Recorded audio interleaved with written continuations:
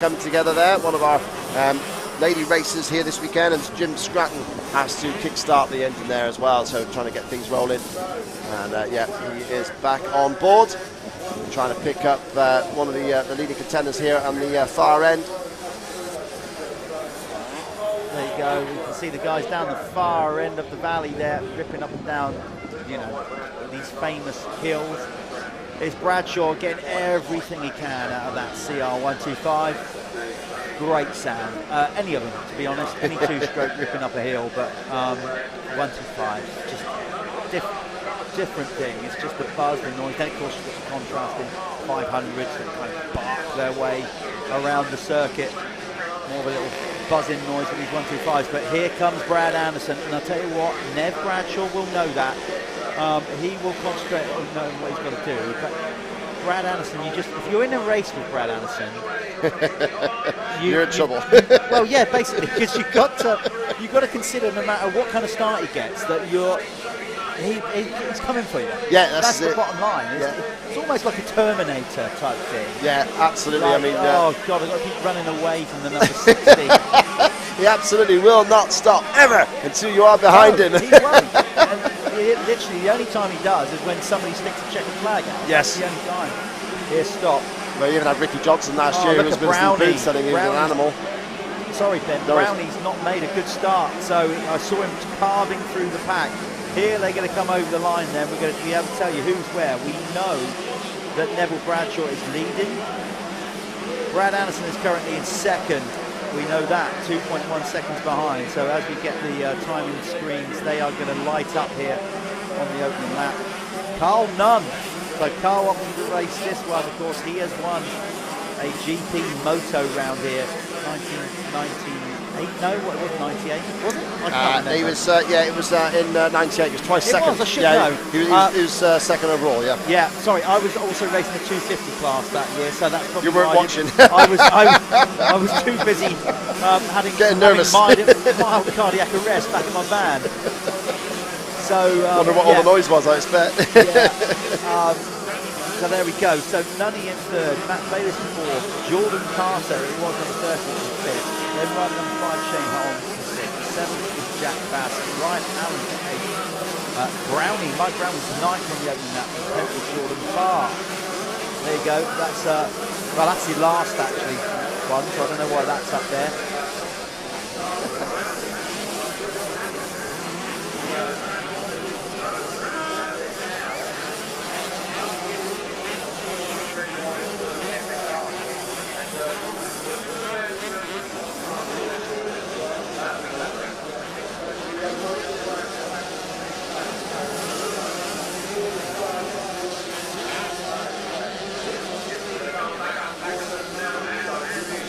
Anderson started to close in on Bradshaw, but he's got a bit of a queue behind him there in second, third, fourth, and fifth, all on those 1989 CR125. So yeah, just pick out your race numbers and kit if you can. Oh my! So we're getting a bit squirrely off the top of that already. Yeah, don't like seeing that. It makes me nervous as the next rider. And commentator thinking, oh dear. Here comes trouble. Look at any tears. Bradshaw very calmly looking back to see where the opposition is. We're going to keep an eye on Mike Brown. He's registered down as number 100. I think he's riding certainly number 3 on his back. He might have number 100 on the plate. So let's see where he moves his way up to. I'm pretty confident he will be moving up from 9th place here on this lap. Bradshaw definitely checking out. He'll be keeping an eye on Mike Brown. He'll be keeping an eye on Brad Anderson. Watch him jump through this again. Preload from the outside. Lets the suspension all soak it up. Pops into the valley. Beautifully done. I said before, I think Ned Bradshaw does more riding these days than he did in his prime. Yeah, he's an amazing rider, and yeah, he really does show his worth on the older bikes as well as the new ones. I mean, he regularly rides different brands and different types of machine. I've seen him this year race a 450 Suzuki in the Bridgestone Masters, and then goes out in the 125 race on a 2-stroke 125 Yamaha. So yeah, he's well used to adapting to machinery.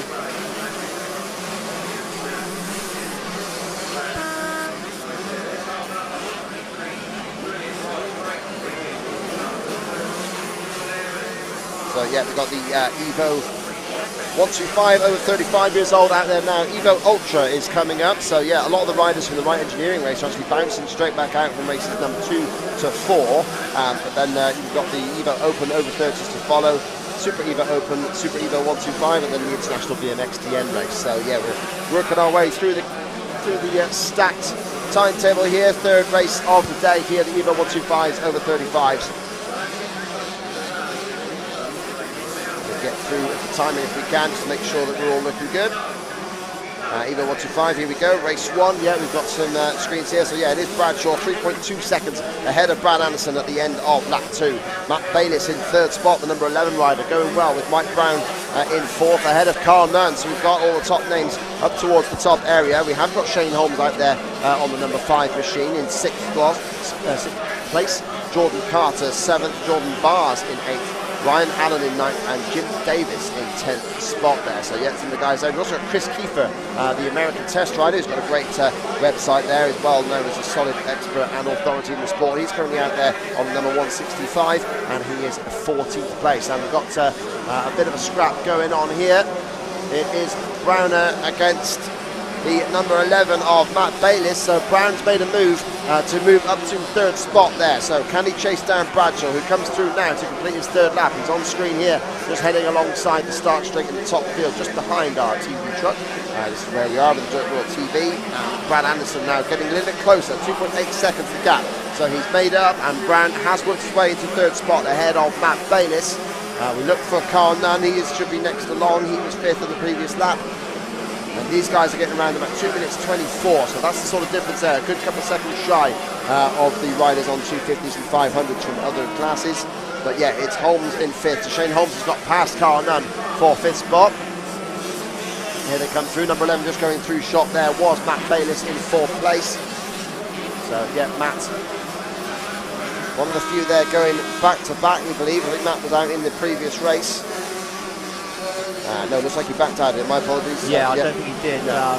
Another rider that could easily do that if he wanted to. Matt does a load of riding as well, still young enough, fit enough. I think we've got some younger riders in this one, although it says over 35 years. He's close. I don't know. He was talking like he was my bad if I got that wrong, but he looks very youthful if it is. He's looked after himself. He's got good cream. What can you say? Yeah, he's looked after himself. Good moisturiser. Ando's closing. Ando looks like he's starting to haul in Bradshaw a little bit at the far end here. Bradshaw there in the all black. Here goes Brando in the proper 90s multicolour. You've got fluorescent yellow, fluorescent pink, and purple all vying for attention on the same shirt. Proper 1990s style. Here go the distance. Don't, you just can't stop. Like we said, it's like a Terminator, Brad Anderson. You cannot stop because he'll have you. Yeah, he will. Get you. And he's been shown up well against Mike Brown as well. So Brown has come through into 3rd place, and yeah, he is riding a wonderful number 100, but it's not on an old Pro Circuit Kawasaki because they weren't around at that point. The Pro Circuit team were still Hondas back in 1989. So yeah, he's still riding his classic red Honda with the number 100 on there. So we see a nice old Yamaha out there with the white plastics and the red speed blocks going across. And here's number 12 Kawasaki, just back going a lap down to Bradshaw. Number 12 Stuart Edmonds getting in the screen time, but yeah, Bradshaw it is that's come through, and that is at the end of lap 4, 2 minutes 25 for Bradshaw. And Anderson just a little bit slower on that lap still, so yeah, Anderson's still at a 3-second gap at the moment. Bradshaw's keeping him honest there. Probably looking around to see where his old mate Mike Brown's gone. The number 100 not in the equation after a bit of a tricky opening couple of laps, but yeah, he's there now, 9.6 back from Anderson, 12.6 back from Bradshaw in shot. If that doesn't keep you on your toes, I don't know what would. You know, looking behind and just keep it, you know, just rewind that thing. Looking behind, just keep an eye on Brad Anderson and Mike Brown. Yeah, I mean, if that doesn't give you the incentive to keep pushing on, I don't know what would. Yeah, I mean, it is a proper battle as scripted with these guys here, with Bradshaw now coming out better at the moment ahead of Ando and Mike Brown.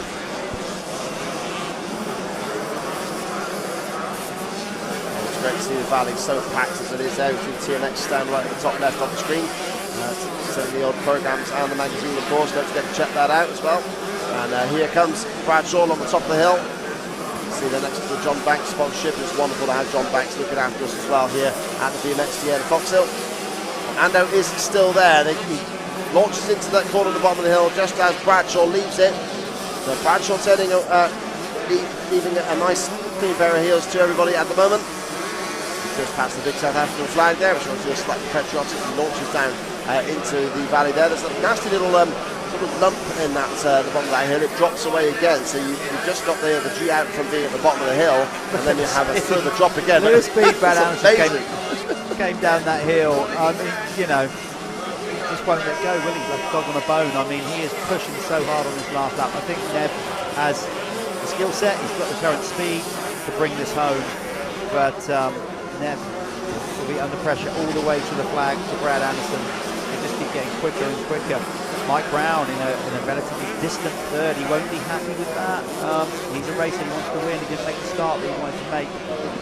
Yeah, and here it comes Brad Nev around the final corner, keeps it tight just to be safe, and takes the race win here, the first one in the Evo 125 over 35-year-olds. There's Brownie just checking, but okay, I've got third. Yeah, that's it. Not happy. Safe, but not happy. Yeah. Yeah, okay, we'll do that. Yeah, the big three, number 3, which was his career number, and the number when he won his national championship.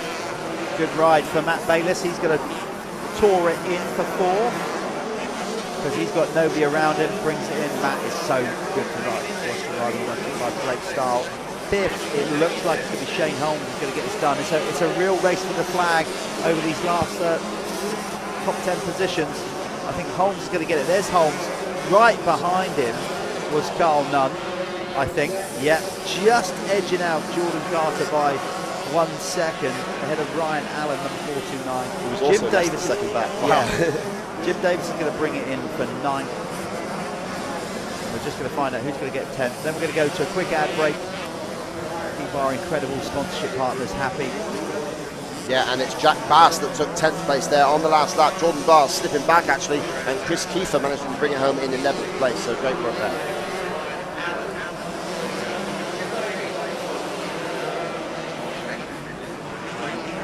Everything I try to make it look like it's going 200 miles an hour. That's my whole goal there. I'm Troy Lee, and this is our new signature Goggle collection. We've been doing collection probably for about 15 years at Oakley, doing a couple goggles every year, a couple pairs of glasses every year. My love is my motocross team, and so first off, we probably have more red in mine, but then I always like to throw something weird in. You gotta freak them out a little bit, you know? American flag, stars and stripes always work good, so we add a little bit of metal flake to the oval here and add a little bit of chrome to it. Really, I'm always more excited about the next one I'm working on. It's like, I can't wait to get to work and start sketching some new ideas. My name's Troy Lee. I'm the owner of Troy Lee Designs, and I'm super proud to be working with Oakley, and they make the most beautiful product on the planet. Hey guys, this is Chase Sexton, and this is my signature series Air Brake MX goggles. So the first thing for me, I wanted to use North Carolina blue, probably my favorite color, and then having the red in there with the Honda, I just wanted to tie it all together. Put little pieces of my number and stuff like that. Overall, really stoked with how it came out. You guys are really crushed it. Well, I was super picky in the past with how stuff fits my face. When I put the Oakley on, it was automatically super comfortable. You can't go wrong there. With Oakley, they make the best sunglasses, and that's something that I feel like they really did a good job in incorporating that into the MX goggle. It's easier for me to pick out stuff, little edges on the track and stuff like that. I'm super stoked on it, excited for more in the future.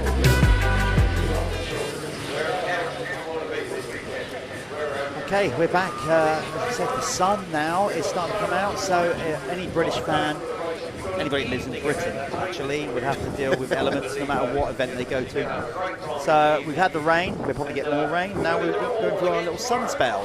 Hopefully it will stick with us for the rest of the day. It would have done the track wonders, as I said. These guys, for those beautiful people out there on the bank, they won't mind getting wet for a little bit. Cool them down. Some of them are here for 4 days. Probably if they got out their shower gel, could just quickly have a quick scrub up, quick shower, saves them. That's the technique, yeah, definitely. It's roughing, that's exactly what you do, yeah, that's it. That's the festival. That's it. Pour a bottle of water over your head, job done, shower done, sorted.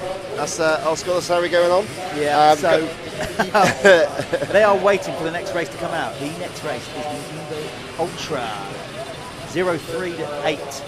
So that's where we're at with that. Right, 03 to 8, of course, that's not the age of the riders. That's preposterous. That is the 2003 to 2008. That's their mental age. Quite right, Kevin, yes. So we're going to get them lined up there. There they are, ready to go. Let's go to them. Yeah, the Evo Ultra, we saw Sam Nunn was the pole setter, the fastest qualifier there. And yeah, we've got Bradley Pocock there in second. Jack Brunell, who I believe is riding a 500 Honda there, number 155, is there in third, was third fastest. The arena cross expert turning his hand to Foxhill Motor Park here this weekend. Jake Preston, who also took part in that arena cross series, was fourth qualifier. Ben Ginnett, Tom Grimshaw was sixth. And yeah, Luke Kennett 7th, Charlie Hamlet, Brett Pocock and Damien Sheffers rounding out the top 10. So yeah, a few riders here, Sam Nunn, Tom Grimshaw and Liam Garland all having a quick switch around from race 2 straight back out for race 4. Bit more of an array of manufacturers in this one. Yeah, a bit more variety. Yes, a bit more variety, spice of life and all that. You see a number of RMs out there. That's nice to see. It's usually on a resurgence. Those are two teammates, SR75 teammates next to each other. See their front mudguard tips there, identical. Here we go then. Heads down. Yeah. Evo Ultra. Oh, some creeping forward, but they are go! And one's gone right off the back almost. Wow. Nearly a full Larry loop out for someone. Proper, it's a Honda out in front there. As number 57 is hitting the front there. That is Bradley Pocock. He qualified well up in the top 10. So yeah, Pocock having a good start. Yeah, and an interesting fact, all 4 of the Pocock boys are riding this weekend. Wow, that's amazing. The entire family. Same family. Sam Nunn in second. How cool is that? Brilliant, brilliant to see. Sam Nunn in second there.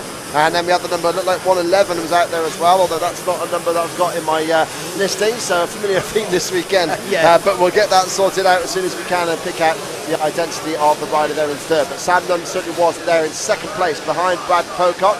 So that's, remind me of the Pocock family, Mel, Matt, okay, Bradley, so from and the top. Yeah. Let's try. Now you put me on the sorry. You've got, oh man, you've got Mel. Yes. You've got, then I think it's Bradley.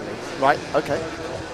Yeah, Matty's the youngest. I didn't ask for age order, I just asked for I'm a total great. You set that up yourself, I'm not taking... Right, I've got it. Brett. Oh, Nunn, sorry, cut you off there, but Sam Nunn trying to rail around the outside of the Pocock we got out there. Bradley, Brad chops him off across the top of the hill. I've got it. That's close racing, go on, go for it. Before I forget, yes. It's Mel, Bradley, Brett, and then Matthew. Beautiful, well done, great work.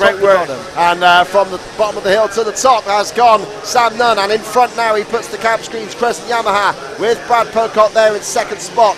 The white Yamaha behind, I think that is Liam Garland, that was the one I saw in his pit box there. So running his proper number, his usual number 24 there in third spot. And look how much the sun has already baked the circuit there. That rain we had has dissipated. We are seeing dust getting kicked up as Garland attacks Brad Pocock for second place. Here they come through the middle of the valley. What a wonderful classic Foxhill shot. And Garland pulls a wonderful move, tucks it tight up that little short right-hander uphill off camber. And Garland takes second place. Now, can Garland do something about his stablemate there? They are parked right together as part of that JMR 101 squad, also set up by the Chambers Racing crew. Excuse me, but yeah, Sam Nunn is there in that awning as well, alongside Tom Grimshaw. So yeah, you can see a proper setup here. And now Sam Nunn has got Garland attacking in, and that will be a surprise. Liam has had a patchy season. Certainly wasn't on the same sort of pace as Sam at the recent Michelin MX Nationals there at Cuss's course, but he's fired up here on this two-stroke. As we thought, some riders are going to adapt better than others to these machines. Pocock still there in third spot, and Brunell bringing up the back end of the top 4 right now. Yes, Brunell in fourth, and Grimshaw is fifth with the other Pocock in this race, Brett Pocock, on the number 117. So it wasn't 111, it was 117 that we saw. So that's Brett Pocock in sixth. and then Luke Kennett in 7th. So rider down, and it looks like that's Brunell. Brunell has dropped the big 500 in the corner there. Yeah. Maybe a stall, didn't see the incident, but yeah, certainly he's trying to kick it back up, and similar to Poprashev earlier. These guys, of course, used to just pressing a button and getting going, and now he's wondering about what life was actually really like in the 1990s with his kicking that bike up. Jack going around and practicing, I'm not sure it was Jack, without a rear mud guard, so I don't know if he flipped it. It might not have been Jack. I did see that as well, yeah, flash past. Rear mud guard, so either it just fell off or he did I can't believe Jack Brunell flipped it, you never know. So he's going to drop out of fourth, as you can see on the screen there. We'll get that off of there. Yeah, this is good stuff. The crowd are still rolling in, by the way. Amazing. Liam Knight is also up there just outside the top 10 as well, the British Championship runner, just behind Jake Preston in 10th spot.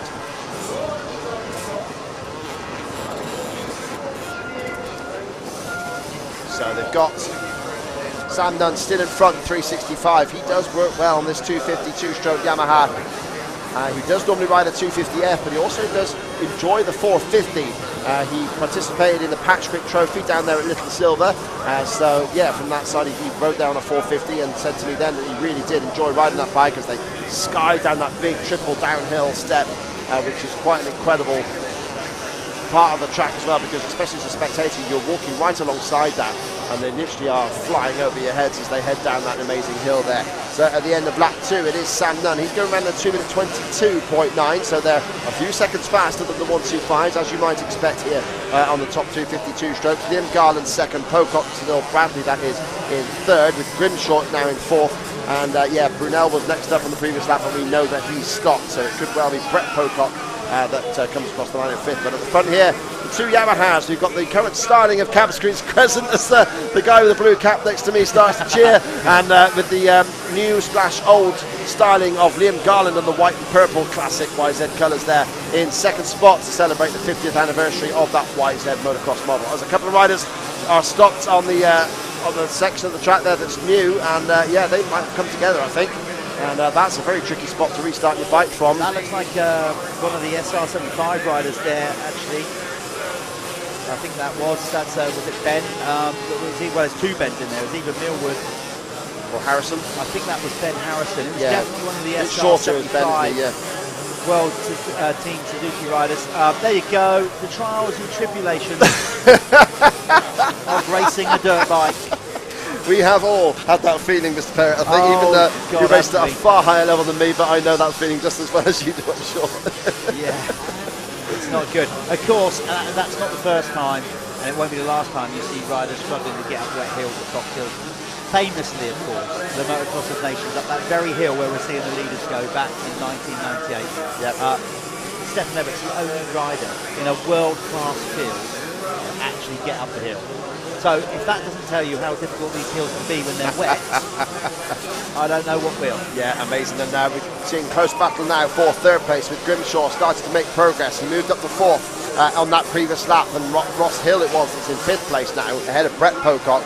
But yeah, Brad Pocock is starting to feel the heat from Tom Grimshaw, top British Championship runner, of course, who was fourth in the overall championship in the NX2 class last year. He's had a tricky season because he hurt himself going Grand Prix racing. So yeah, we have got current Grand Prix riders out there right now. But yeah, Tom did hurt himself in a big crash at the Italian Grand Prix at Arco di Trento. That looks like Jake Preston pushing the number 957 Yamaha. I noticed he had the retro graphics on, and he's just pushing it off. Sorry, Ben, we've replaced the Honda now with a Yamaha. Oh, right, yeah, we've got to keep that patch of mud warm with something. Yeah, so the Honda's moved on, and now somebody else is going, I'll park it out there. Yeah, number 61, Lars Luhmann, that is. So I'm guessing he's Belgian or Dutch. We don't get the nationalities in our programs here, but look at this for the lead. Liam Garland closing in. White Yamaha versus blue Yamaha together, and this is great riding from Liam Garland, really hassling Sam Nunn, who gets very close to pitching it over the top down that hill. That would have been a heart-in-mouth moment, and certainly would have been a bit of panic rev from Sam Nunn. Meanwhile, Grimshaw is attacking Brad Pocock for third place as well, so we've got two battles within the top four here. Incredible work from Nunn to hold off Liam Garland, and Grimshaw has now got past Brad Pocock along that section of the valley as they head right next to the big blue digger in the middle of the valley there. And at the far hill we can see Garland right on Sam Nunn's case. Garland attacks, he moves tight out of that corner. Tough work on the 252 stroke to keep it from spinning its back wheel like crazy coming out of there, but working so well at the moment. And then here they come together still up this hill. Nunn leading from Garland, that little step up at the top there, and Garland nearly lands on Nunn's back mudguard. But through they come. Grimshaw now starting to pull clear. Just at the top of the shot there was Grimshaw ahead of Brad Pocock. And up there they come. They've got a lap rider just in front of them on a Honda. He's just looking over. Gets slightly out of Sam's way, but not out of Liam's way. Oh, that properly blocks Liam. They are on lap 4 of 5, so it's this lap plus one more. Garland skies down that downhill past the lap rider to try and close in on Sam Nunn again.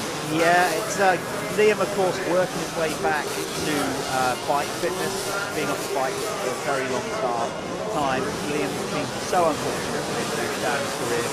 For a while there, he was completely done with it. He's had so many setbacks, but he's come back again for a 4th, 5th helping, whatever it is. Cannot leave it alone. More than that. And I think this time, because he's that little bit older, a little bit more wise, I think he's just sort of going, you know what, this time I'm just going to just get races under my belt and let it come to me, not to try and get straight back to where I was.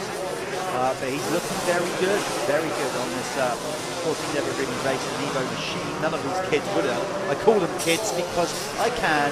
I'm 50 and I'm old enough to be their father. That's it. Quite alarming. No, they're young enough to be your kids. That's quite scary. Yeah, there goes Sam down the hill. He's still in front. Garland is just fallen off the back of him a little bit there. So yeah, quite a few bike lengths now. So Sam's got the hammer down and has taken advantage there, maybe of a slight lap rider, but yeah, 2-second gap over the finishing line. Grimshaw is up into 3rd place now. He's about 5 seconds back of Liam, so this is lap 5, so yeah, this should be the last lap there, or didn't see a last lap flag being produced, but we'll take it as read that this should be the last lap now.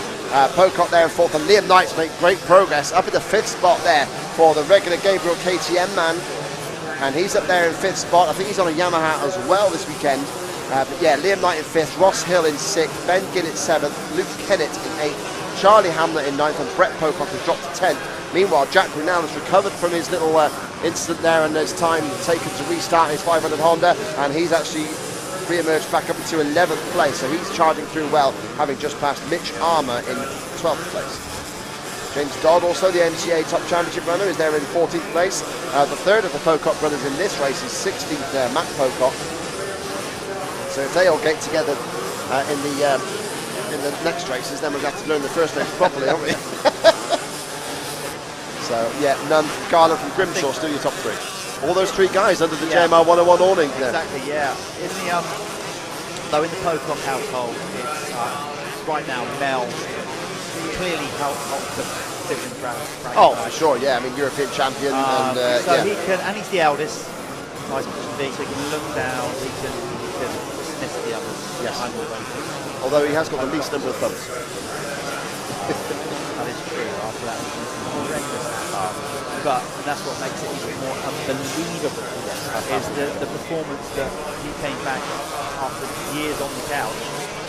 Rolled out here last year, the first time we've seen Mel racing anger for a long time, and my God, what a way to come back. There you go, the race win then, nice one, Nunning to the line, Sam Nunn, Garland is going to get 2nd, that's the entire squad lineup, Grimshaw gets the 3rd, so those guys having ball out there. 4th is going to be Brad and Pocock. Set to be Liam Knight. That's a great comeback from Liam. He was well outside the top 15 at early laps there, so he's had a good comeback to come back to 5th. Ross Hill there in 6th spot, Ben Ginnett 7th, just come across the line.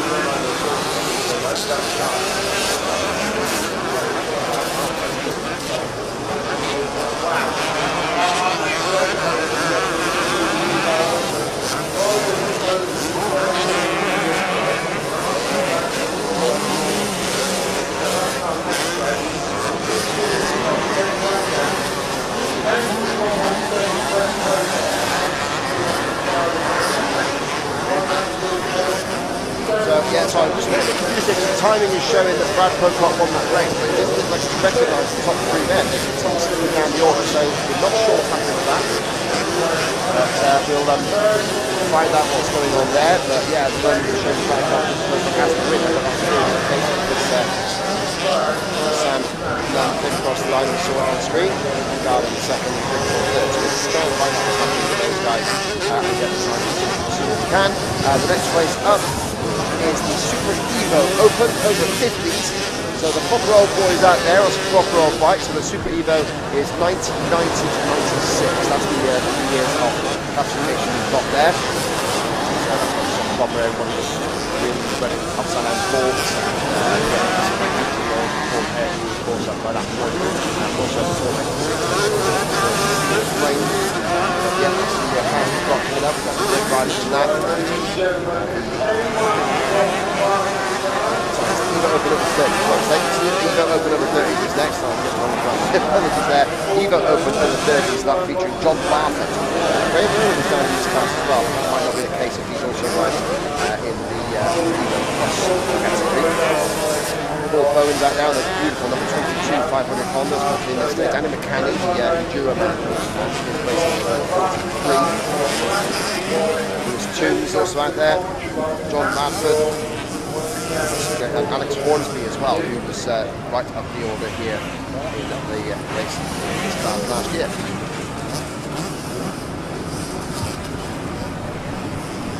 Okay, as always, the amazing people that help us make this happen.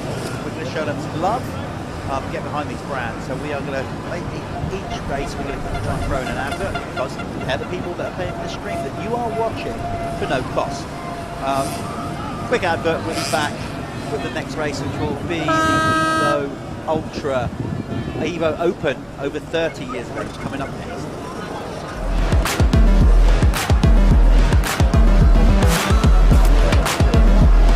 Okay, everyone, down to our Give us a big wave, we've got the music on as we build up to this race. Come on, everyone together, just enjoy it. This is going to be the biggest event in the world. We've got it all at this weekend here at Foxhill. And you're not going to see it again for another 12 months, so just enjoy while you can. Hello on the far side of the valley. Right, guys and girls, everybody, great to see you, thank you. Right, here we are. The atmosphere's building all the time. Kevin Watts here revving his bike up. This is not even racing yet, by the way. This is just practice. And again, the whole atmosphere, the whole build-up of this event, you can just feel it just grows and grows as we get nearer to the racing. Let's go and talk to some of the riders that will be going out for their first time. This is another stacked-out class. You've got Dolly there. You've got Jack Brunell. Let's go and speak to Jack, because Jack is riding a 500 for the first time, I think. So we're going to go and speak to him. Well. Jack Brunell on a CR 500. Now this is going to be interesting. What do you reckon of this then? Have you had a chance to ride it much? Yeah, I actually raced it at Barney Castle last weekend. I wasn't meant to ride it. Someone goes, yeah, I've got a bike in the back of the van, so I quickly dragged it out and rode it, and enjoyed it a lot, to be fair. But I think I'm in the wrong class, Fred.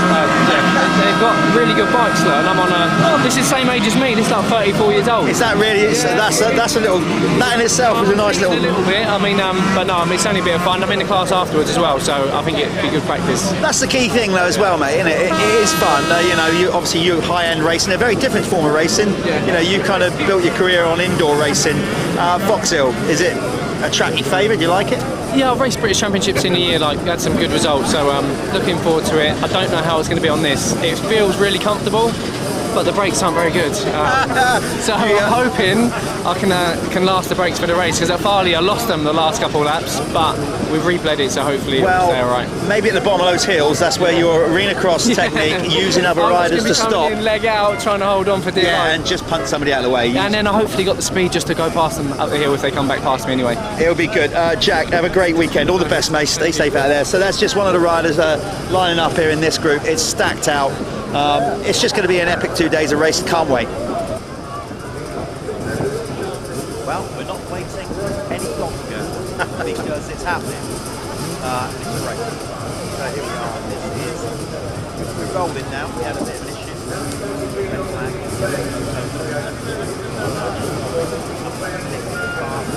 Yeah, absolutely.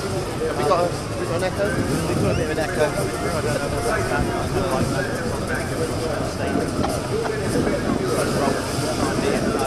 Oh, there it is. Oh, you're used to the reverb from the stadium. Stadium rocket now. Right, here we go. This one we get. Do you know what? Every race will be good. Why don't you send this one? Because they're all good. This is it. This is the facts. Evo Open, over 30 years old, so Evo being 1989 or older machinery, and they all have their eyes towards the start of the 15-second board. The fastest qualifier was Lewis Toombs, number 66, and Jack Brunell straight back out on number 155. Jamie Scouse down 600. Somebody rolls forward and has to start the bike, but they are go into the first corner of the charge. There is Scouse on the 600, but it is Brunell charging in. Toombs has just got held onto the whole shot ahead of Brunell. So these two on those glorious 500 Hondas. Do you want to see a 500 fly? Absolutely amazing from Toombs down there. And wow, that is absolutely stunning action. All in red, glorious look. And Toombs there running out in front of Brunell. And then we see some of the 250s come through. I think we also saw a big 500 Kawasaki in amongst that mix as well. So we'll pick them out as we go through. That's a great service. You probably get this in there. Oh, okay, that's cool. I'm usually outside there. Yeah. But this is great action here from the over 30s. So, yeah, certainly young enough to know better, but old enough to know a bit more. What's that phrase? I've got it a bit wrong there. Yeah, but it works well. And then they charge at the far end of the valley. That savage uphill, and again, you really have to stand on those to believe how steep, how big and how long they are. So quite amazing work. So yeah, still out in front of them is Toombs. He was your fastest man in qualification. We're now there in second. That's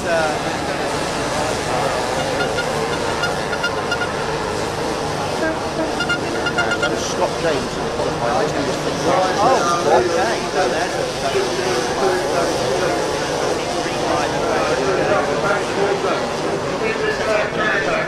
yeah, that's what we've got on our screen. Yeah.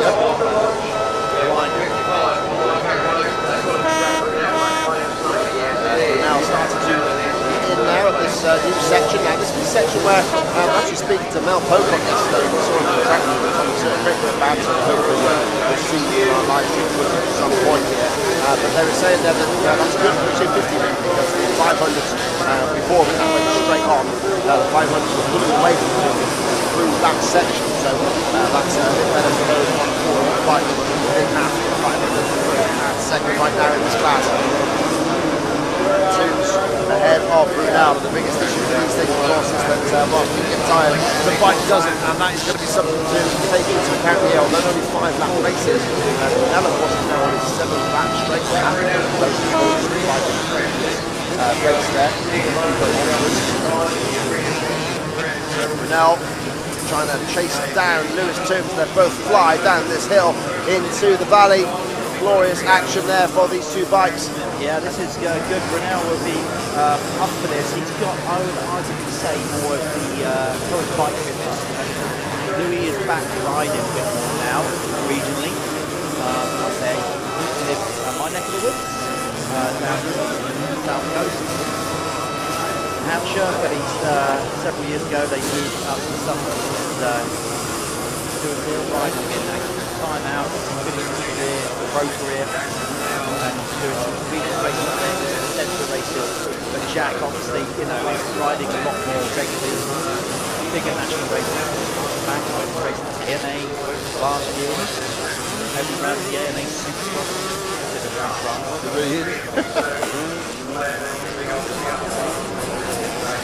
Scott James over the third. Jamie Scouse is fourth at the moment on number 600.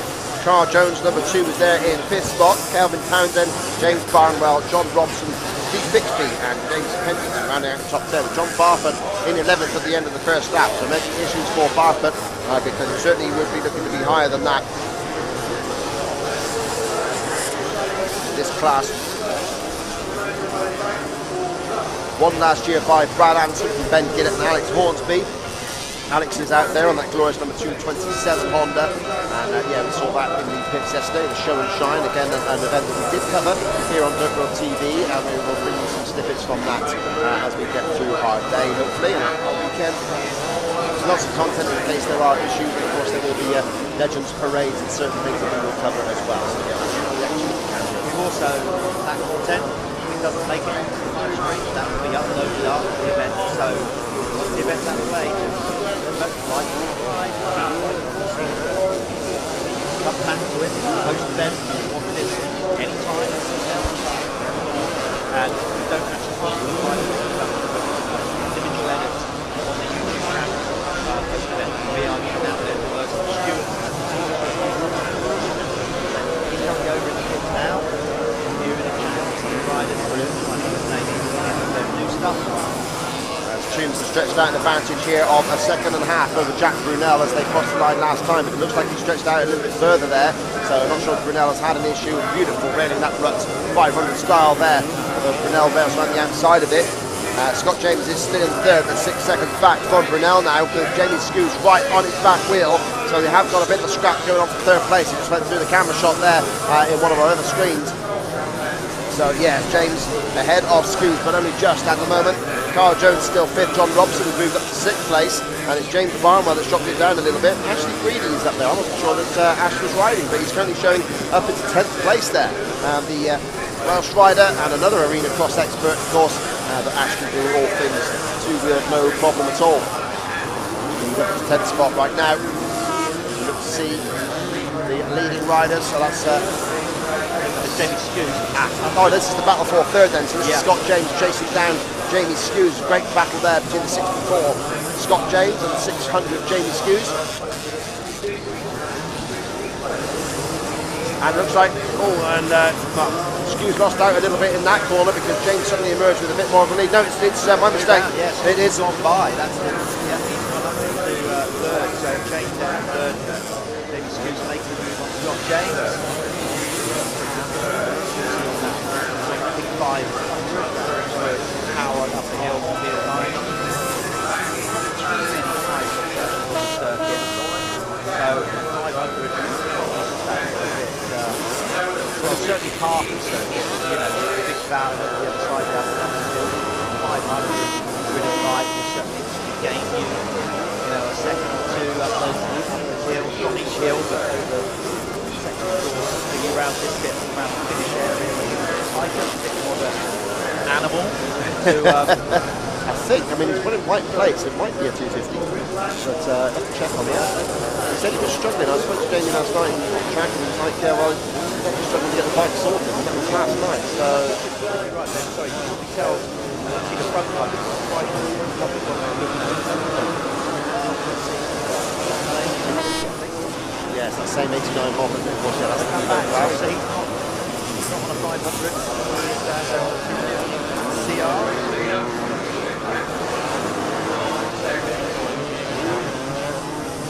Check this out as well. Double down, not going to the big circle.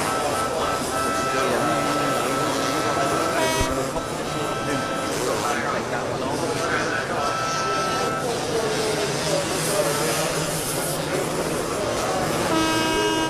Start there from Jamie Skews. Scott James comes round, he's sitting in fourth place. Carl Jones fifth. Steve Pixley's moved up the order now. He's right up into sixth place. So nice riding from him. And then in seventh is John Robson. Greedy is now worked his way up to eighth spot. So Ashley really working his way forward and still John Bartlett not made his way into the top 10. He's currently 11th, about 4 seconds back from James Barnwell. With James Kensington also there in the top 10 in ninth spot.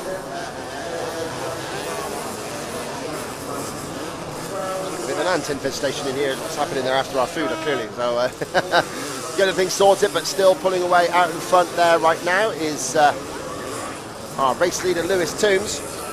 Is it Lewis or Louis? Do you call him Louis? What do you call him? Oh, sorry, Toomsy. Of course. Beautiful work. Jack the Man Brunell there, second place, and Jack showed how tough he was in the Arena Cross series. He had a massive crash on the opening night of Arena Cross back there in Belfast, and he was able to recover and race the second night, which was quite unbelievable considering he was in hospital with bruised lungs after the first lap. Incredible crash. The collision, wasn't it, with another rider? I can't quite remember who now, but yeah, it certainly was. It was Joe Clayton. That's right. That's it. You got it. Absolutely. absolutely. And yeah, so he recovered from that and actually ended up managing third in the series, but he kept finishing third behind Tommy Searle and Conrad Muse, so the top British riders in the British Championship there. Certainly the only riders able to keep Jack Brunell back in the indoor arenas. Yeah, looking forward to that, of course, as well. Keep an eye out for that. Arena Cross 24. There's the AX Festival coming up as well. At the end of the month. Next month, sorry.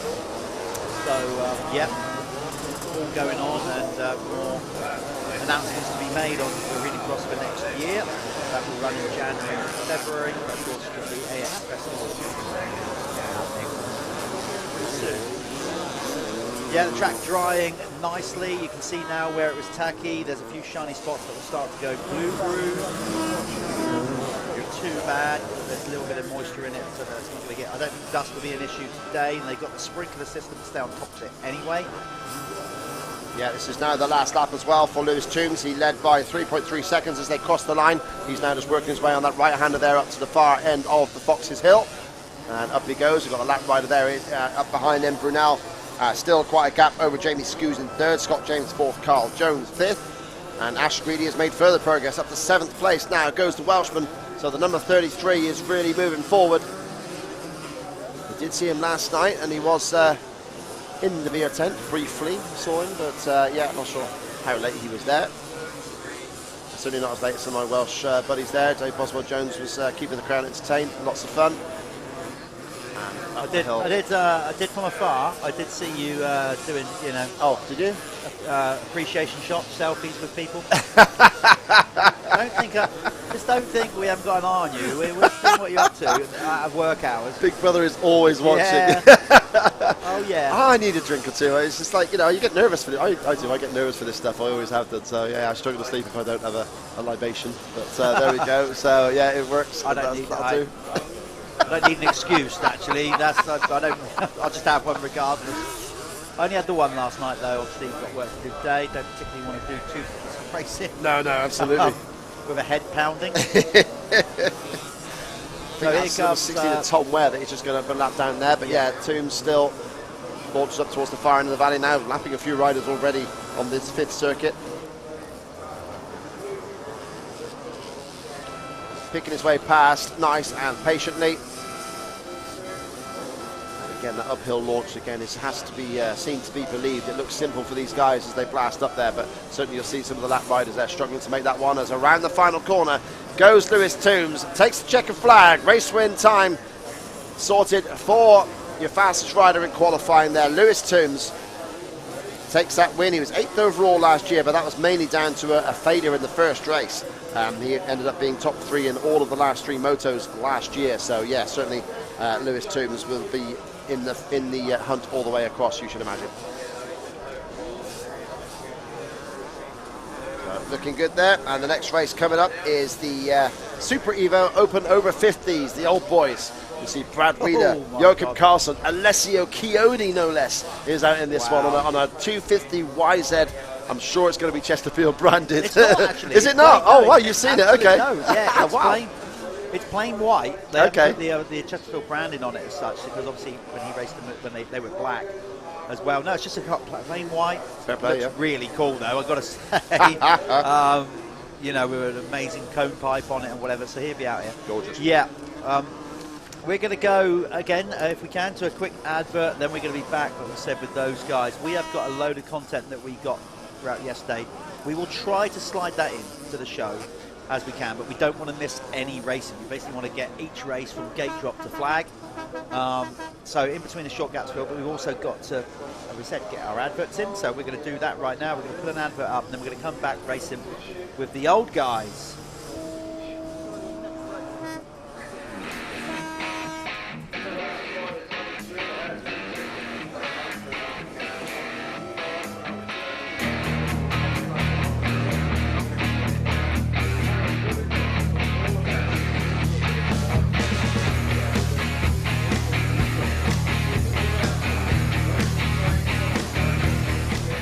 Okay, so I'll let you guess where we are here. We've got the Cumbrian Wizard, okay, and with these fantastic retro yellow kits. So this team really does pull out all the stops. Look, and here we have the branding here on the coffee machine, so to really give it away. And then we've got the Yank, who we'll speak to in a minute.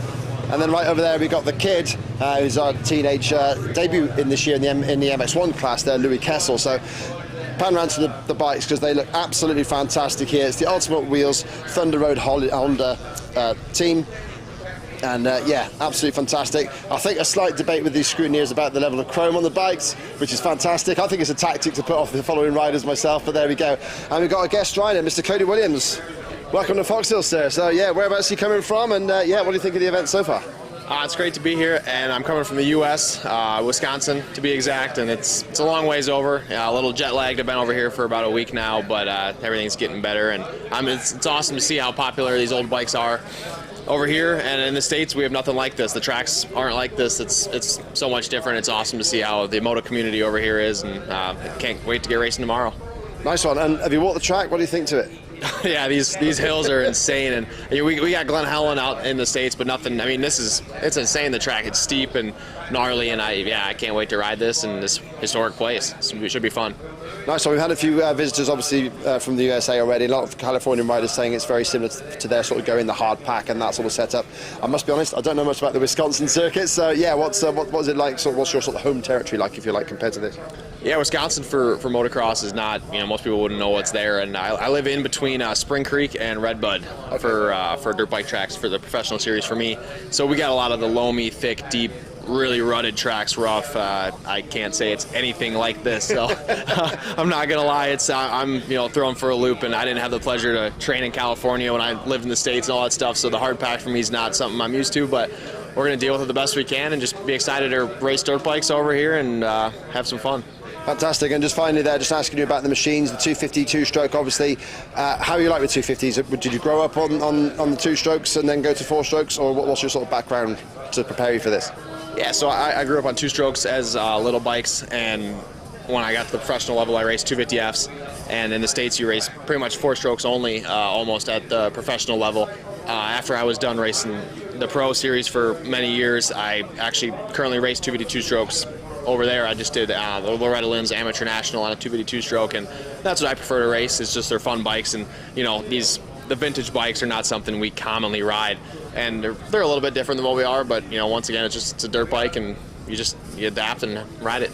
Nice one. And I got to say, can we just have a quick shot of the shirts here? Look at the fantastic professional outfit for the Honda, the 1-800 Ultimate Wheels in the old classic 1-800 Collect style, Back to the Future to VMXdN. I mean, these guys, the Ultimate Wheels Thunder Road Honda team, really go to town with their outlet as well, Too Much Source Media. They're a great outfit. I really hope they continue to do the British Championship and top level and events like this. So yeah, thanks for talking to us, Cody, and have a great weekend. Thanks a lot.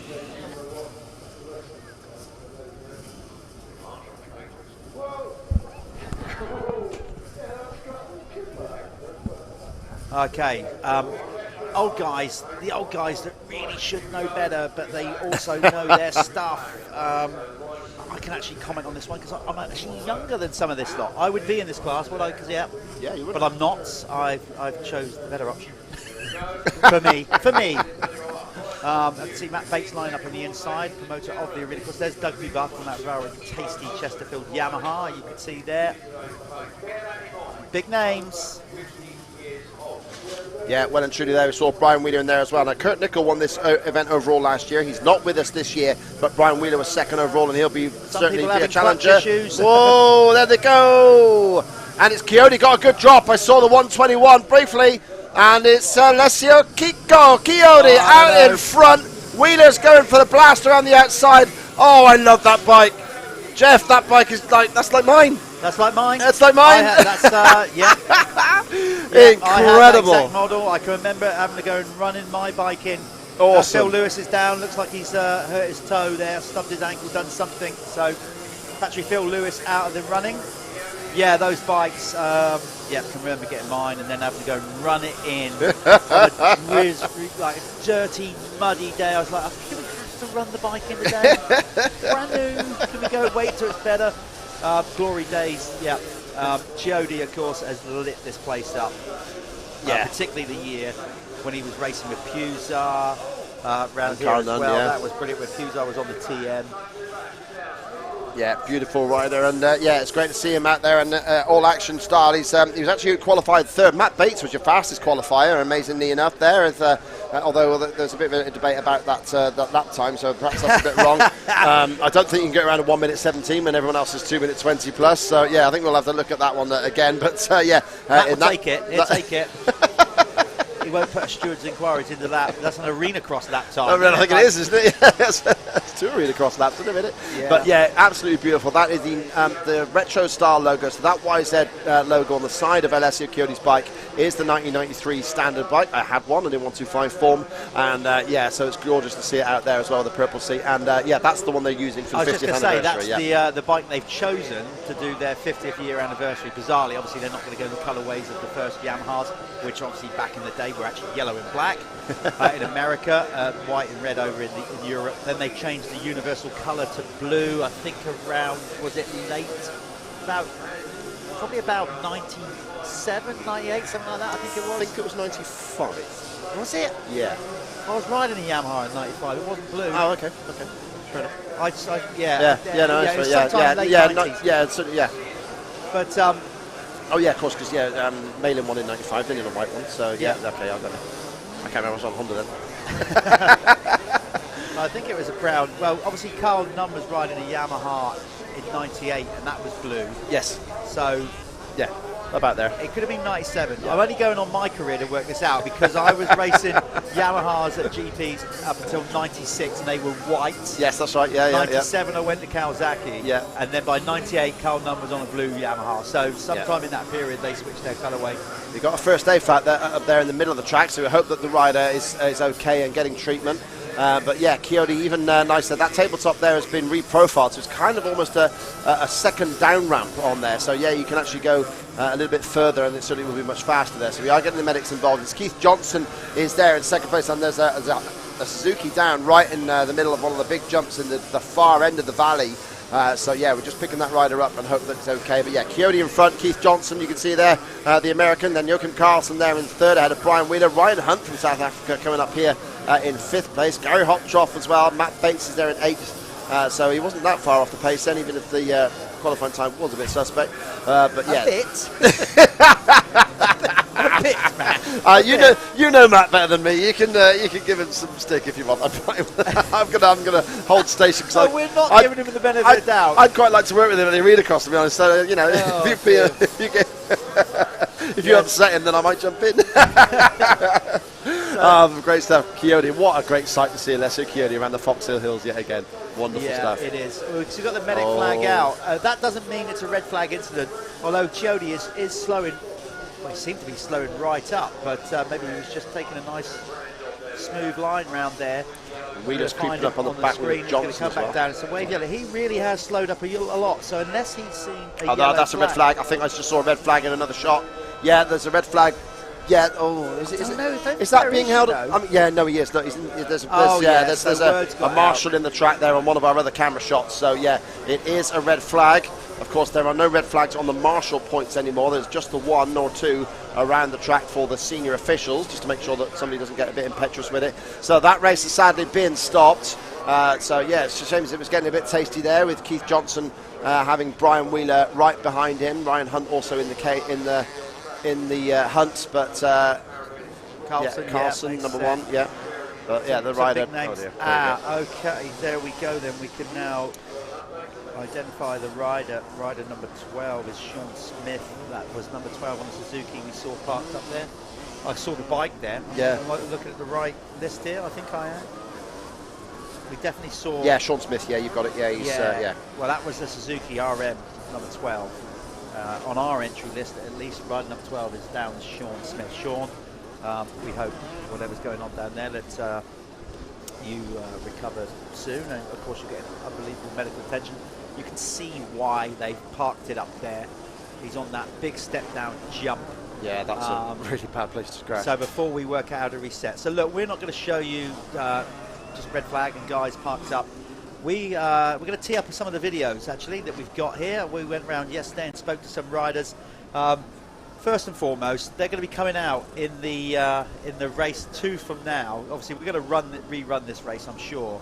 In 2 from now, we've got the International VMXdN race.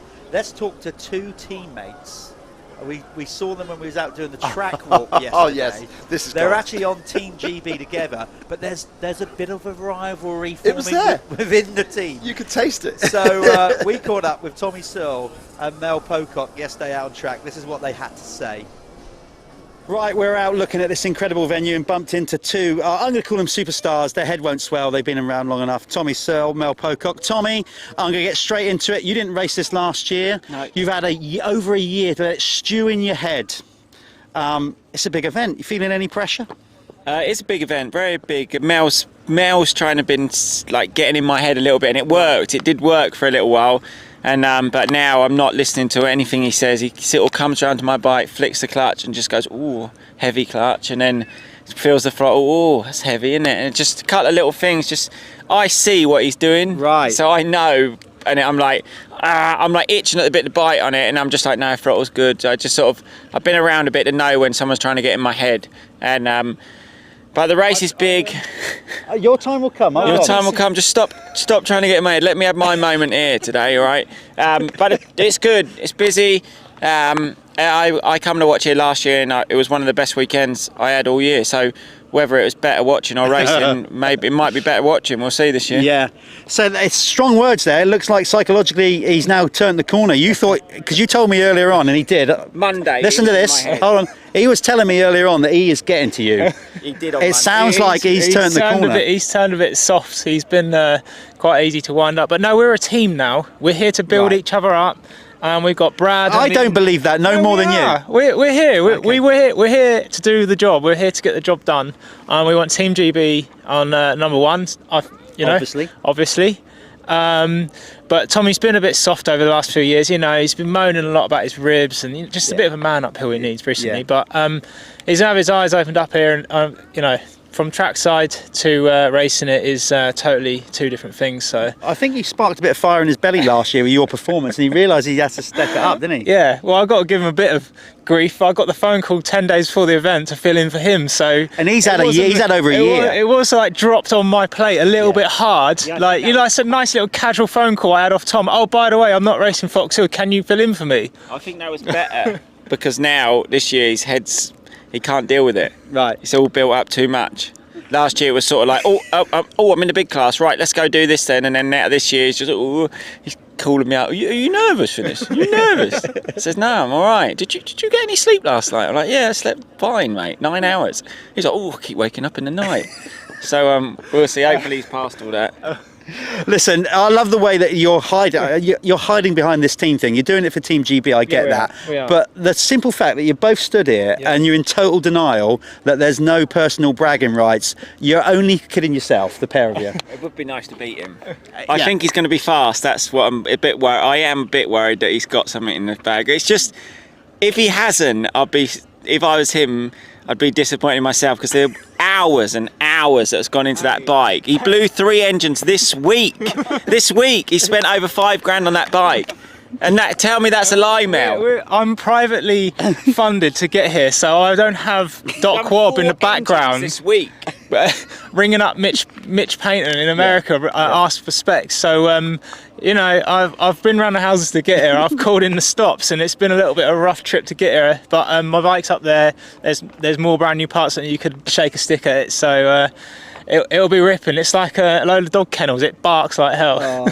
I tell you what, teammates or not, don't be fooled by it. I'm so looking forward to watching these two rip. Fellas, have a great 2 days. Stay safe out there.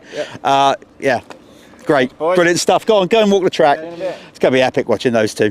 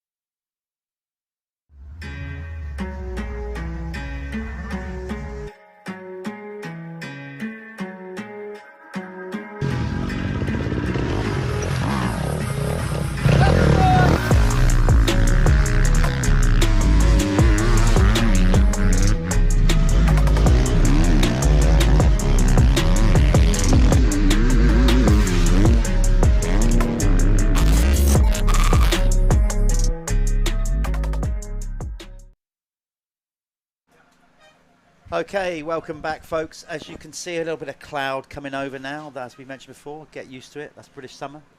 We're giving you, we're really selling the UK as a tourist destination. I am here. If you're from wherever you are in the world, come and enjoy a British summer. You'll get a little bit of everything in the UK. While we're waiting for this restart, they are just kind of over there on the start line, stacking and re-racking them for the, we're thinking, the restart of the over 50s. We have been joined by the very man who not only shot that advert you just watched, he owns the whole thing, and that's what he does. Max Flint. Max, welcome. We got you in because A, you're a big sponsor and help us all with the Michelin MX Nationals. But obviously you love the sport so much that you've started a Spanish motocross ride holiday, and it's going good, isn't it? It's going all right, yeah, but I think what you've just mentioned at the beginning of that opening scene with the clouds is what's doing it. See, I did that on purpose. Yeah, I was thinking you were teeing me up, but it wasn't. I don't know if it's like that in August, then what's it going to be like in December and January? Oh, he's doing a fantastic He's doing well. Yeah. So tell us more about it. You know, how long, it seems to me, obviously, quite a long time ago that you started it. When did you start Planet Moto? It was 2018, so we're going into our 6th, sorry, is that better? Oh, that's better, yeah. We're going into our 6th season now. So yeah, it's been a while. It's gone fast, I think, for me. We had a couple of hiccup years, obviously, with the COVID and stuff like that. It's now really picking up some traction and running how it should be. But yeah, six year. What brought it on? Is it something you always wanted to do, or did you just kind of want a career change? It's like, I guess you did it off the back of your own experiences, literally going to Spain. Yeah, 100%. That's pretty much what spurred us on to do it was, our own experience of going to Spain and doing similar things like that. Definitely wanted a career change. Bit of a crazy one, I guess. When we started it, my missus at the time just said, prove to me it can work, and let's go for it. So we sold everything and we moved to Spain. I mean, it wasn't as simple as that. It took probably a year to plan initially, to going over and picking villas and tracks and locations and stuff like that. But yeah, it was just kind of a dream. I wanted to always work in the motocross industry, and here we are 5 years on. It's going well. So tell everybody where it is, where it's at, you know.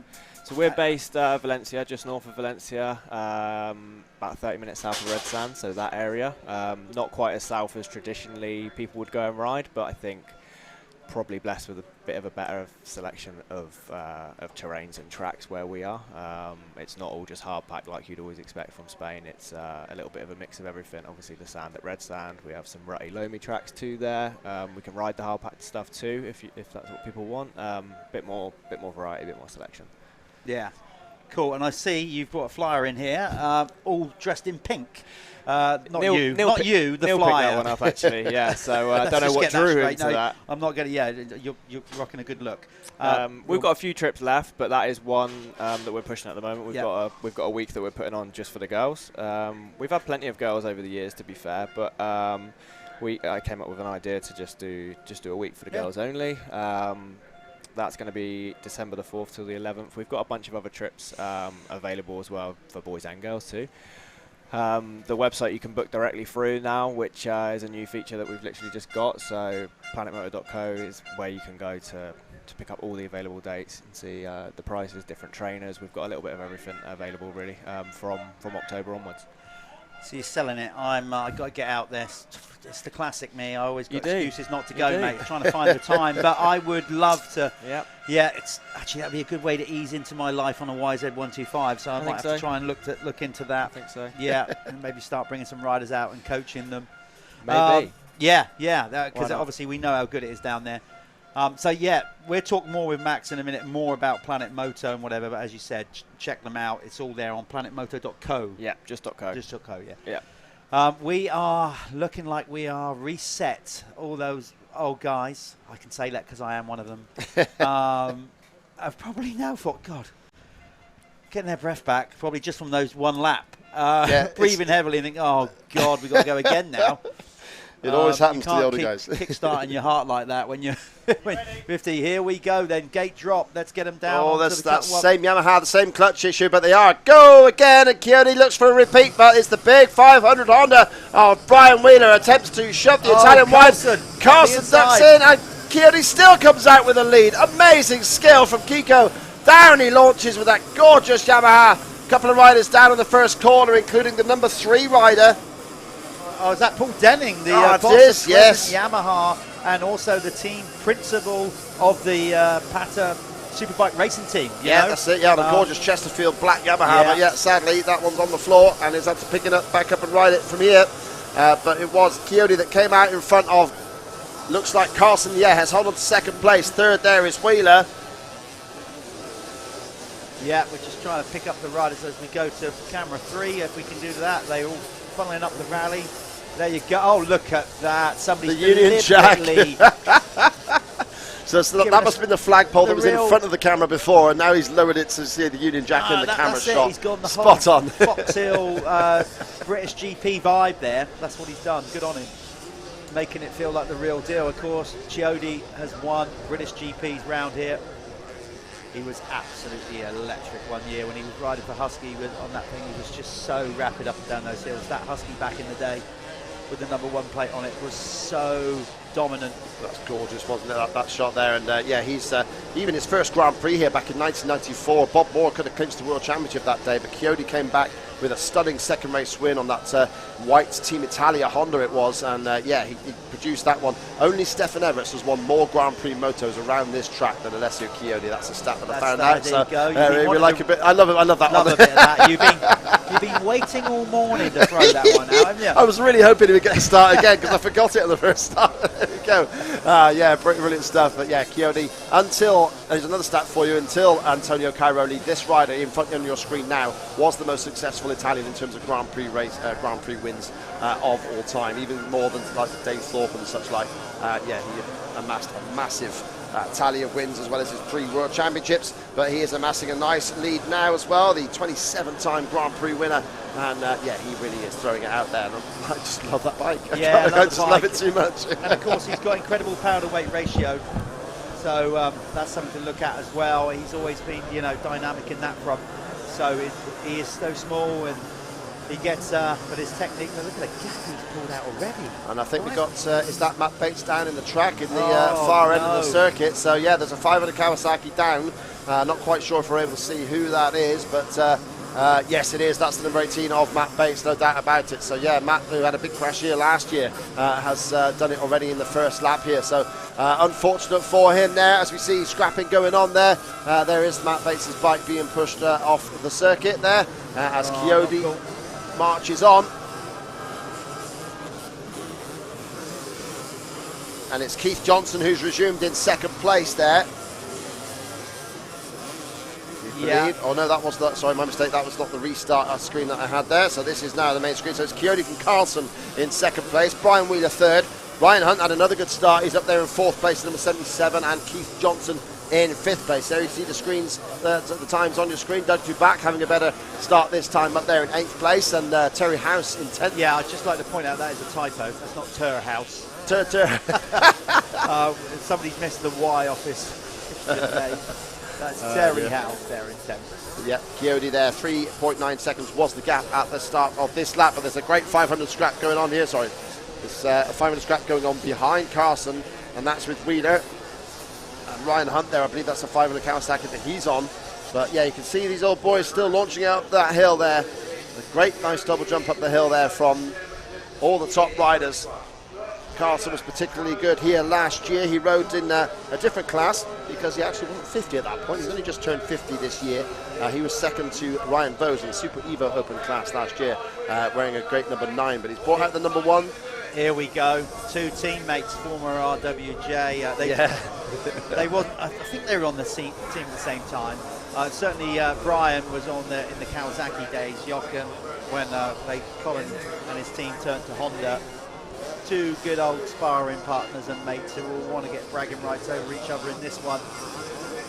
Brian will always push you and find a way. He knows every little trick in the book regarding how to race, how to, he won't mind me saying this, bend the rules. I'm so glad you said that. On little sneaky lines, etc. like that, but that's all part of what makes Bryce such a character. I mean, you saw the fantastic banter we've had this week. Well, smack talk, because it's not banter, as Billy McKenzie said, but it's still not up to my favourite was when Brian Wheeler was talking to Trampus Parker several years ago across the internet there, saying that here's chips, here's curry sauce, and here's cider. Good luck. Yeah. There'll be more of that this weekend. Oh yeah, there will definitely be more. There has been already. Obviously, we're keeping an eye on the racing. Just a little shout out as well while we've got your attention. We're keeping an eye on this battle for second between those guys.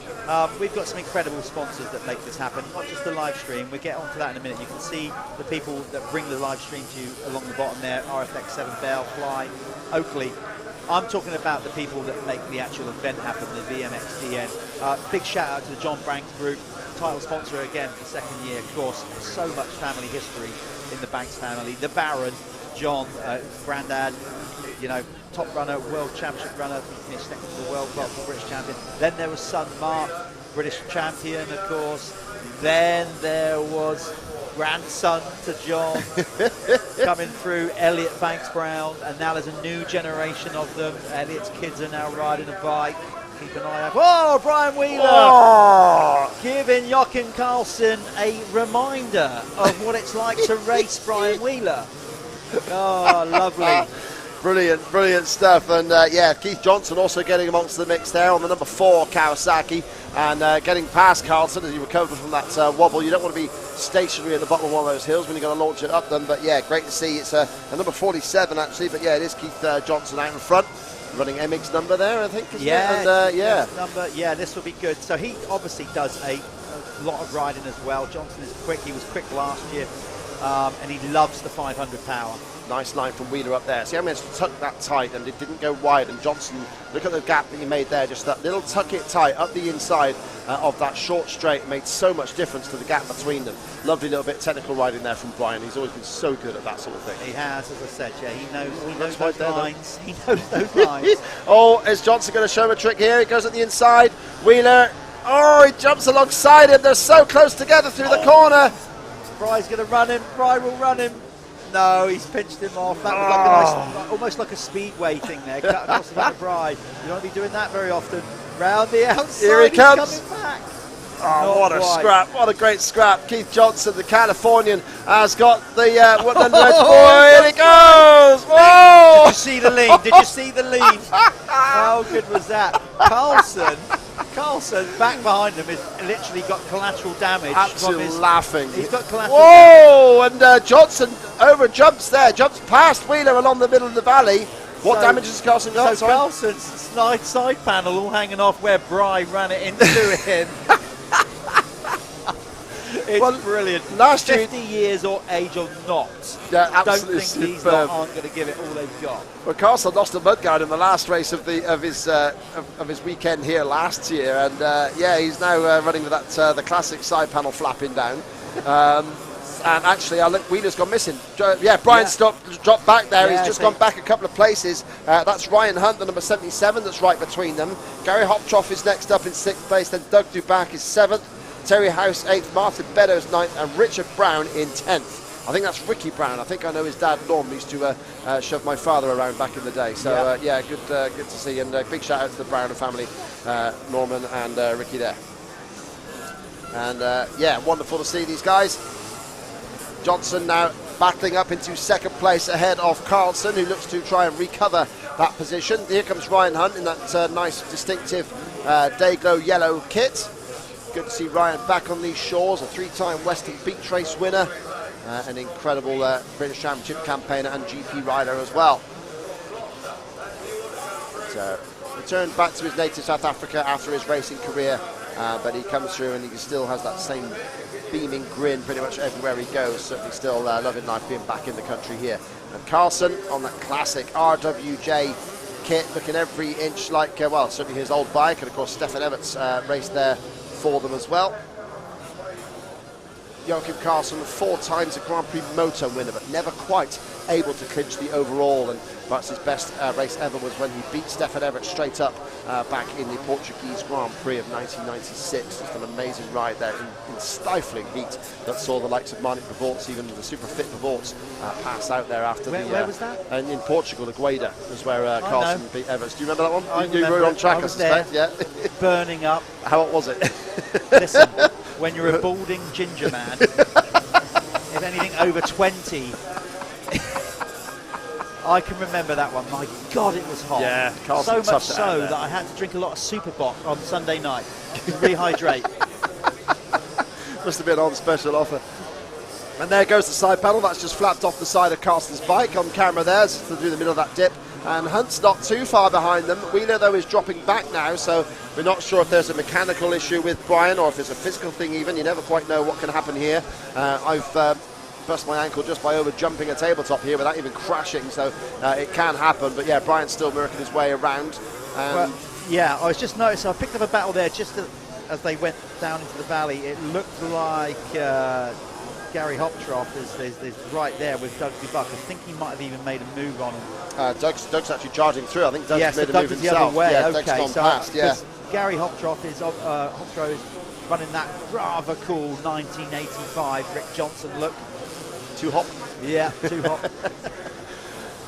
But there's Keith Johnson. He said he's a wily old dog, as most of these are, but he loves the other 500s. Race back home. He's obviously, prior to this event, moved into Foxhill. He come and raced Farley a few times, but coming to race Foxhill he's found his form, and he's doing well and holding off Carlson here. Hunt's not too far behind. This is the last lap. They have completed 4, so this is the last one. 17 seconds up the road, though, was Coyote, so he might even be approaching the finish line there to make sure we get we're that. going to try and pick up rider 121, the race leader Coyote on the all-white machine. He must be coming round to the finish line. And he's out in front now. Still the battle rages between Johnson and Carlson, but I think Carlson's just going to fall a little bit short. There he is. We're going to get Coyote taking another checkered flag at Foxhill. Oh, yes. Add that to your I will. I'll see if he's catch Stefan up yet. Hang on, I'll find that. That was in last year's programme. Missed it. Okay, Coyote there just takes the win. Away and clear. Wow, I expected him to be good. I'm not sure if I expected him to be that good. Exactly. He has romped that. But yeah, that's a stunner. I'm going to go sit on his bike and reminisce later. I'm going to say, sorry, Kiko, it's mine. Yes, by the way, if you do come out over the weekend when we finish racing and you see Ben sat on bike and he's kind of like just drifted away, and just snap him out of it, could you? Just give him a tap on the shoulder. A bit of a clap. Just go to a whole new dimension. So there we go. We got Coyote through in the lead, 18.3 seconds ahead of Keith Johnson. Joachim Carlson just behind him in third. Ryan Hunt fourth.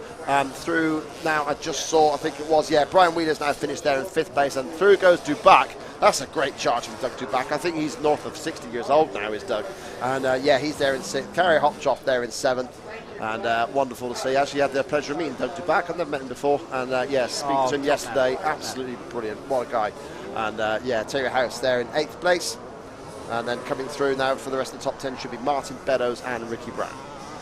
Good stuff. Okay, we're going to go to a quick advert. We are coming back. The next race out there is going to be the Super Evo 125, over 25 years of age. That would be a ripper. We're going to go to a quick advert. We'll be back soon with that moto.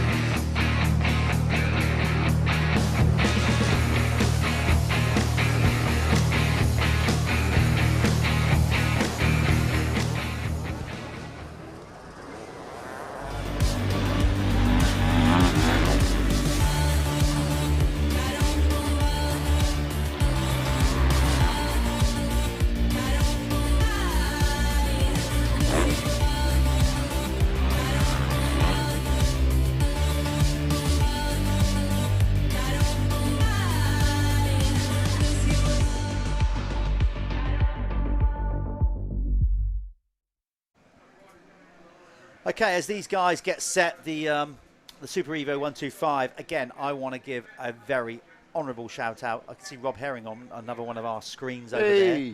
If we can cut to Rob. Oh, we've just gone off him now. The camera's just moved off him, just as we were going to go and see him. He's out there in the crowd watching. He's not far behind us. Let's go and list some of the sponsors here. John Banks, obviously the title sponsor of the event. There's Robbie walking away. There, he's got his back to us now, unfortunately. So, John Banks as title sponsors, Wright Engineering obviously sponsoring that brilliant race. We've got Stuart Briggs, FXR, the guys from Talon making a huge effort. These are all people I'm going to list here that are sponsors of this event. This is how big this event is. We've got the guys from Bell, JCT Developments, Big MX World, that new venture there where the guys, Big Van World, are now selling bikes under Big MX World with Dave Garland and co. Then we got ESP, Extreme Sports People Graphics, Pro Circuit, Mitch Payton's got involved, Pico. We've got Factory Image Racing, MGP, which is obviously Mel Pocock mixed with Start Grids, Unbelievable. We've got Asus, United Scaffolding, Appcom, Fox, Fowlers. It goes on. Doc Wob, Gear Tech, Bickers Action, Mitchell in here, SC Sports Zone, Stebbins, Depp DP, Kex, Brennan, Crescent Yamaha, Doc Wob Titanium, Molson. Everybody's getting a name check because without them it wouldn't happen. Moto Verde. And that's just some of the sponsors that are making it happen. Amazing work for all told. And yeah, if you hear and see those names in your everyday lives and they can help you, then please make sure you see them. Well, there's a bit of an Evo trick there. Number one, Christopher Bastick on that beautiful Peak Pro Circuit Honda, pulling down a whole shot device. Are they allowed? Oh. Real tactics there, yeah. He was knocking it down there, so we'll see if it works for the number one. Could be a steward's inquiry. I think we need to ban them.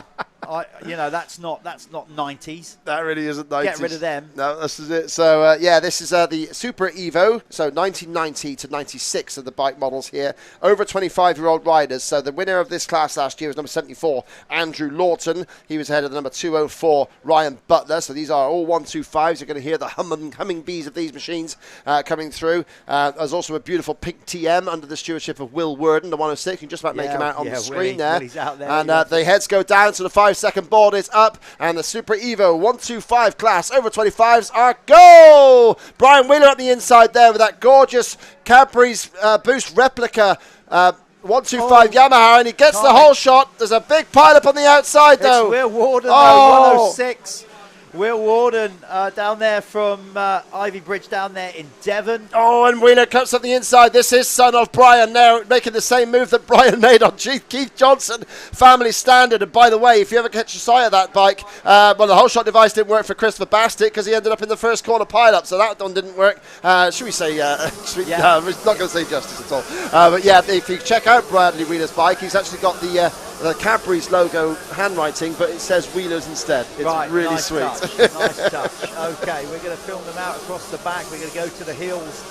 We're going to switch over now. There we are to the back side of the circuit. Camera 3. Union flag flying. Oh, I can smell two strokes wafted in. I can smell premix wafting in. Ben's going to go up a level now. He's getting starting to get high. Up his nostrils. Oh, jeez. I was going to commentate on this race, but I got high. And there's Brad Wheeler out in front. Second there is Worden still on that gorgeous pink TM. I got up close to that bike yesterday, and quite an amazing little thing. With the sort of one of those translucent plastic tanks, which is a pretty neat trick. You can always tell if you're running out of fuel. And but Wheeler out in front. I know he was fired up for this. Out there also is British Championship rider Rob Hollyoak, who also works for Goggle Tech. He was certainly looking forward to it. I had a quick word with him yesterday.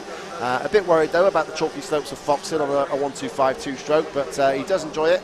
And he's going to see how well he gets. Quite slight of build is Rob Hollyoak, so ideal for a 125 rider. I expect Rob to work his way up. He rides two-strokes and particularly 125s often. I know it's an Evo bike, but he'll be sort of more used to tearing or shredding a 125 than these guys. So I expect him to work his way up the field.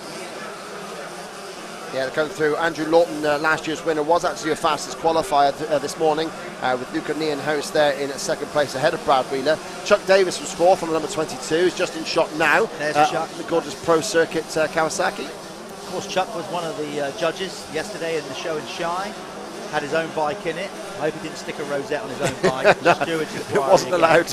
No. Although it did make me laugh that the best in show was almost identical to Callum Swan's bike, but just done a bit better. Sorry, Callum, I'm going to drop that in. I do apologise. He's not here to defend himself, but I'm sure Callum will be dropping in to join us at some point. He usually does here at DirtWorld-TV, of course, a regular Michelin MX Nationals commentator. And look at Big Brad throwing it down the hill there. Great to see Brad. He's chucking that big downhill tabletop, and certainly will be boasting about that one on the MX5 podcast that he does. Okay, well, it was showing, I'm not sure if the timing is working like it should. It's all over the place again because it was showing that Andrew Norton was leading the race by 50 seconds. Well, I know that's not true. No, that one isn't so, true, yeah. we've got a timing glitch there. But once that comes back up to speed, obviously that's not something we handle. I'd like to point that out. That's a separate thing to what we do here in live TV. So once they get the timing scoring up to speed, we'll bring it up on screen for you, the top 10. Right now, we're doing it by visual, by just what we're seeing on the screen. There's a nice bit of old 94 British Destinations team shirt there, got on Nathan Jacobs, number 23, running a proper Paul Maynan style 1994 Donations top. So that's quite really a great effort from him. And up the hill comes Brad Wheeler, in the 125 struggling up there. Our screen does show him in second, but like I say, definitely a glitch there. 283 Bobby Zundorf is being shown up in second place. And then Luca Nienhuis, who was so fast in qualifying. Will Worden's dropped back a little bit by the looks of it. Yeah, but it's a tightly fought. Well, you can see, look at that. Wow, that's the so top six, close. Top six. So I'd say there was probably two, certainly no more than 3 seconds between first and sixth currently. Brad was a bit short on landing on that downhill step, but yeah, so he's just about to recover from that. But certainly that would have been uncomfortable as down the steepest hill he goes, and up into second place goes the Kawasaki rider. I think that is Nienhuis has come through there. Yeah, he's riding strong. I think I was chatting to him last night in the beer tent. I'm not sure. There are a lot of Dutchmen here. We had a good laugh. One of them was going to buy me a beer, but it was past closing time. I'm not sure if he just timed it perfectly or that was sheer misfortune, but I'll chase him up later. I'd like to point out, the reason why I'm not sure is I wasn't inebriated. I wasn't off my head. You just couldn't take the names. names It was just so noisy in there. I had a job to hear anybody. The band was playing, the vibe was mad.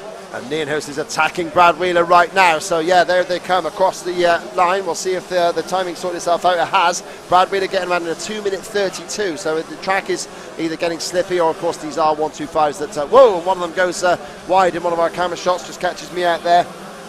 But yeah, he's still on the pipe.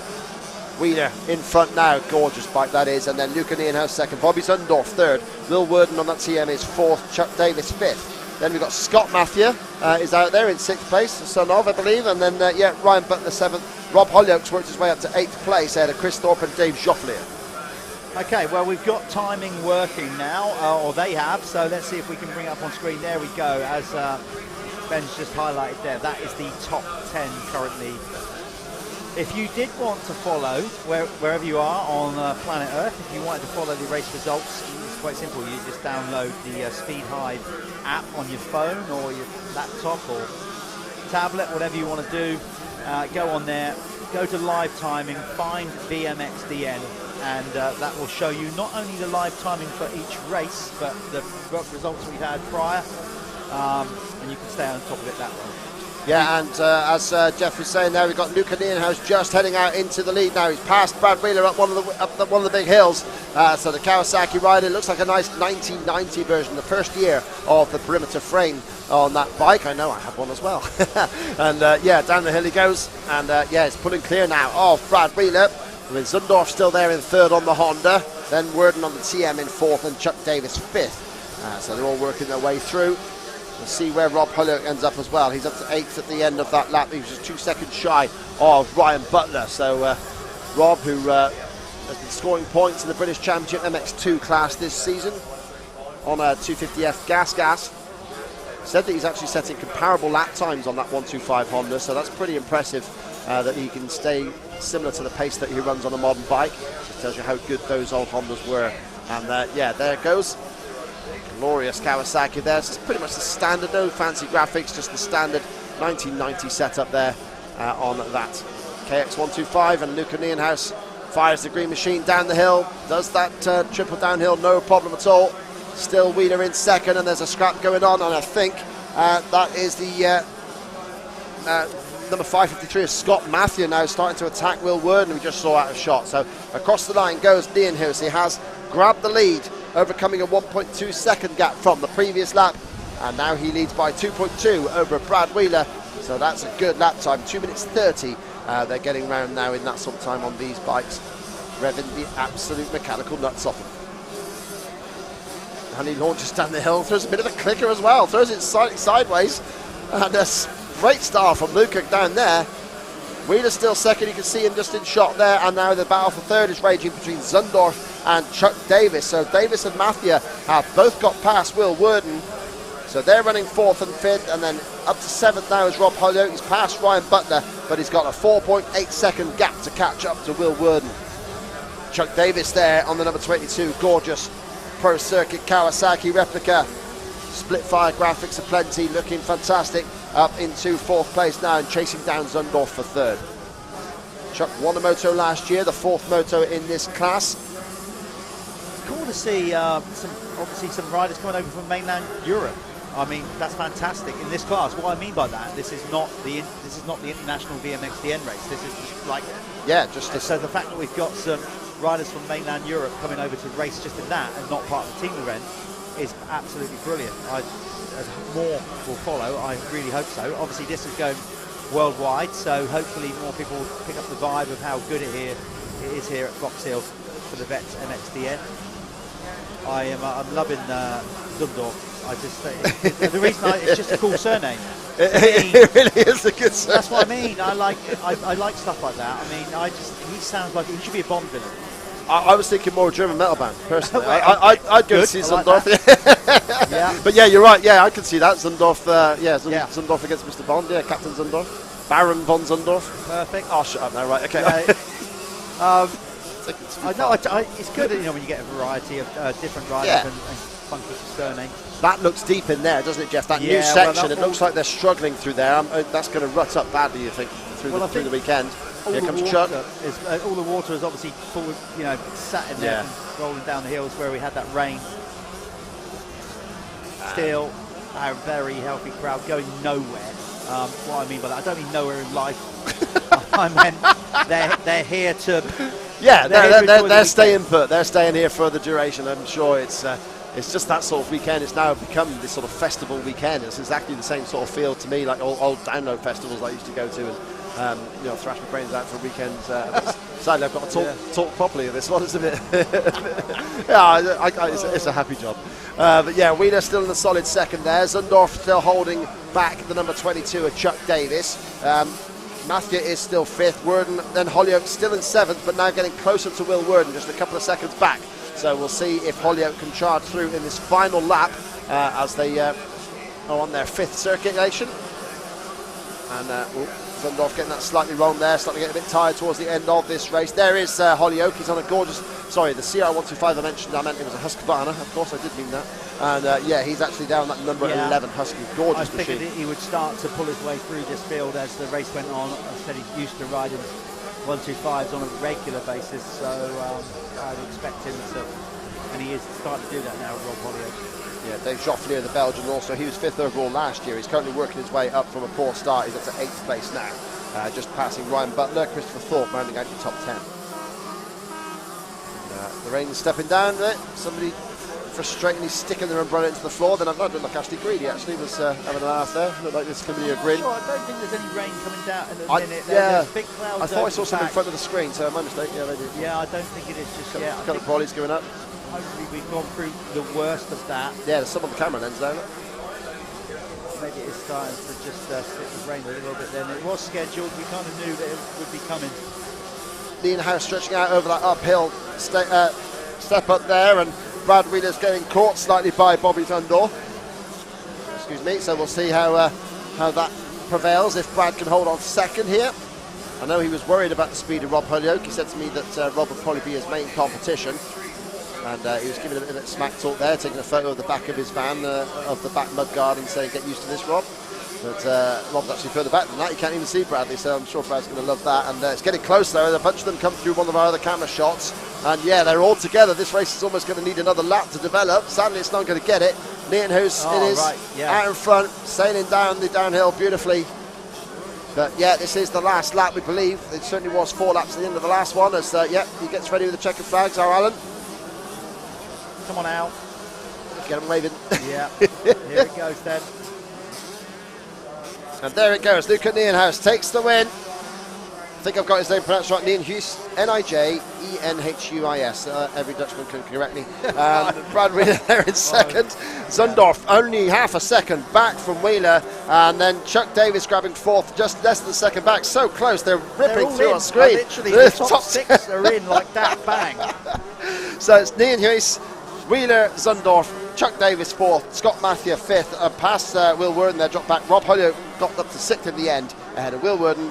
I'll explain how close that is, okay? So Wheeler came in second, and there was actually less than a second between Wheeler and Worden in seventh. Yes. Yeah, very, very close.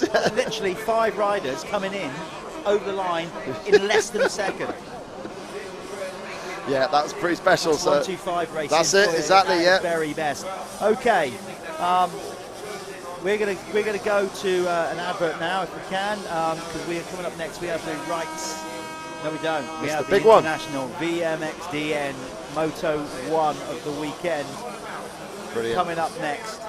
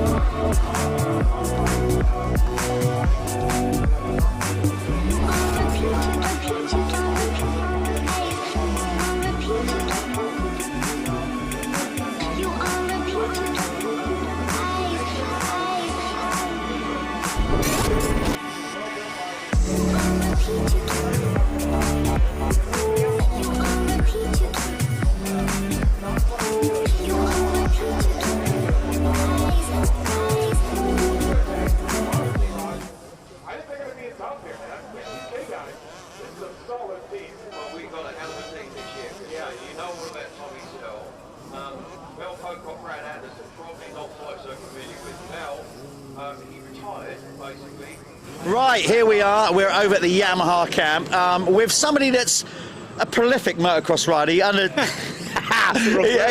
underestimates himself. Paul Denning. Paul, you've been involved in the sport a long time, obviously running Crescent, but you go more than that. You also obviously involved with the road racing side, so tell us more about what you do with that. Yeah, the day job is to run as Crescent Yamaha alongside Yamaha Moto Europe, the official World Superbike program for Yamaha, so we've been doing that since the end of 2015. Step-by-step improvements culminating in the World Championship in 21 and a very, very competitive package now. So that's the day job, and it's honestly the nicest project I've ever been involved in, really, in all the years of road racing. But this is the sort of first love. Yeah, when you start doing something at 7 years old, it's difficult to leave it alone. So 50 years later, here we are. Yeah, and this event, it gives you an opportunity to come out and race, because you are, so I know how busy you are with the road racing stuff. So here comes Chico coming in, we're in his way. Let's just move over a little bit. That's how cool that is. But like you said, this is kind of like more like your roots. This is where the love very of much so. motorcycle started. I jumped on the back of a homemade little dirt bike, as I'm sure you did, with my dad sat on the back, and looked round and he wasn't there anymore, and that was how so many of us started at 6 and 7 years old. And that feeling of riding a dirt bike, even though it's now, I was never fast back in the day, you know, like the level of you guys and the top guys.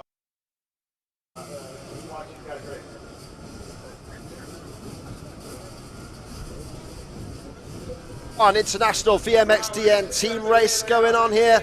All the top riders lining up, and not just lining up there, we've also got top rider lining up here as well. Yeah, no, thanks guys, thanks for having me on the show here. Yeah, we've got Ryan Villapoto joining us for this one. Ryan, pleasure not only to have you in the booth, but have you over for another year.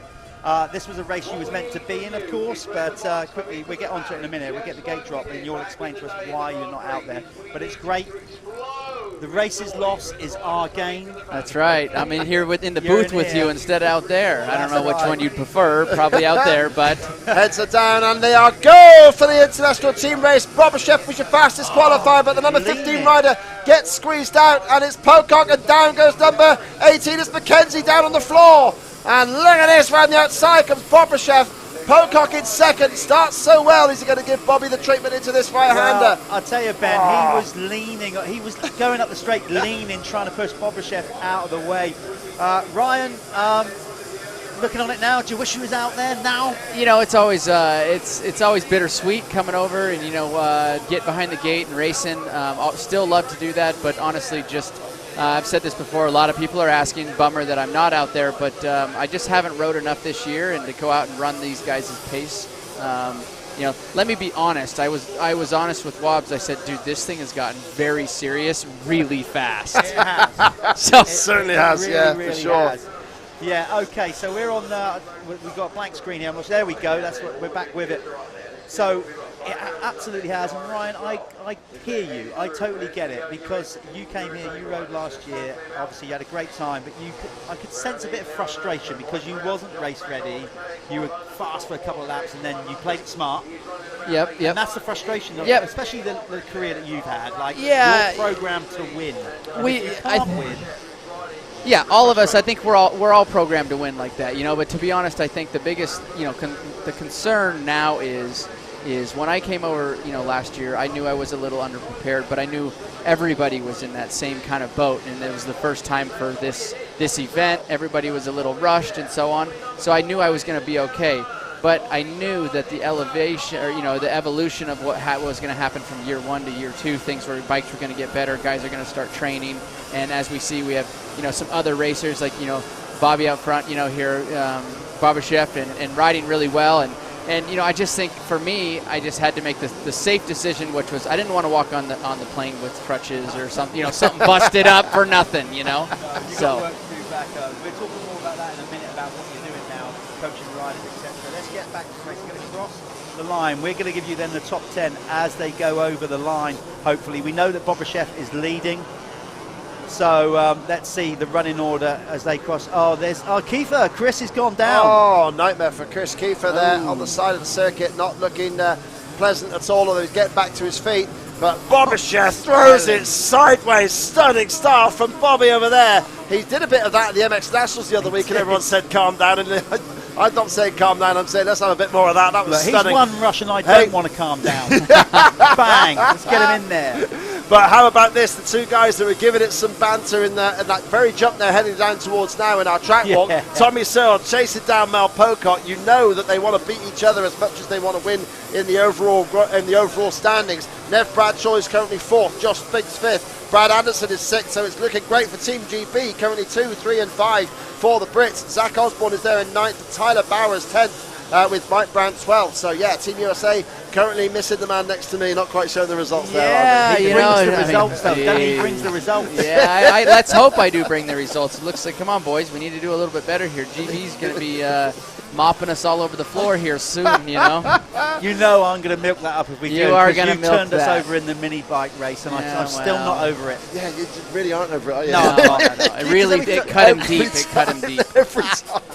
Because every time I see him, but this is going to be a ripper. The entire weekend, as we said, this is just the first moto of 4 of these over the weekend. Big names out there. And in the weather condition, you know, and being that last year we had a little bit of dust issues back over on the hills. You know, the track conditions this year are so much better. It looks like they're going up to this new section right here that they had pushed in for this event here. So that's pretty cool. You know, I like how they were trying to make the track, you know, flow a little bit better and add something new, you know, because I know this track's been here forever. Yeah, right. Yeah, absolutely. Oh, yeah, the topsoil went about 15 years ago. Yeah, That's it just disappeared completely. But, great to see Bobashev for that amazing line, how he tucked tight there. It's actually almost a little bit too tight because they hit a lump on the inside and sent the back wheel into the air, which I'm sure wasn't his intention. But he is doing well there, and Pocock is getting Searle on his case as well. So the two Brits just don't take each other out, boys, because we're doing quite nicely. Thank you very much. In terms of teams as well, Northern Ireland looking good with Nev Bradshaw 4th and Graham Irwin in 7th place, but I can't quite see through the listings there. Gordon Crockett's down in 21st, so Gordon might just, sadly for him, from a rare occasion, be the weak link here. But Josh Spinks up to 4th, though. Spinks has displaced Bradshaw. Bobashev, he nearly landed in the middle. He nearly landed in the middle of the hill. He is absolutely loving life there. Ryan, when you came here last year, by my reckoning, of course, that was the first time you ever ridden a Foxhill. Yep. Did you coming into it Did you speak to anybody back home that had ridden it? Like obviously Ricky raced it, and the guys John Dowd and those lot. I would but say that was a proper mudder. Yeah. What, 97? That was 98. 98. Okay, yeah. So obviously with Doug Dubuck, kind of like Team USA's, leader, you call it, or been over here, raced this race for a very long time. He had obviously rode here and kind of clued me in. But I think the closest person that showed up was Chatfield, and he says, "Where's your chest protector?" I said, "I don't wear a chest protector." He goes, "Well, you need one." So he went out and found me one. So no, it was kind of like, I've always YouTube seen it here, where never rode it, and that was about it. Come out and drop the gate. Yeah. Good advice there from Chatfield. He is good once in a while. He is of use sometimes. I think that's the thing with it, because I mean, apparently Jeff Emig borrowed a chest protector from Brad Wheeler at Farley last week. And I think your guys' rules are a little bit different. I don't know, here I think you have to have some back protection, right? So in the States we don't have that. You can opt to wear a chest protector or not wear a chest protector. Yeah. There's that nice story that Rob Andrews put in his book about Jeff Ward was out there practicing in the late 80s there, and he just puts on this clean single white Sinsalo shirt straight onto the bike, and he goes it's pretty hard out there, Jeff, and he goes, I've only crashed once this year. Yeah, right? That's asking for trouble. Yeah, it really is. He is confident boy. Bobashev on that beautiful white 500 Honda, and interesting what Pocock was saying, that new section there means that the 500s pull less, because they were pulling through there apparently in the team race last year. Did you experience that yourself? Yeah, definitely against the 250s, against some of the really, the good 500s. Had a little bit more pull power on you, but it's a bigger bike, weighs a little bit more, it's a little harder to turn, so I'm sure there's gives and takes out there on the track, but yes, the 500s are it's running really well right now for Barbashev. So we said about you riding the track for the first time back in the USA. What is the closest comparison track that you would put to Foxhill? I mean, back in the day there was Carlsbad. I mean, Rock Hard. You probably never got the chance to race then. Nope, never got the chance to race. So on the national tour when you was racing, what now you've ridden Foxhill, what is probably the closest track in the USA to this? For an actual national? Yeah. I don't know. I don't like even know if I would say we don't have anything that is like this. We have certain sections of Unadilla that are steep and have the hills, but completely different dirt conditions. Obviously. Well, you've got dirt for one. Yeah, it's dirt. There's still a fair amount of rock in it. Paula has a couple of hills and things like that. But no, I would say there's nothing that I could compare to this. Yeah. And on that lap, just flashing through shot there, we just saw Brad Anderson. He's made some moves there because he was just ahead of Josh Spinks. So I don't know if he's got past Nev Bradshaw as well. But yeah, Anderson is now up to 4th place, which makes the Brits 2, 3, and 4 in the standings. It doesn't get much better than that. It's just that pesky Russian out in front. But at the moment, it's going the quickest though, Ben. But a good lap from Tommy Searle last time, closing in on Pocock. Yeah, just a second apart. We want them to play the team game, but they've got this needle going on between each other, and they've been absolutely winding each other up, leading bragging rights. You've been privy to it, Ryan. You've seen how much they're getting into each other. I bet you've been stirring the pot as well. I was over with Big Mel yesterday, and he's like, we were talking some smack and asking what's going on here, this and I said, see, and then his wife sticks and said, why aren't you riding? And I'm like, well, because Mel's been riding, testing this and that. I've gotten all of it already filled in right now, so. And just saw it shot there that, Bradshaw is behind Spinks. So, Ando's got past the pair of them in that lap. So fantastic riding there with the classic white number on the blue plate with the Union Jacks on the side of it. Looking good there. And, behind them we have I'd say Mel is actually closed in this lap on Bobashev. I think he's got that little bit closer. Let's see when they cross over the line. Yeah, it seems to me, look, there's Bobby's only just in front of him coming out of that corner. There you go. And I think Tommy's the one that's pushing them both on. Yeah, driving Mel forward. End of lap 3 now. Coming across the line goes Bobashev. The gap was 2.4, and as they come across, it starts to register on our screens here. Hope so. We hope. Come on, work, damn you. Go on. Vintage computers, like vintage bikes. Vintage signal. Good stuff. Yeah, it's staying where it is. So we'll call it at that. But so Bobby looking good. Obviously had that collision with Todd Kennett in the very first moto of the day there in the Evo Plus race. So he's going to have a quick turnaround. He's going to have one race break and then coming back out to race and maybe get some revenge on Todd for that move. But like you say, Jeff, they're definitely looking closer together. I think so. Tommy pushing them both. Man, we have excellent conditions on the track today, and I think this whole weekend, I know when we came last year, you guys were in a bit of a drought, no rain, it was hot. Now we got some overcast. It did sprinkle already a little bit, which definitely helped the track. We still have some dusty areas. Yeah.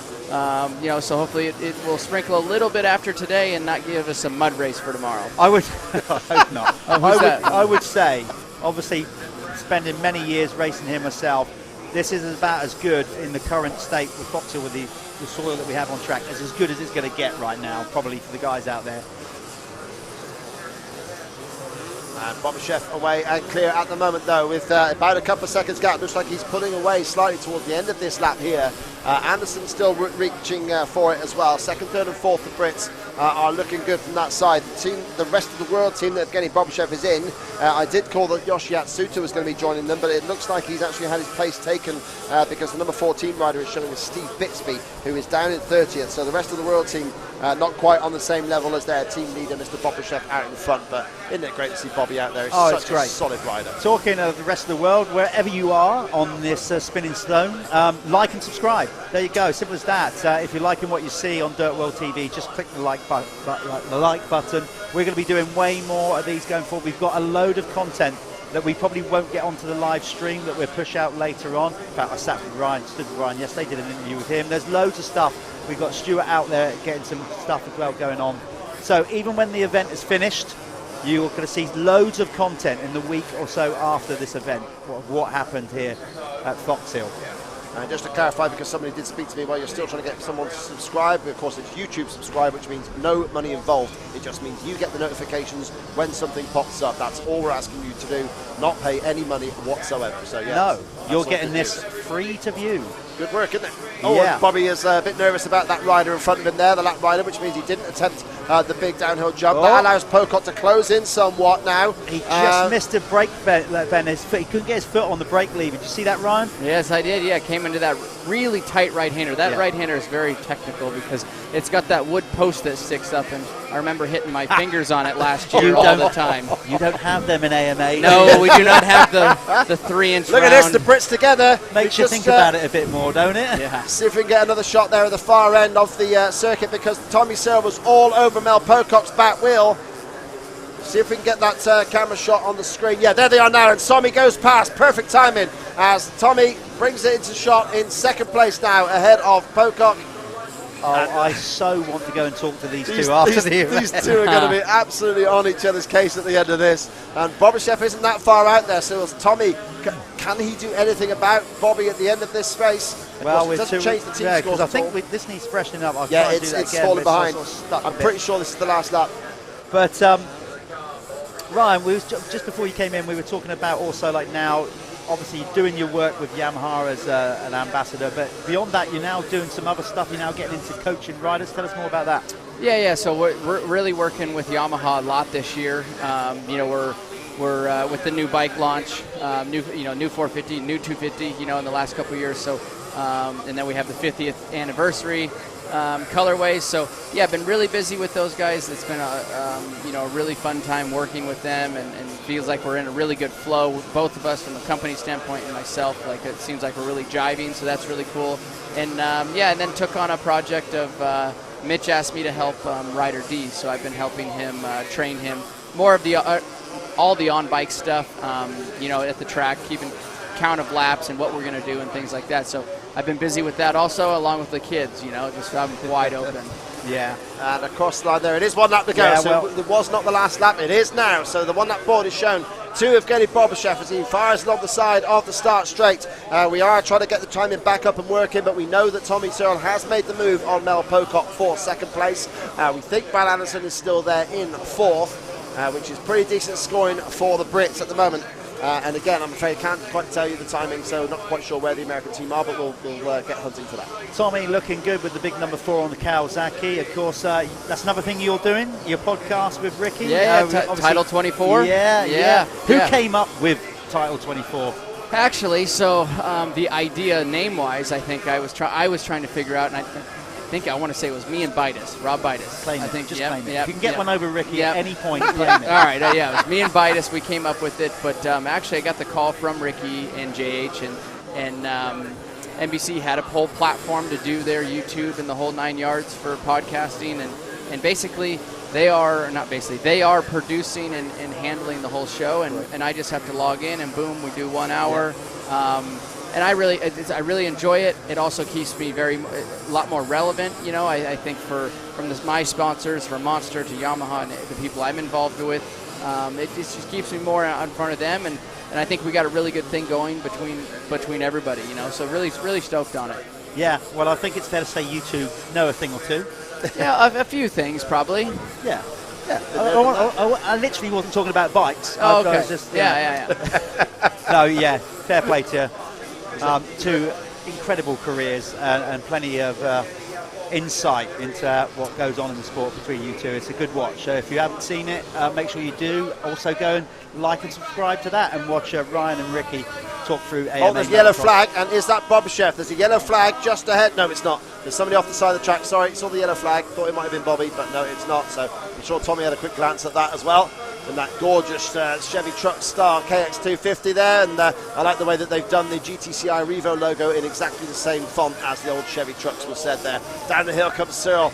Bobby-Chef ahead of Cyril. It's just like a British Championship weekend here at Foxhill, but it is Evgeny Bobby-Chef. Look how close he is.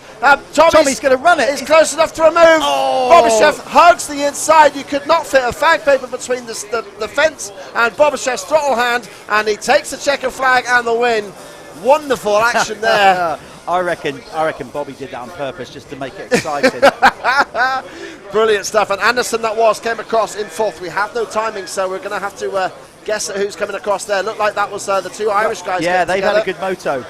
Nev there. Irwin and Irwin. Bradshaw They've together. had a good, so they're in the mix. They are absolutely in the mix. I think we are out of the mix. No, come on. Where have you? You've got Let me Zach. see. Well, the timing's still showing from lap 2, so back. there's no update. Okay. At that point, Zach was 9th, Mike was 10th. Zach's crossing the finish line right now. And he's got one of the riders in red there behind him. I think that's can't quite make out who that was. Sorry. Yeah, we're trying, obviously, when we come back to it later on, give you the official result, because we have got glitches in the system here, the lap time.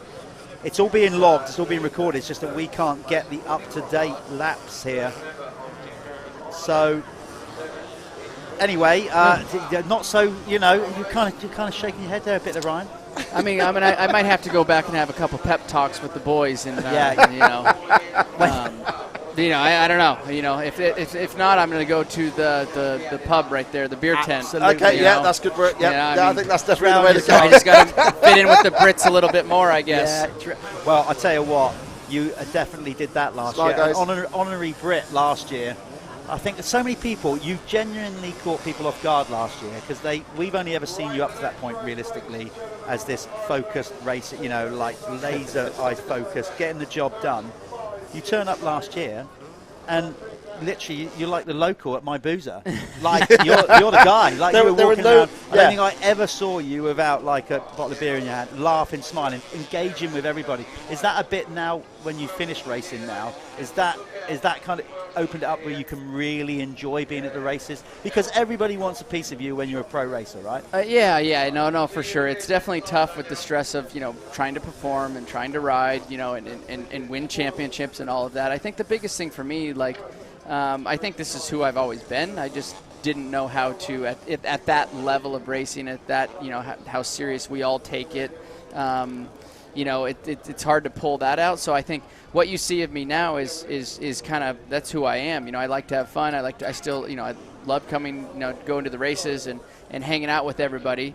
And I think that's, you're seeing the real me now. I think I shoved into a box trying to be a winner, and trying to win championships. It's hard. Yeah, for sure. There's one moment that sticks in my mind with yourself is the before the Nations at Matterley, and there was I think your mechanic was talking to the camera, and there's a shot of you trackside, and he said he's nervous. He's always nervous before the first race, and I could just say I know exactly how you feel, man, but I can't imagine what it must be like on that scale. Yeah, no, it is really hard. So to be able to come here, this is actually, to be honest, I haven't spent a lot of time on this side, but was able to come over and race 3 rounds of MXGP, and then obviously Motocross and Nations that I've done, and I really enjoy coming back over here. I don't want to say you guys are like my family, but yeah, it's I feel like I can come over here and it's almost like a second lease on life, because it's like the U.S. They've seen us. We're the old guys now, but I can still come over here and still be new, and give and have then the fans have the access from over here, and they've never had that. Yeah. So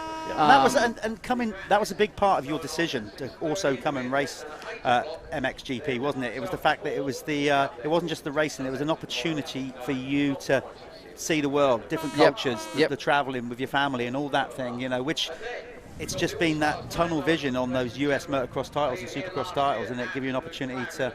Yeah, you see the same thing every single year, and I know you guys do see the same thing every year. But I had the opportunity to change it and try to try to go after a MXGP championship, which obviously didn't happen, but was lucky enough to win Thailand, but just met a bunch of great people, was able to, and friends that we'll have forever, so, it was just a good experience, something that if I would have never done, I would have, I wouldn't be able to talk about it and have those experiences. Like it's almost like taking a U.S. person and going and backpacking across the Europe. And you see all those different things. It was that we were racing dirt bikes, and I was seeing all those different things in countries and places. Exactly that.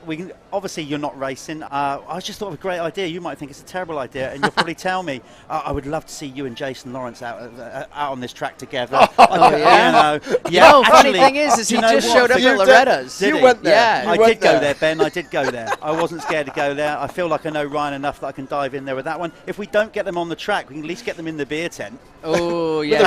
That would with a ring around them, I think. Yeah, an octagon.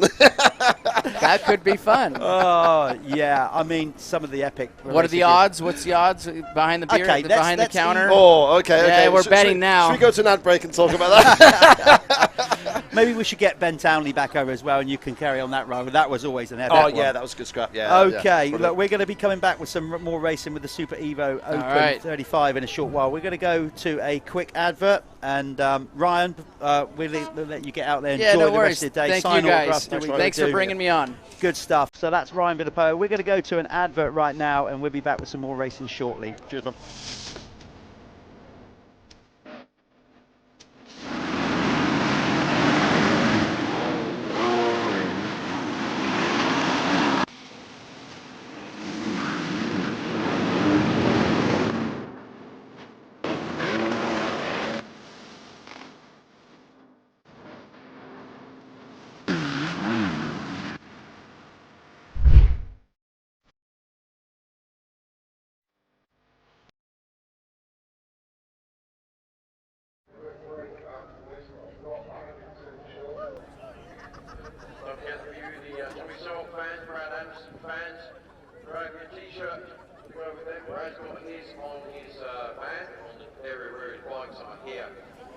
Well, that was a lot of fun.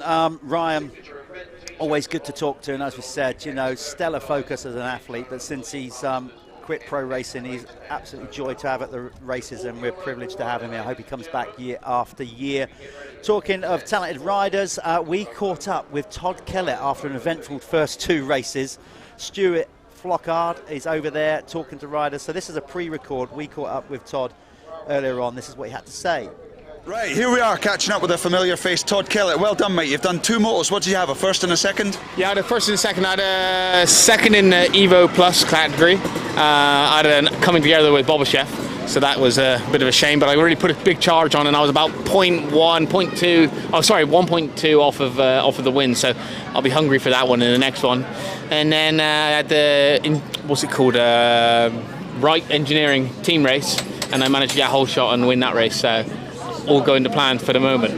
Right, and what about the track? Because we mentioned earlier there was a little rain shower. It looks like it's just done a treat on the track. Do you feel good out there? Yeah, I think the track's getting better actually. Like, there's some parts which are really, really good and some parts not quite so good, but it's the same for everyone, isn't it? We've got to get on with it. I'm happy to ride whatever. As long as we're on the bike, I don't care. So how's it like going into that first left-hand corner? We talked about it in the track walk. You said you got one whole shot. Are you confident you can do that again? Yeah, so I went fastest in both qualifying, so I'm taking the very inside gate, and basically, if I can get there in good time, I can command everything because I've got the inside. It's cool, but it's a tricky corner. It's not easy, and these bikes haven't got great brakes, so you got to be on top of it. Hey, did you get a big step down on the first lap while you were in the lead? I tell you what, no, I didn't that lap, but I jumped on the bike. The first time I rode this bike was this morning. I did one lap, and I come around the second lap and thought, I got to get on with it, so I did it straight away. So you're loving it, and the crowd are loving it. What's it like in front of this massive crowd? It's crazy. It's like we're racing Grand Prix. You know, I never rode Grand Prix in the '90s, but I can imagine this is a similar sort of thing. Yeah, that's exactly what we're aiming for. Right, cheers for catching up, dude. Good luck next race. Cheers, mate. Cheers.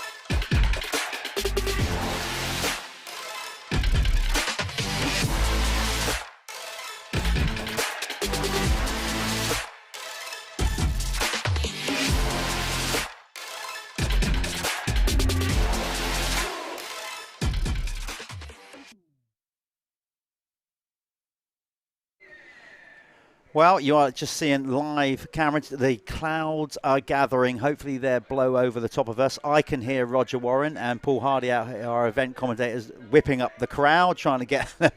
A lot of them have actually headed back to the pits now to see some of the riders coming in from that epic first international VMXdN race we've just seen. As we said, we've got Stuart over there working hard, catching up with some riders. So this is another little pre-recorded interview earlier on when he caught up with Brad Anderson. This is what Brad had to say earlier on this morning. Right, we're catching up with the one and only crowd favourite, I reckon, Brad Anderson, number 60 on the 125. So you've done your first 125 race. Good battle with an old rival there. How did the first moto go with Nev? Yeah, Nev's, he loves the 125. He's raced it for years, and I haven't rode one since 2004. So obviously, rode it once but since 2004 I've rode, and I quite enjoyed it. It was fun to ride, but. Yeah, it's going to be hard to get in front of Nev. I just need a good start, and I think me and him could have a good battle, but it's just getting used to the gears, because you have to be in first gear off the start, you have to be in first gear coming around the corners. If you're not in first gear, it just bugs, so it's just getting that round my head, and then obviously jumping onto the 250, it's a big difference. And are you happy with the bike setup? Have you made any changes so far? With the 125, you just sit in it, it's like an armchair, and the seat's pretty slippy, but Steve's done Nev's, Bradshaw's, he's done mine and Brownie's, so we're all kind of on the same bike. It's, as I say, it's just a bit more time on it, and I'll get there. But you enjoyed it? Yeah, that's all it's about, enjoying it, and when we all pal Nev and we all teammates, so yeah, we had a good battle. Well, I'm sure you can work out the maths. 3 motos, he's beaten the first one, but we're watching the next 2 125 motos. But what are you thinking regarding the team race on the 250? The team race is coming up now. I don't know, because there's a lot of people changed and there's a lot of new riders what have come in this year, and there's a lot of people changed from 250s to 500s. So the 250s is going to maybe struggle out the gate, but when it comes to the tight corners, I would say the 250 is better, but it's going to be a hell of a race. You can't say who's going to be up there or who's going to win, because it's, as I say, there's that many riders, so we'll just have to play it by ear this first race and see what's what, and then work out after that. Right, well, we'll be cheering for the number 5 in the team race 250, British rider Brad Anderson.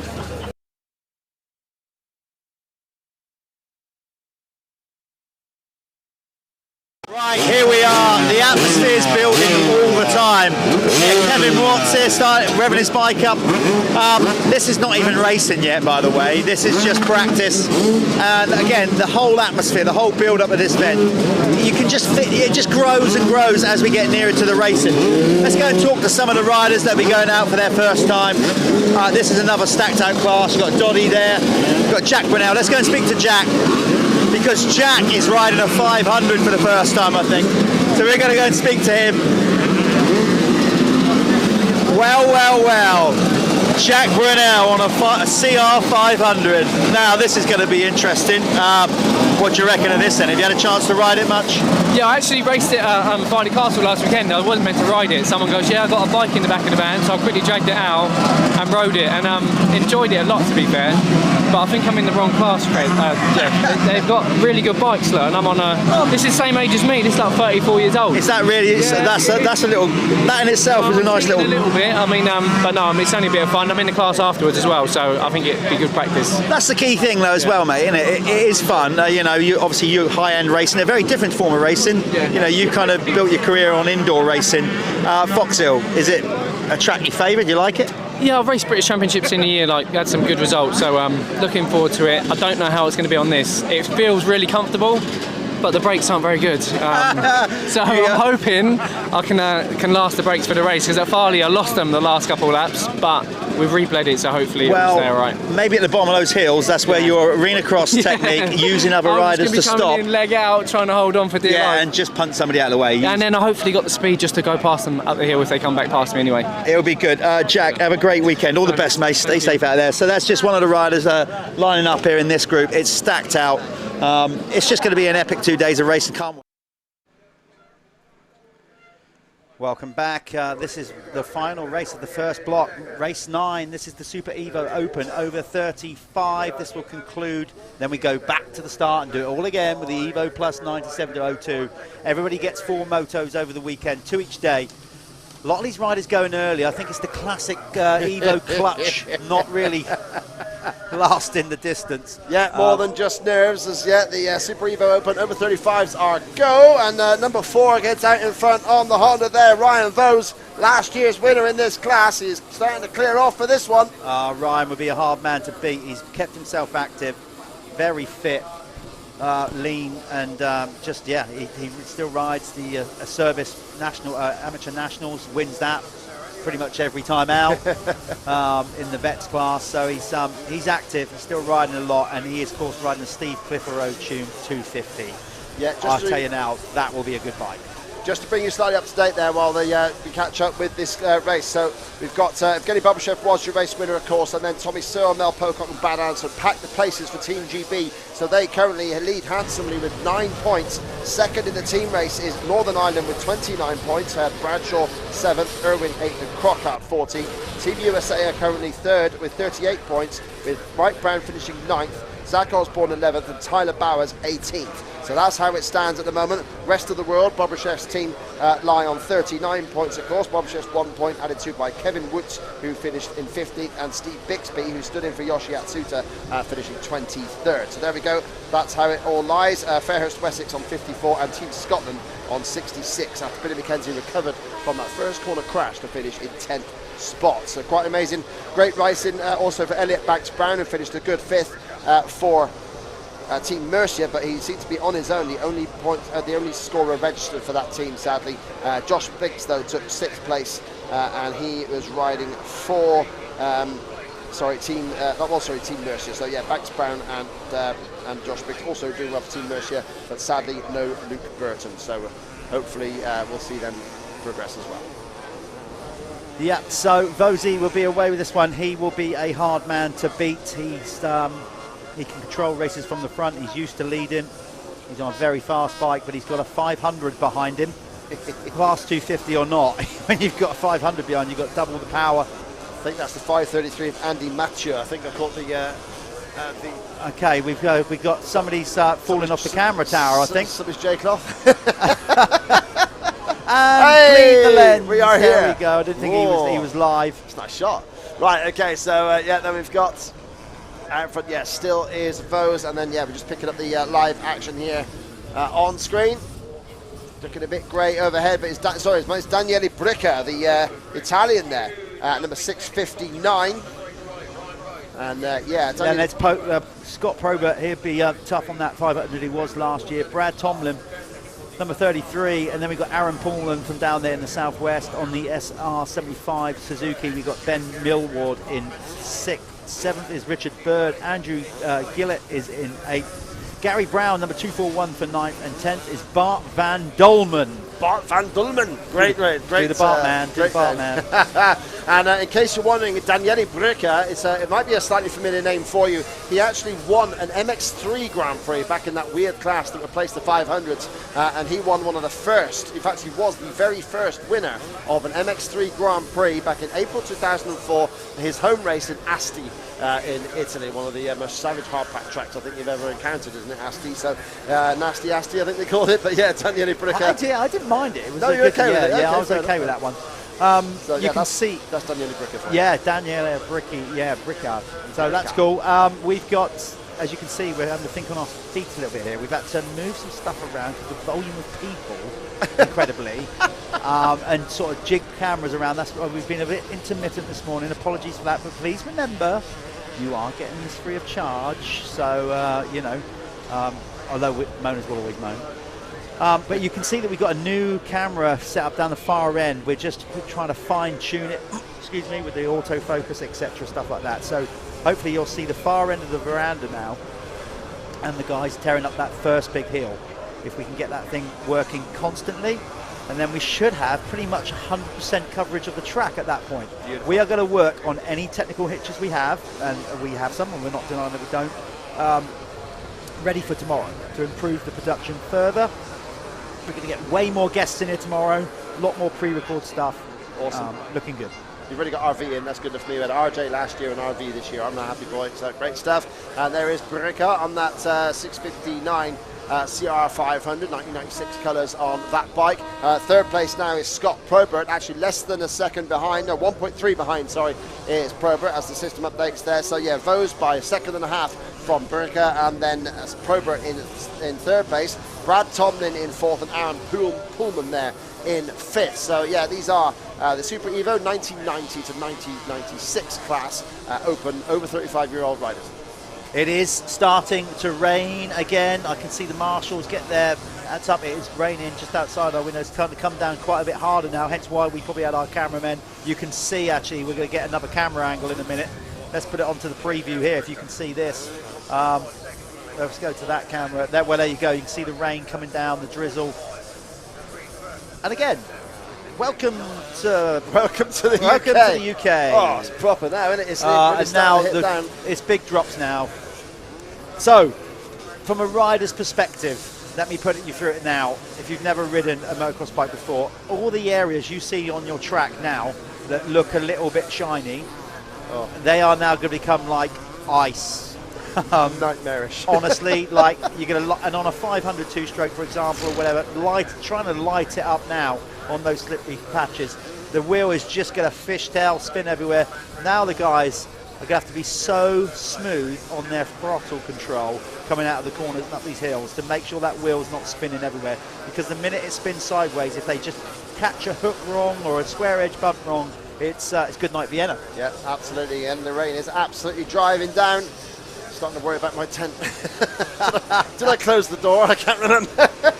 Anyway, there it goes. God, look at it out there. Stair rods, Matrix style rain. I think we're going to see Mr. Anderson out there very soon. Yeah, incredible weather just suddenly hitting us here, and that will, especially this sort of flash flood here, will really properly attack the circuit. So yeah, this could be very treacherous for all the riders. You can see already that Bricca has backed off a little bit. Oh my God, I think it's like hailstone, isn't it? It's really hitting it down here now. We didn't see this last year, but yeah, this is 2023 weather for you in the British summertime. And yeah, Daniele Bricca really struggling here now to stay on pace. For those people watching anywhere else in the world, let me just tell you, the UK has a serious love-hate relationship with the jet stream. Right, we do, don't we? And this year, like, it's really hated us for the last 6 weeks or so. We've had like all of last year's rain this year as well, I think. But yeah, certainly this. Look at the sections of the track here. I mean, to the part that Ryan Vos is just about to reach now. I mean, yeah, not even. Off the track. See, and Vos just slipped there, not able to brake properly. The worst thing he's got there is going over those watering pipes. Yeah. Right, they just take you straight down. Look at it. He's just managed to hold on to the lead with Bricca right on his case, but look how treacherous it is. And not just getting on the acceleration, but also getting on the brakes. How hard do you dare brake with the front wheel just going to skid away from underneath you? Absolutely horrendous conditions here for the over 35s. Really hitting it badly, and yeah, you can see him down the bottom of that very steep hill on the left side there in front of the orange digger. Some of the riders struggling to stop going down that steep hill, and well, I mean, you hardly ever see a red flag for rainy conditions in motocross, but you might see it at this, because this is just getting crazy. Listen, we're giving you the full Evo retro experience. We're now going back to 98 nations. Yeah. I remember it very well somehow. So we might actually see some riders struggling to get up here. Already we're starting to see the yellow flags come out now. It's that tricky bit there at the bottom of the hill. That's where they turn right and go up the hill before turning. They turn left, go up the hill on Fox's Hill, then turn back round and then back up the big hills that they're now just jumping down in shot now. So yeah, that section of the circuit must be horrendously slippery. Coming down, there, Ben, dropping off. You can see they're landing on all that shiny, polished stuff. Honestly, that will be like ice right now. I want to give a shout out at this point, by the way, to all our incredible track crew, marshals, our cameramen out there braving the elements now to try and keep these cameras rolling. Look, if you start to see somebody's hand come up and wipe the screen, apologies for that, but we want to try and keep the screen tight, because it is coming down. You can tell that. Don't, for the old glory days in black and white TV, you don't adjust the contrast on your TV. That's rain. Yeah, indeed. And see Ryan that's struggling, skittering around there. Yeah, and just like with the goggles, no tear-offs allowed on the cameras. So yeah, like you say, we've got to just brave the conditions and hope that they wipe it out of shot. Well, but wow, that's yeah, there we go. Very skillful riding there from Ryan Vose, with Daniel Ibrica trying to chase him down. Lap times, be interesting, Ben, to see how much they've come down now. I reckon we've probably shaved close to 10 seconds off the guys who have already been close. The last lap time around for Ryan, although it was even riding, it was raining at that point, was a 2:32.270. Let's see what his lap time is. He is just feathering that throttle around the corner the best he can. We're going to get, well, there you go. 2:47. So, yeah, he's reduced lap times by nearly 15 seconds. Yeah. And this is a rider, this is a GP, ex-GP rider. Yeah, absolutely. So he's got experience. So it just goes to show, if he's backed it down 15 seconds, how treacherous it is out there right now after this annoying, at best, rainfall. Coming down. Starting to drive down through. We're seeing just peering out the back of our truck here, and there are some clear skies not too far away, so we're hoping that this shower won't turn into a day-long downpour, but yeah, it really is treacherous. Vose showing great skill there by still completing these tabletops, and I am under the leak. Excellent. Why do you think I'm sat this end? You know your stuff. I've not been in this truck this much this year. Right, okay, well, I'll move over. Oh, that's why the seat was wet earlier. Oh, well, there you go. I thought that was pure excitement on your behalf. Couldn't contain yourself. After RJ next year, you'd have to get J&B into... it's funny, pretty cool. Funny you say that, because obviously the guys were talking, and now this event has got so much, like, already people get hyped for it. And one of the conversations was like, well, who would you like to see? You know, who? And my favourite, I would love to see turn up here. I would love to see if the guys could pull this off. Damon Bradshaw or Doug Henry. If they get either of these two guys, I would love to see Doug Henry here, one of my all-time heroes. Just his career and everything that he went through, to come back, then it happened again, like, it would be amazing. But Bradshaw as well, Look just how was slippy it is at the top. Oh, this is enduro mode now. It really is bad, isn't it? God, blimey.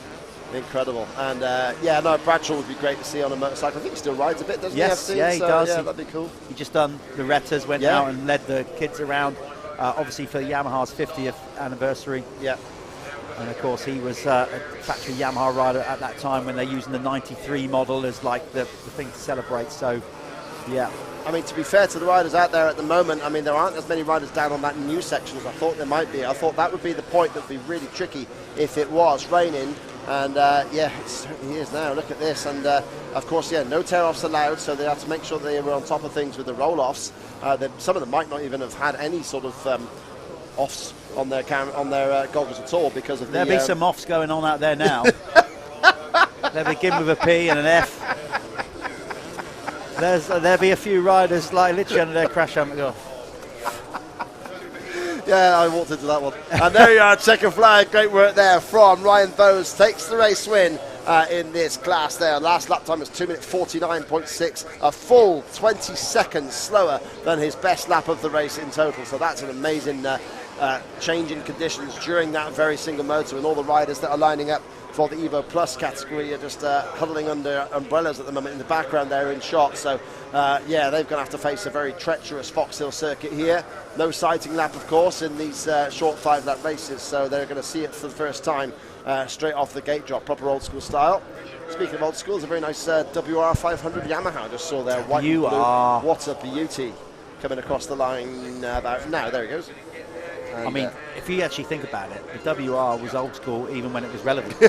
Exactly, that's Ben Millward riding that bike. Yeah, so Ryan Vose wins it from Daniele Bricca, Scott Probert third, Richard Bird fourth, Brad Tomlin fifth, Andrew Gillett sixth, Ben Millward seventh, Aaron Pullman just coming across there in eighth place. And yeah, some of these lap times are in excess of 3 minutes now for these riders. So yeah, the races themselves, of course, it's just a set 5-lap race. So they're going to go up from... Yeah, well, I'm going to go up by quite a lot these race times. Even my maths is just failing me there. And then, yeah, here comes Ryan Matthews coming across the line now in 9th. And then behind him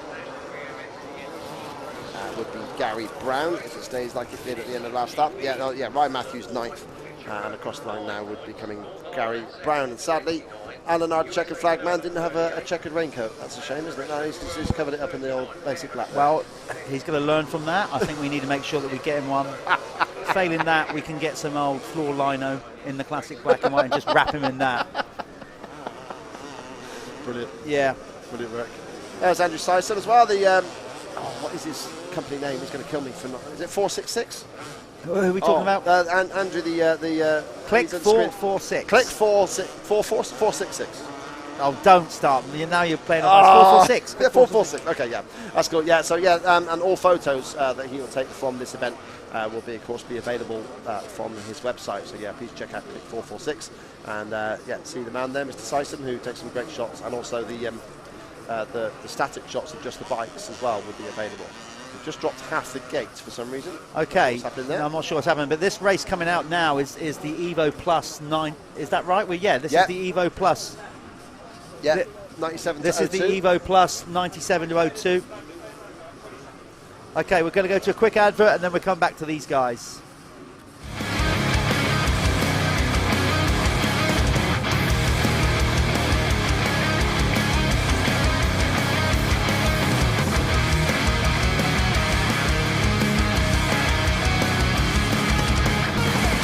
Get your tickets for the biggest vintage motocross event of the year at eventbrite.com. Right, we are back and staring at a very different racetrack now. There's no doubt about it. These guys would have been sat in the pit box getting absolutely soaking. Oh, somebody's just inadvertently knocked the gate down. Quick, walk away, walk away. It wasn't me.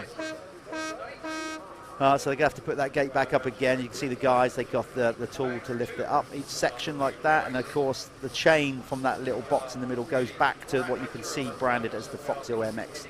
We call it a doghouse. There's a chain that goes back to there. Behind that, there's a guy that stamps on a lever. It makes the chain go tight, pulls the pins out, the gate drops.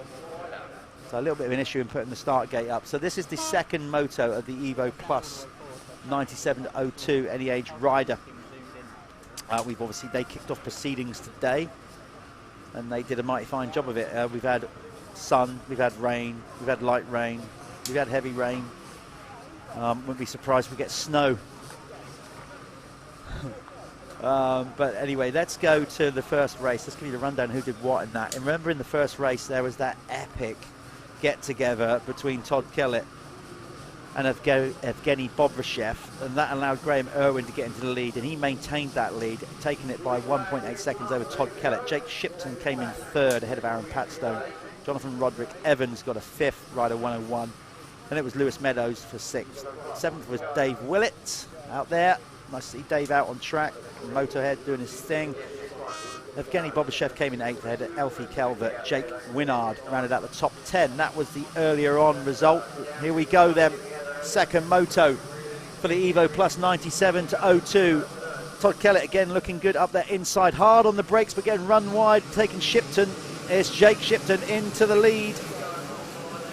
on that retro looking. He's gone for the Kevin Windham kind of look there, I think, and he's doing it very well. So they're going to sort themselves out, but Kellett early making quick work of of Jake Shipton to go into the lead.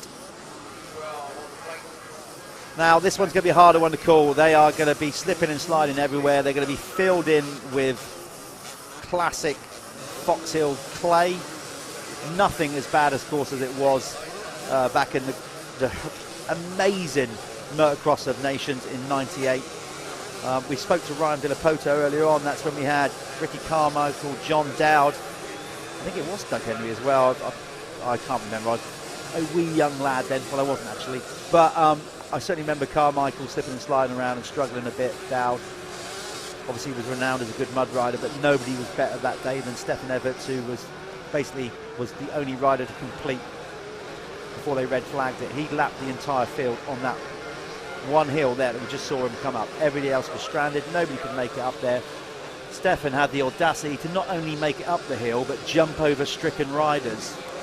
So that was something special. It's not as bad as that now. If we don't get any more rain, again, we're going to be back towards the, by the time we get to the international race, to the last couple of races, if it doesn't rain again, we'll be back to some pretty good conditions. But the next couple of races are going to be tricky, to say the least. We need some current bun to come out and dry this track pretty quick. Kellett will be cautious. Where he lives, obviously moves to France now, does a lot of riding in the sand for his actual career, which is beach racing. The 2K winner, remember, 5-time Western Beach Race winner. But Todd loves the hard stuff as well, and around where he lives, there's a lot of tracks like this. He's recently been training and practicing with Conrad Muse on Conrad's track, and I've got to say, Conrad's track ground conditions is very similar to this. It's hard packed, lots of jumps, way more compact, of course. So yeah, it's you can see the rain still coming down as Todd slips and slides his way around the first lap. Let's get them all across the line, or at least the top 10, and then we'll tell you who is where on this opening lap of Moto 2 of the Evo Plus race. It's Kellett ahead of Shipton, Pat Stone for third.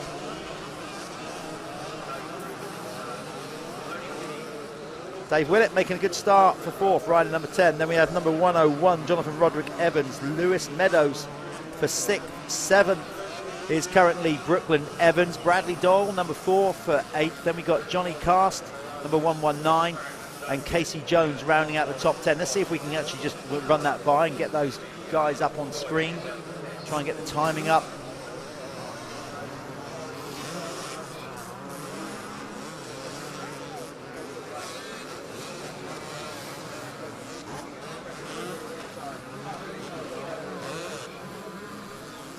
So yeah, the Evo Plus riders, 97th. Oh.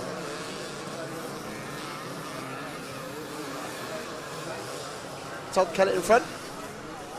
Yeah, we've got waved yellows down there, which you'd expect to see more of them. Stranded riders trying to make their way up the hill. Who's that? Number 27. He's not in my list, Ben. He must be in yours. Yeah, he's Matthew Hillier. That's actually the rider who went down the first corner of the first race that brought a stop to the first running of the race. So it's good to see him back out there, although he's not had much luck in this one either. He's now stationary at the bottom of one of the big hills here. Yeah. But yeah, Kellett looking like making it 2 out of 3 as he snakes the Yamaha up the hill there. Incredible action to see that bike fishtailing up there. Shipton in second, Aaron Patson in a great third place, and Willett, like you say, a really nice showing there in fourth place. But yeah, a proper mix up here in the Evo Plus category. Not seeing exactly where Graham Irwin is quite yet. Our first race winner, of course. And not even sure Bobashev made it out into this race either. I don't think he's come out. No, I haven't seen him. He was in such, unless he's changed his kit, but he's such a big distinctive rider. Certainly didn't see him out there in that white Thor kit.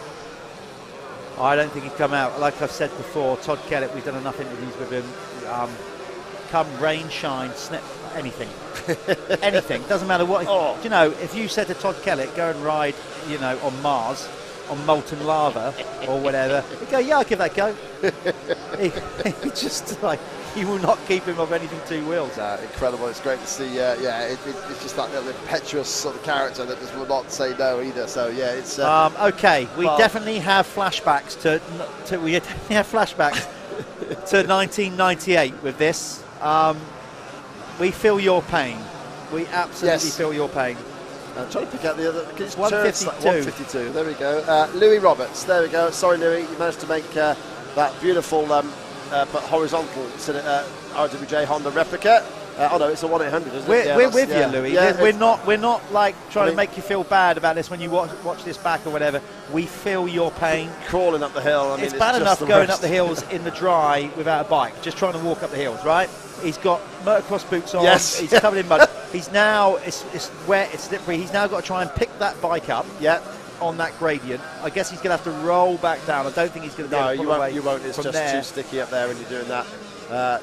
They called it. They nicknamed it Heartbreak Ridge after the 98 Nations, and he certainly is feeling that right now. But feeling the flow, and out in front, Todd Kellett hunting for the outside lines there, trying to find some sort of berm to bash into, and still launching it down these hills. An amazing guts that he's showing to get down there. Right, and then left they go up this little short climb, and then he'll re-emerge. At that. And look how wide he's going. Wow, I was expecting him at the inside and right to the edge of the track. To be fair, Ben, I think right now what you're doing, you're still seeing a little bit of dust kick up, right? Did you see that? That was unreal. But what they're actually doing, almost like a speedway rider now, they're trying to chase the dirt. Because that line where it's polished and the regular race line, that will be really slippery. So look at, I know there's a yellow flag, so Todd probably changed his line there anyway. But you see he's trying to stay off the shiny stuff and go to the darker dirt, because that's where the grip's going to be right now. Yeah, absolutely. Lovely over that jump. Kellett making it look obviously incredibly easy. It's not. No, it really isn't, even though it has now stopped raining, and that with this circuit might well help a little bit, because it just gets stickier. And although that sometimes can add to the weight of the bike, skating around, beautiful throttle control down there as well. Yeah, I was just going to pick up on his line there, because what he went is he went out just a couple of tyre whips outside the rut, then turned over it and did it very, very nicely indeed. He just cut across the rut, stayed out of the rut. Looking good. Yellow flags waving, and one rider looks like he's trying to get into the scoring hut there, and really having some issues. Another rider stopped on the corner, about the third or fourth corner after the drop down. Brooklyn Evans there is stationary, the number 141 Honda rider, and there he is, Mr. Evans there, struggling with that one.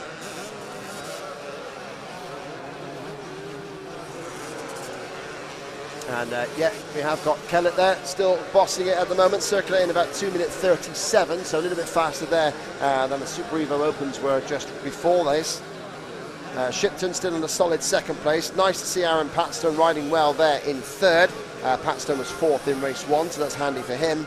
And at the moment we're not seeing Graham Irwin. Of course, he'd gone out and done the did the team race, of course, and I fully suspect that the downpour might have influenced his decision about whether or not he was going to race this this one this time. So only the Todd Kelletts of this world decided to just screw it and do all of it. So Kellett's going to have a very muddy bike on that start line for the Wright Engineering race, but he'll be warm and he'll know the conditions. So. Oh, he love it. He won't mind one bit. As we said here, I take you right back to, when Toddy first caught my eye and then offered him a ride on Team Green, and as I said, it was his commitment as a young kid, blasting about in these type of conditions, not a care in the world, goggles off. Yeah, no problem. He would have literally stayed out there. If his dad Nibs hadn't called him in, he would have stayed out there till he ran out of fuel. He would have done. He just loves it, as does his brother Ty. Said anything two wheels. So I'm not sure if team manager Anthony Revel will love it so much, though. The amount of time and effort gone into making those bikes, and he jokingly said when in the build-up to the event, he said, honestly, if it starts to rain, the bikes are going straight back in the van. I don't think that's going to be the case, but they didn't get off to the greatest start. They're coming out next in the Wright Engineering next race. Of course, Christian Watley and Dylan Woodcock didn't really have a great opening moto, so they were going to start as one of the, I'd say, like the firm top sort of three favourites in that race, but they haven't got off to a good start.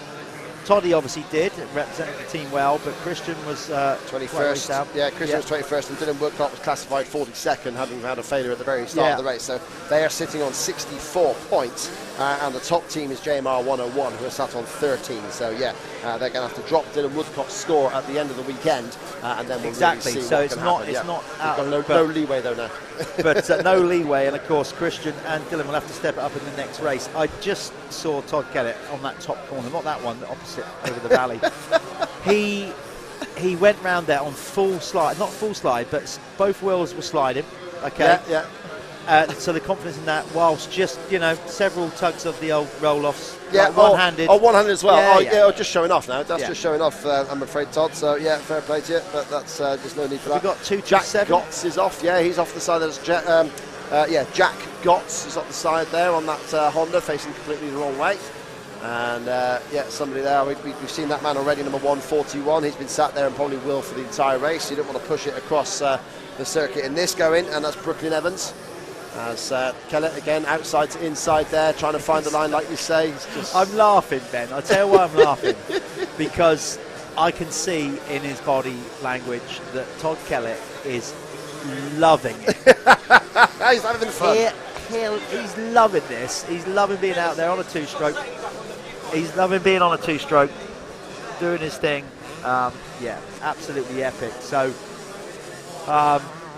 it's good stuff. And I said there's more to come here. It's coming down again with the rain, so now it's going to get even more slippery. Driving down, it really is. So, yeah, it looks like this is set. I think this was slightly forecast as well, though the forecast looks better for Sunday, so that's good news. And, yeah, hopefully the track can avoid this moisture and not cause too much damage to the circuit or to the machines and riders of them.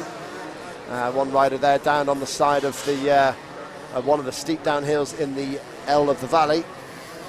So, yeah, Todd continuing to march on. Still with Shipton second, Pat Stone third. Jonathan Roderick Evans there in fourth. Dave Willett up to fifth place. He's riding very well up there, number 10. And Johnny Cast is sixth ahead of Brad Doyle. But it's arduous conditions right now. And 2 minutes 38, 2 minutes 42. The lap times, Jonathan Roderick Evans got around in 2:51. And then as we go outside the top 5, the lap times are stretching over 3 minutes long. So that's it's almost the Mirror territory. It's pretty scary stuff. Well, Ben, according to the wonders of a smartphone, modern technology, the rain is meant to stop in 17 minutes. I'll believe that when I see it. Yikes. So the right engineering race is going to be a mutter then. And then, it's just going to have to see if it dries out in time for the main team race. But all the other classes will have to deal with this. And there goes Kellett out in front, number 12, looking good. Up on the pegs, no problem at all. This is the last lap for him, and I'm sure that some riders will move out of his way now to take the checker flag quite happily. 2:22, that is in front of him, but he's actually decided not to move over. He's going to go and do another lap. And that is the 2:22 of Jake Wynnard. But across the line goes Todd Kellett, takes that win. Has 2 checker flags and 2 yellow flags. Yeah, doubling up on everything here. Crashed in the corner. We got that set camera there, but in the corner just before, I think we've had some riders going down. It is slick. It's going to get slicker. This next race is going to be a tough one, but we've got some real talent coming out in the Wright Engineering National race. Some of the other teams that we didn't mention earlier on, Club MX. Got rider number 22, James Rutter, George Clark out in that one as well, Jordan Carrier. Oakleaf are being represented by Alex Snow, Shane Carlos and Josh Taylor. That's a formidable team there. Team design team, Harry Bradley, George Boyce, Jamie Wainwright, another strong team. They're stacked out, as we said. There's some big teams out there. Brennan, represented by Shane Holmes, Aaron Patstow and Howard Wainwright. Some of the other teams we mentioned earlier on. So the results coming in, these guys aren't coming in so thick and fast as some of the other races we've had.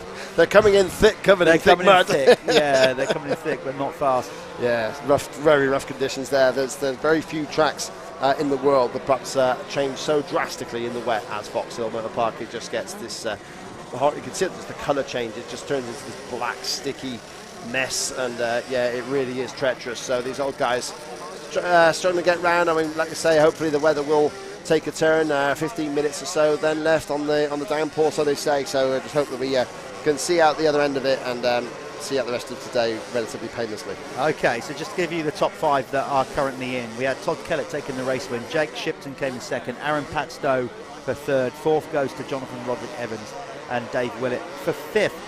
We're going to go to another advert for the people that are supporting us. Hopefully you'll support them too. So we're going to go to that, and then we're going to get another guest in shortly when we come back from this advert. So hold tight, people. We'll be back with the Wright Engineering National Race after this ad.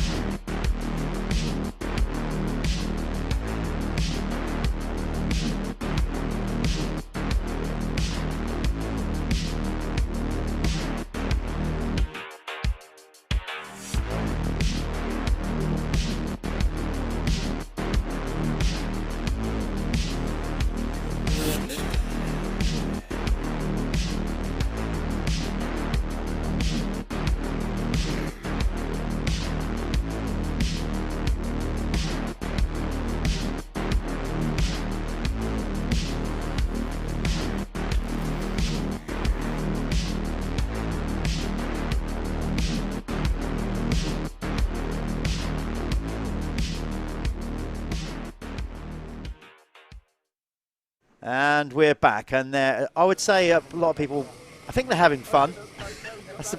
It's the British way. Certainly the guys are over there, a lot of guys and girls watching, good stuff. So we are going to get this Wright Engineering race underway, and we've brought in a guest, and what the perfect guest under the current circumstances to bring in. We are joined by Bob Buchanan, or Sir Kingsley as I like to call him. Here we go. Start as you mean to go on. Bob, Goggle Tech, you're the man for prepping goggles here in the UK, or anywhere, actually, European motocross, whatever. We were just talking about it. It's going to be, they've got to be well prepared now because we're not allowed any tear-offs at the minute currently, but we're thinking some might be trying to just bend the rules on that. Well, they'll only be yeah, that's it, you're on. Yeah, they'll only be trying it when they hear my voice because I'm on Goggle Police this weekend taking them off them. Yeah, but I mean, it's the way it is going now. I mean, places are banning tear-offs. This bans tear-offs here because they got Olympic horses in fields just nearby, and the landowner doesn't want the horses eating tear-offs, so that's why he bans them here. But yeah, a lot of places are banning them now. GPs, obviously, you can still use them, but at this event, not. But anyway, it's roll-offs out there at the minute, I would think. That's good for you, though, because you were pioneering in your preparation of roll-offs. You kind of done a nice little system there that people win and ride Western with it. No wet sand gets in behind it.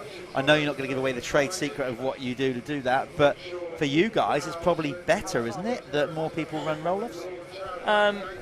It is, but there's certain things. I mean, the British Championship was a complete tear-off ban this year, and there are conditions where you've got dry, stony tracks.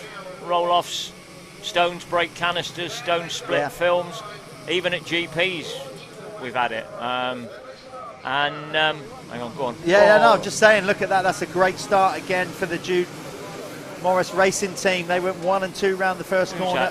Oh, but that was one of them gone down, and Liam Garland has gone down. So that's one. The other two were 1 and 2. Now Tom Grimshaw gets hung up in that rut.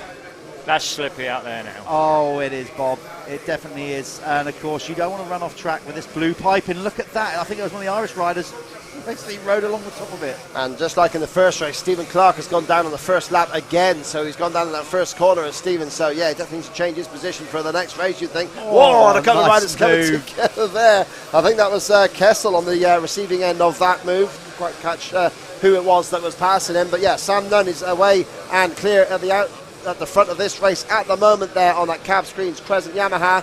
firing around to the outside of the circuit. Look who's behind him, Todd Kellett, who's just had a nice little warm-up race for this one. He's been so fast, Todd Kellett. Yeah, I was really impressed with him, Bob. I'm not sure if you were down there. I can't remember. I think you were at the Hut Cup Memorial, Mike Brown Memorial.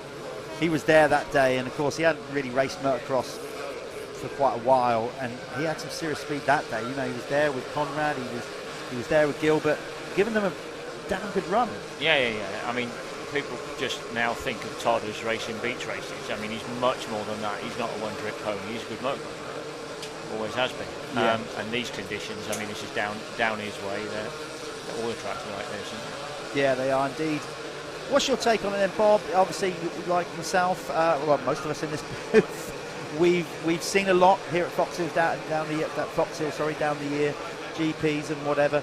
I know, obviously, back in the day, you ran your own GL12 team. Now he's running the old top.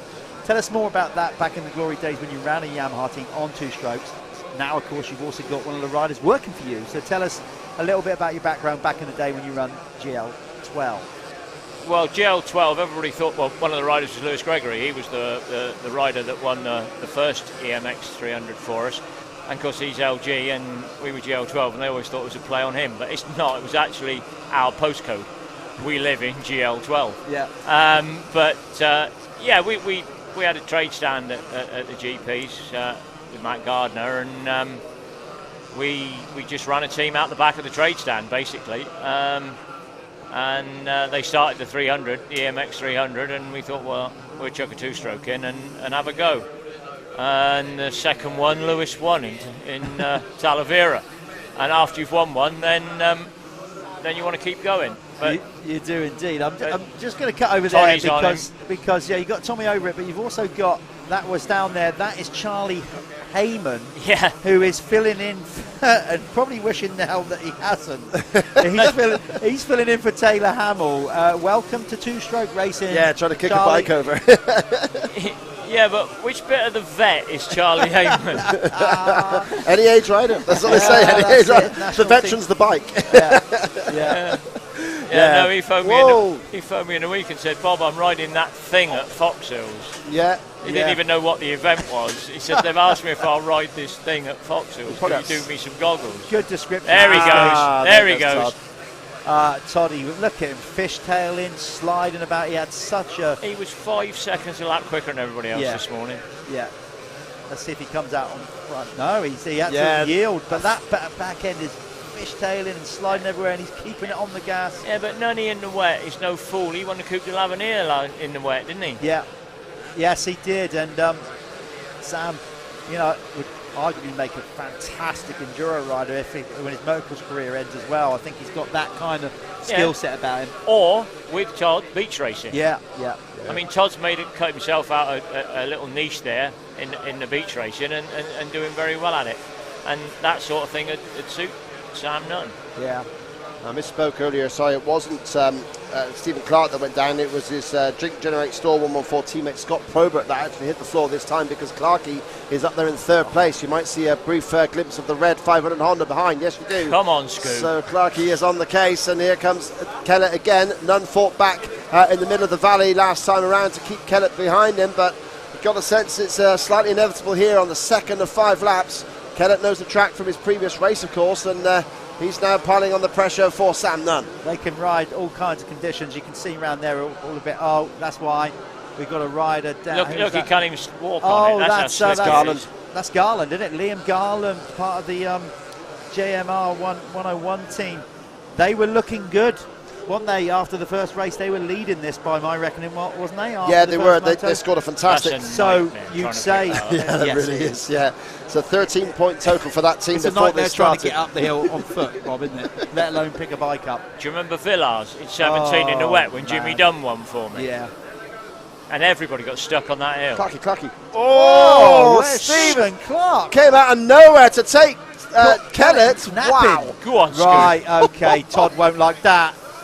Oh, he's running it in there straight away. We've already seen Todd have a little bit of argy-bargy with Bob Rochef in the opening moto. What did I see on that screen? Where's J-Law? Is in 5th place there, just ahead of Grimshaw and like Husband. because Kellett comes charging back and has gone straight back into second. I think we've got issues with... No, look at this three-way battle we got going on now. Oh, Kellett round the outside. He has gone off Clark, and now he tries to attack Sam Nunn right at the top. So Sam Nunn having to hold Kellett back, but Clark's right there as well.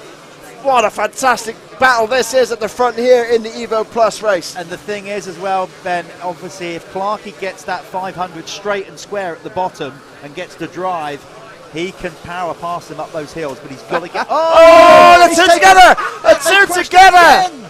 Oh, this Wright Engineering National Team race is developing massively. Look at these two together, and now they're facing a slippery climb back up the hill. Kellett leaning on Clark's bike to try and get traction to climb it. You've got to go down, but even trying to pick the bike up, Bob, at this point is so slippery. You've got to go down and come back up. Just missed the foot peg as he tried to remount it there. Oh my God, we are getting some serious action here at the VMXdN 23. Wow, well that's going to give Sam Nunn a nice clear run. To be fair, he was sustaining the pressure and handling the pressure really well. Now he's going to have a big lead to just nurse that bike in and take a race win.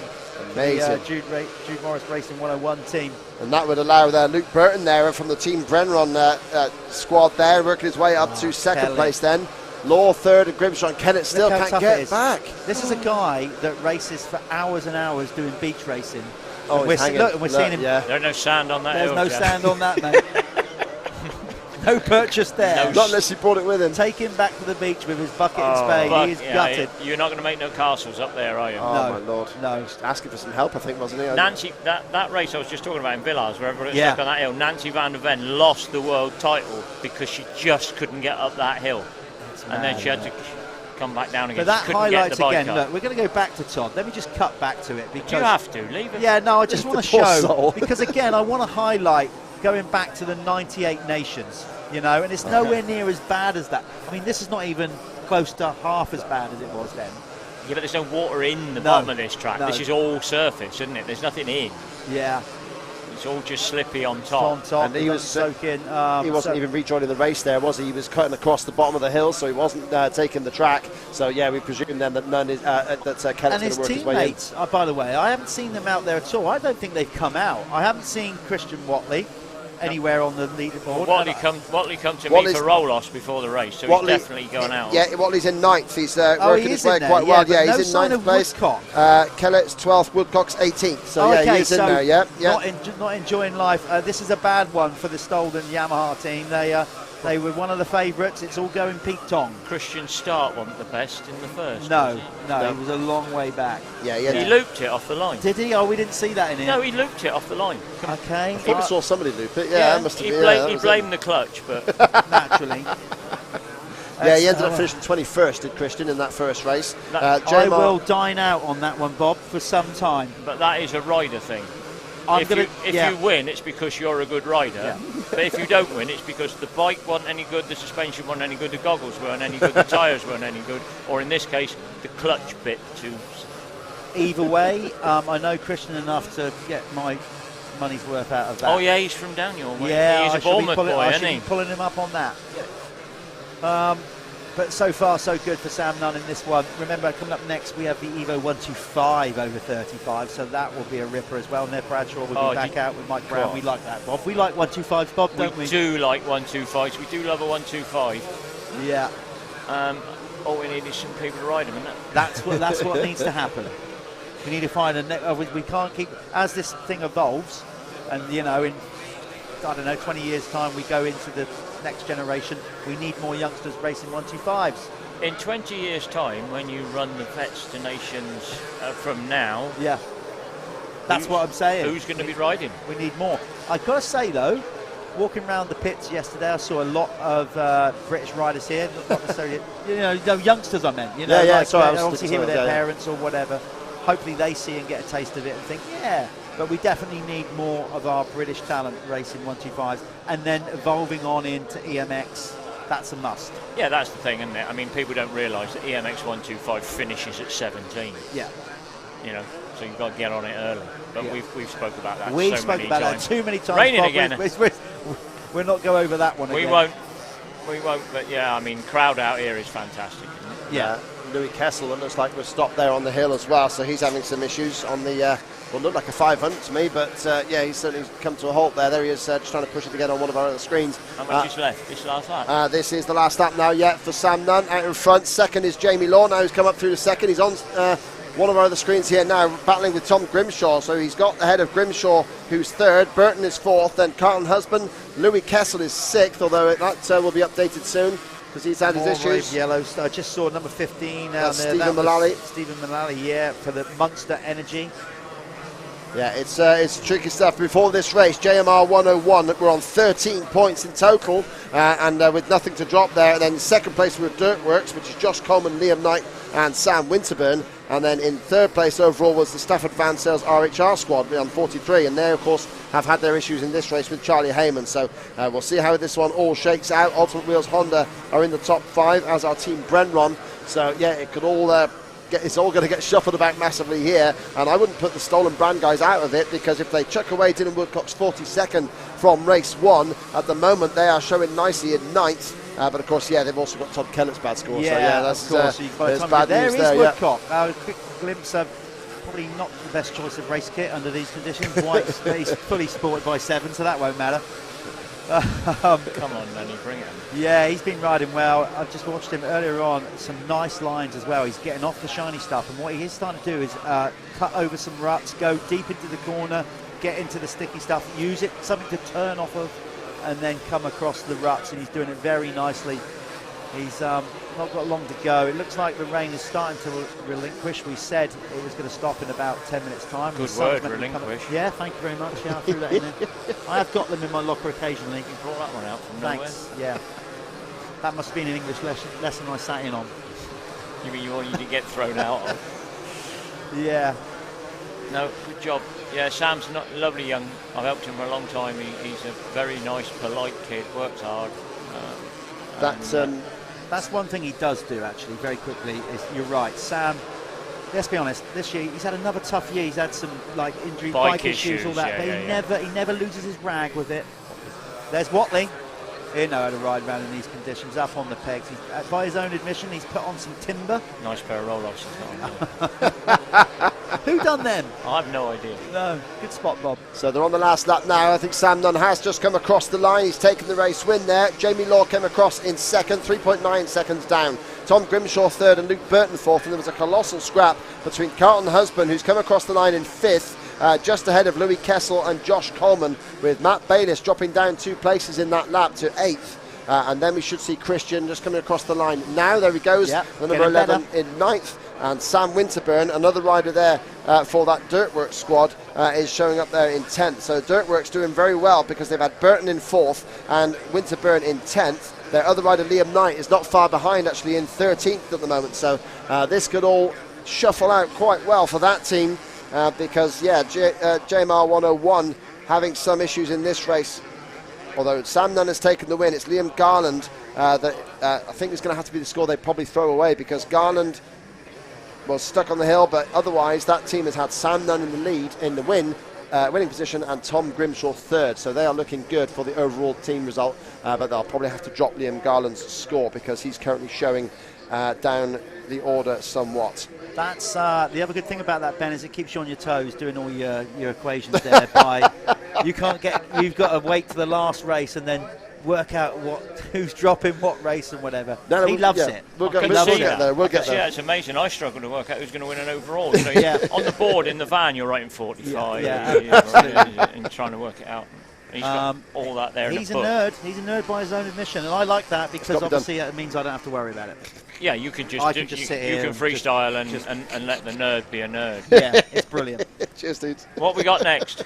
We have got coming up. We have got the Evo 125 over 35s. Bob, you're going to like this one. This is going to have Brownie in it, hopefully. Nev Bradshaw. We've got some big old names from yesteryear also in this one. Who won the first one? Let's go back. I can't remember. Ben will have it written down. He's a full statistician. I'm getting there. Evo 125 was won by Neville Bradshaw, and then Brad Anderson was second and Mike Brown third. So it's round 2, ding ding, of this 3-way tussle. Really looking forward to this one. And also up there, in 4th place was Matt Bayliss, and 5th was Shane Holmes. So yeah, certainly going to be a good scrap. Just go. We're going to go do a very quick ad, 30-second ad. Again, people that support us, and we'll be back. We won't miss the start of this one.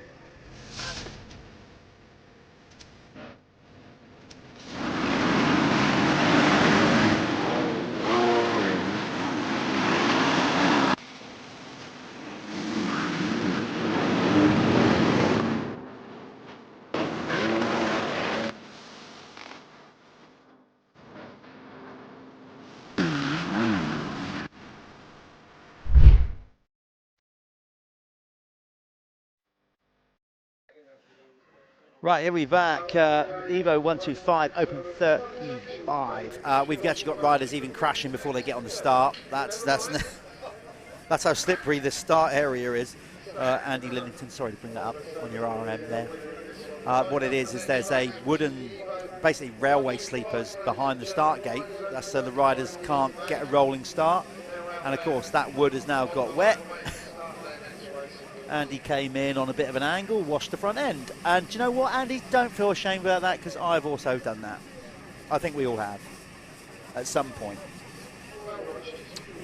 This is the Honda class. If it's not sponsored by Honda, it should be, because they absolutely rule the roost in this 125.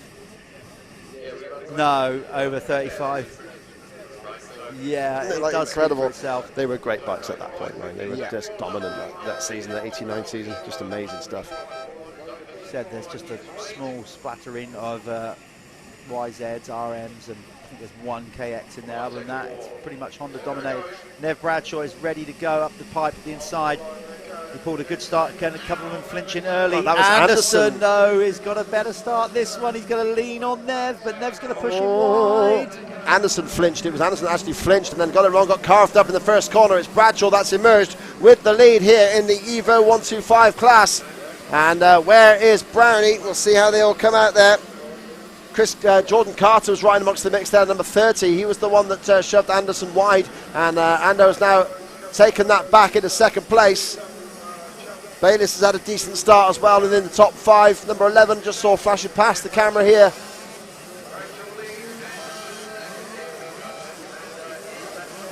And Anderson in second spot there as the Hondas all together. Just pick out what the different kits are, but we'll do our best to pick them apart here.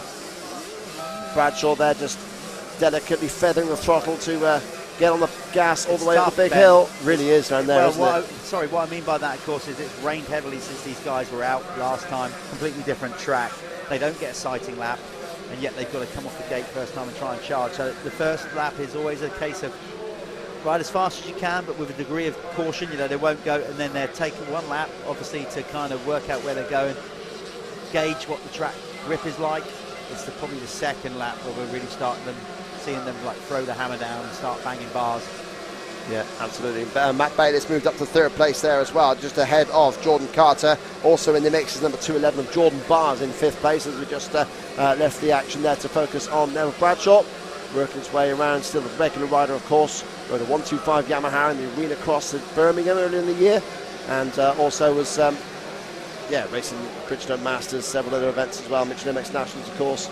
And he's been trying to tackle the South African Championship back down in his homeland, but he got held up by a bad knee injury earlier this season, so he's come back very well from that to ride there, the hard as nails South African with Irish parentage, so therefore he can ride for Team Northern Ireland and justify it despite his massively un-Irish accent.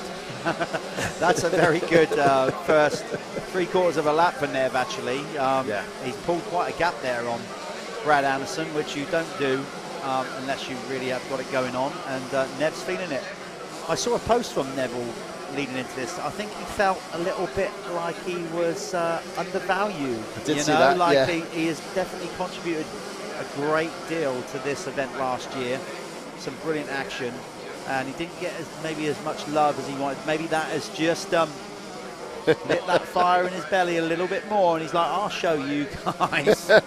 He's going to make sure of it, yeah, definitely, and he's doing that at the moment with that one as yellow flags waving around. Marshall's being kept busy in these tricky conditions, of course. Yeah, with a 125 bike in the mud, you really have got to keep it spinning because otherwise it is so easy for it to lock up, clog up, and simply just not move forward. And Bradshaw's keeping it going very nicely right now. Good lines there, just trying to pick apart as Oh, that's number 75 on the hill is having some issues there. Pick him apart. That was, Adam Duffin, sadly, has had a Duff ride there. And look at this lot. There's a whole battle of them. Look at this absolute action here. And there's a bunch of them all together.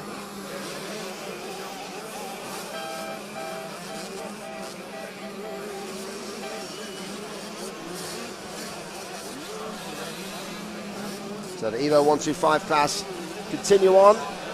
Get a little bit of clearer weather now, by the looks of it. Looks slightly brighter on the screen there. As Anderson still continues to battle on with Matt Bayliss in his wheel tracks now. And this is the class where Brown and Bradshaw duked it out last year, with Bradshaw the overall winner, mainly due to a problem for Mike Brown in his bike in one of the motos there. But yeah, at the moment it is Jordan Bars in fourth. Carl Nunn is riding well in a good fifth spot as well, the number 23 rider. So yeah, good to see Nunny at the site of one of his most famous rides out here pushing hard. But at the moment I'm not seeing, Mike Brown is showing right at the bottom of the timing screen, so maybe again mechanical gremlins have struck Mike Brown, because the number 100 rider is there. Bayliss shoves up the inside of Anderson. What a great move. Ando cuts right back past him and then runs wide. And Bayliss takes it back. Great scrapping between the pair of these boys. And yeah, Bayliss and Ando swapping places. They changed position there 3 times in that corner and straight. And there's a yellow flag. Is this one of our... I'm laughing. Is that Nev? Oh, no, I don't think it is. No, it's a 125 Honda, but that doesn't exactly narrow it down in this class. And Anderson struggling there through the tight corners. I was laughing because I'm thinking, that Bayliss, he's braver than I thought. Taking on Ando in this sort of scrap. Yeah, in these conditions as well. But that's confident. See how can you see there how he slid up on the take of that? Yeah. And these are some big old jumps. You've got to hit them square and true. There's if you're taking off like that, as skilled as these riders are, if you pitched it sideways, that's where we're at with this track right now. That rear end can break away from you in an instant, no matter how good you are. If you're going up the face of a jump and it slides, I mean, you're going to need reactions of a, like, I don't Mongoose. know, like a striking cobra that has drunk too much Red Bull or something. I don't know. Yeah, I mean, like that, you've got to be on it. I mean, to me, I don't know, correct me if I'm wrong there, Jeff, but to me it looks like Brad's bike looks a bit soft for me. The back end is very low down there, and I know in these conditions that is particularly bad news, because it squashes down rather than driving forward when you get on the power. So it looks to me like Anderson's just struggling with either a soft spring or maybe even a hot unit. You never know, it could just be going off a little bit. And yeah, that is the end of the race there for number 75, Adam Duffin. He just stopped at the side there on his Honda. Oh, we're back with Nev now. Yep. Yeah, out in front by a clear margin there. He was at the end of the lap just previous. 8.2 seconds ahead of Matt Bayliss, who has amazingly quickly put 3 seconds on Ando there, with Carl Nunn also on the move. He's up to 4th place. Be nice to get a shot of number 23 if we can. It'd be good to see him around Foxhill again. And yeah, 5th place is Jim Davis, the 444. Then Jordan Bars out of Jordan Carter and Mike Brown. So there must have been a timing glitch, because Brownie is actually out there and powering on. So he's up to 8th place now. So he must have had an issue at some point, because he was right at the bottom of the timing standings before last time I looked. But yeah, he's now maybe just corrected itself. There's Carl Nunn. Brown's up to on 8th. a Honda. As ordered. And it's Nunny who's got that... is that no, it's not the Nation's replica stuff. Well, it kind of... It's yeah, good looking kit, isn't it? Yeah. No, it is. I think that's why he had it done. He was in that kit that year, obviously. So they've kind of done it like that. Obviously, racing a Honda. He did race Honda. Of course, he raced for Cat. Yes. Pinning Honda, Dave Thorpe's team back in the day. Classic style of Carl Nunn, always. Back in the early 90s as a schoolboy, he just won almost everything there was in youth racing. And now he's there, battling it out, up to 4th place, going very well. He's got 7 seconds to catch up to Brad Anderson. I have an interesting fact about Carl Nunn. Oh, okay, go for it. Well, I think it's quite interesting. Carl was one of only one rider paired with another, Roy Wells. They're the only two that have ever tied for a national championship. Wow. So I don't know what was going on with the point scoring system back in that day, but they couldn't do it on the decide. So yeah, an ACU British Youth title, and they were both equally rewarded 1st place that year. Incredible. There you go. Roy Wells was a great rider from our end of the world, around about sort of Wiltshire, Gloucestershire area. But yeah, from Western Supermare, in that part of the Am world. I right? He had a horrendous crash at Whiteway Barton. He went down the hill, tangled up with his bike, I think, and made a right mess of his leg. Yeah, and that basically ended Roy's career, regardless of moving into adults. He still does the Evo scene, or did for a little while in the Twin Shock, but for a bit of fun. Yeah. But that basically derailed any pro career that Roy had. He was also prolific in youth motocross. Yeah. All about the same sort of time there as he's Garland actually as well. here watching this weekend. Oh, yeah, great. He's here. Shout out to Roy. I mean, I don't think I actually knew him to talk to, but yeah, always, I can see his riding style now. He's always long in the body and sort of leant it over with his head as well. And it's just such a distinctive style. Yeah, he's in your category, isn't he? He's a long lad. Big old unit. Yeah, he wasn't back then when he started. He was like tiny and on the 65 or 50 class. It was 60s, yeah. There was no 5. Yeah, of course. 60s and 80s and 100s. But that's what we're seeing. Of course, you come to this event, you see so many names and people. They're not. They're not all out on the track. Like earlier on, we saw Rob Herring walking around. He's not racing. Yeah. But you'll see so many people from British motocross down the years that will come out to this event, and that's another reason why it's so cool. Yeah. I mean, it's bringing British motocross together. I said we've seen likes of names, obviously, like, probably Rob Andrews, Rob Herring, all the names from yesteryear. Mark Banks walking around, obviously, as a sponsor. And then I've seen a bunch of kids that are currently racing the British Youth Championship in the 85 class. They're all out here having a good time, watching the racing or hanging around. Yeah, Billy Askew was about brilliant. Billy Askew was out and around the place last night as well. So, yeah, obviously enjoying the atmosphere. Probably going to be lining up next year. If Charlie Heyman's out there, then, yeah, we can get Billy out here as well. That'd be a good laugh. And Nev is bringing things home here. He's on lap 4, I believe, at the moment. So, yeah, still 1 to go at the end of this. But, yeah, he's showing a clean pair of heels to the rest of the competitors here. 7.1 seconds clear of Matt Bayliss at the end of the last lap, although we'll see what it's like at the end of this one. He looks immaculate in every sense of the word because he pulled the whole shot. He's not been covered with Foxhill clay. Kit looks immaculate. Of course, down the last year or so, he's worked for the guys at CI Sport. He's been doing some stuff with them, with Alpine Star, and now with obviously Troy Lee Designs. So they've been out on the road repping for those guys. As we swing back round, we're now trying to find riders as we pan out. Oh, what have we got there? 184 is down at the side of the track. That's Kevin Sanders. So yeah, I'm not quite sure. He was running in 23rd at the time, so yeah, not a great race for him as it stood there, although a little better than Paul Cameron is a bit further down than you would expect for a rider of his talent, and yeah, he's a bit further down there. Nev, you would have seen opting now to not launch the big triple down into the valley, as would a lot of riders now. It'll take a brave man to do that. Up into 4th place there is gone Mike Brown. So Brown has actually made a great recovery from whatever ailed him in that first lap. So we thought that he was out with a mechanical, but he wasn't. He came through well to 4th place now, and he's 9 seconds back of Brad Anderson with a lap to go. Matt's still there. Going through. Let's see if we can find Mike Brown, rider number 100. I think he's down as number 100 in this moto. Yeah. So it's Bradshaw from Bayliss, and then Brad Anderson in 3rd. Brownie down. There's 4th. Brownie on screen now, or at least on our preview screen. Let's get him up. He's now down the far end of the circuit in the mid valley. We're trying to find him. He's somewhere down there. We'll find him in a minute. He's gone up that hill and he's coming down the other side now. There he goes. There's Mike Brown. Good to get some action. Brownie was coming in as one of the favourites here. It's not gone his way so far in racing today. He's had an underwhelming VMXdN Foxhill because, yeah, in the team race he wasn't exactly a shining light there, sadly, and whether it's a start or something like that. 25 down, that's John Holmes stuck in that precarious position up on the side. There was Mike Brown, powers past him. That's how you do it. Just drag the bike down the hill. It's like a hill climb, isn't it? It's just the worst, isn't it? I mean, like you say, there is virtually no feeling as rough as being on the side of a hill like that. Pretty crazy stuff. But yeah, Mike Brown there, part of Team USA, of course, in the team event as well. He was 9th in race 1 in that particular class. So yeah, he's still got another moto to go, although he's got a few races in between here and now to rest up and get set up, cleaned up. So good to see the style of Mike Brown though. Again, you've got to remember he's 51 years old, so yeah, he certainly is doing very well for a rider of that age. And yeah, Here comes Anderson with that soft Honda. I'm sure there's something wrong with that. Mike's got the star. He's so lean. He's up on the pegs there. Wow, though, that's like like just trials. really touring like he's got a problem. Carl Nunn's not too far behind him there, so he has got a problem. I think he did. I think he was starting to slow up there. Maybe a bit too much. He thinks he's on the last lap. What he might not realise is that Carl Nunn is now breathing right down his exhaust pipe. Let's see as they come into view if Brownie had an issue. Yeah, Bradshaw takes the win. No, Bradshaw takes it across the line. 3.9 seconds out of Matt Bayliss.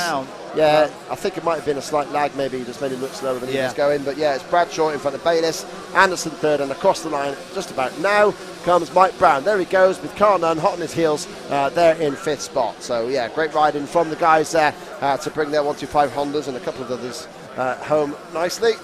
We're going to go to another ad before we come back with the Evo 125. Oh, no, that was the Evo 125. Before we come back with the Evo Ultra, we're going to go to an ad. But if we've got time, we might even play a little pre-recorded from yesterday as well. Everything I try to make it look like it's going 200 miles an hour. That's my whole goal there. I'm Troy Lee, and this is our new signature Goggle collection. We've been doing collection probably for about 15 years with Oakley, doing a couple goggles every year, a couple pairs of glasses every year. My love is my motocross team, and so first off, we probably have more red in line, but then I always like to throw something weird in. You gotta freak them out a little bit, you know? American flag, stars and stripes always work good, so we add a little bit of metal flake to the oval here and add a little bit of chrome to it. Really, I'm always more excited about the next one I'm working on. It's like I can't wait to get to work and start sketching some new ideas. My name's Troy Lee. I'm the owner of Troy Lee Designs, and super proud to be working with Oakley. They make the most beautiful product on the planet. Right, here we are. We're over at the Yamaha camp with somebody that's a prolific motocross rider. He underestimates himself. Paul Denning. Paul, you've been involved in the sport a long time, obviously running Crescent, but you go more than that. You also obviously involved with the road racing side, so tell us more about what you do with that. Yeah, the day job is to run as Crescent Yamaha alongside Yamaha Moto Europe, the official World Superbike program for Yamaha, so we've been doing that since the end of 2015. Step-by-step improvements culminating in the World Championship in 21 and a very, very competitive package now. So that's the day job, and it's honestly the nicest project I've ever been involved in, really, in all the years of road racing. But this is the sort of first love. Yeah, when you start doing something at 7 years old, it's difficult to leave it alone. So 50 years later, here we are. Yeah, and this event, it gives you an opportunity to come out and race because you are, so I know how busy you are with the road racing stuff. So here comes Chico coming in, we're in his way. Let's just move over a little bit. That's how cool that is. But like you said, this is kind of like more like your roots. This is where the love very much so. I jumped on the back of a homemade little dirt bike, as I'm sure you did, with my dad sat on the back and looked round and he wasn't there anymore, and that was how so many of us started at 6 and 7 years old. And that feeling of riding a dirt bike, even though it's now, I was never fast back in the day, you know, like the level of you guys and the top guys, but enjoyed racing competitively. And the level's less now, the intensity's less, but the feeling of just getting if you only get one section of the track right, it's like, oh, that's nice. And it's a lovely feeling that not many other sports give you. So, yeah, still really enjoy it. I have to say, though, this track is a bit different maybe than the kind of normal practice track you go to on the weekend, and my arms pumped up just driving through the gate this morning, you know, like, oh my god. So 5 laps isn't really the problem, it's sort of arm pump after half a lap is the problem. You got last year you got an okay? What, you know, I know you had a little misdemeanor. I looped out on the line. You are going to admit that. We all don't do that since we're kind of 9 years old, and we've done it once on a YZ60 or whatever. But yeah, I looped out off the line, which was fantastic. So I'll try and keep the back mud guard on this one this year. And from a Yamaha perspective, obviously a big deal. Explain more why you guys are here from that side of it. Sure. As Crescent Yamaha, obviously, as you know, we got the Yamaha dealerships, and really building the off-road side, of course, supporting Lee Webber and the cab screens, Crescent Yamaha.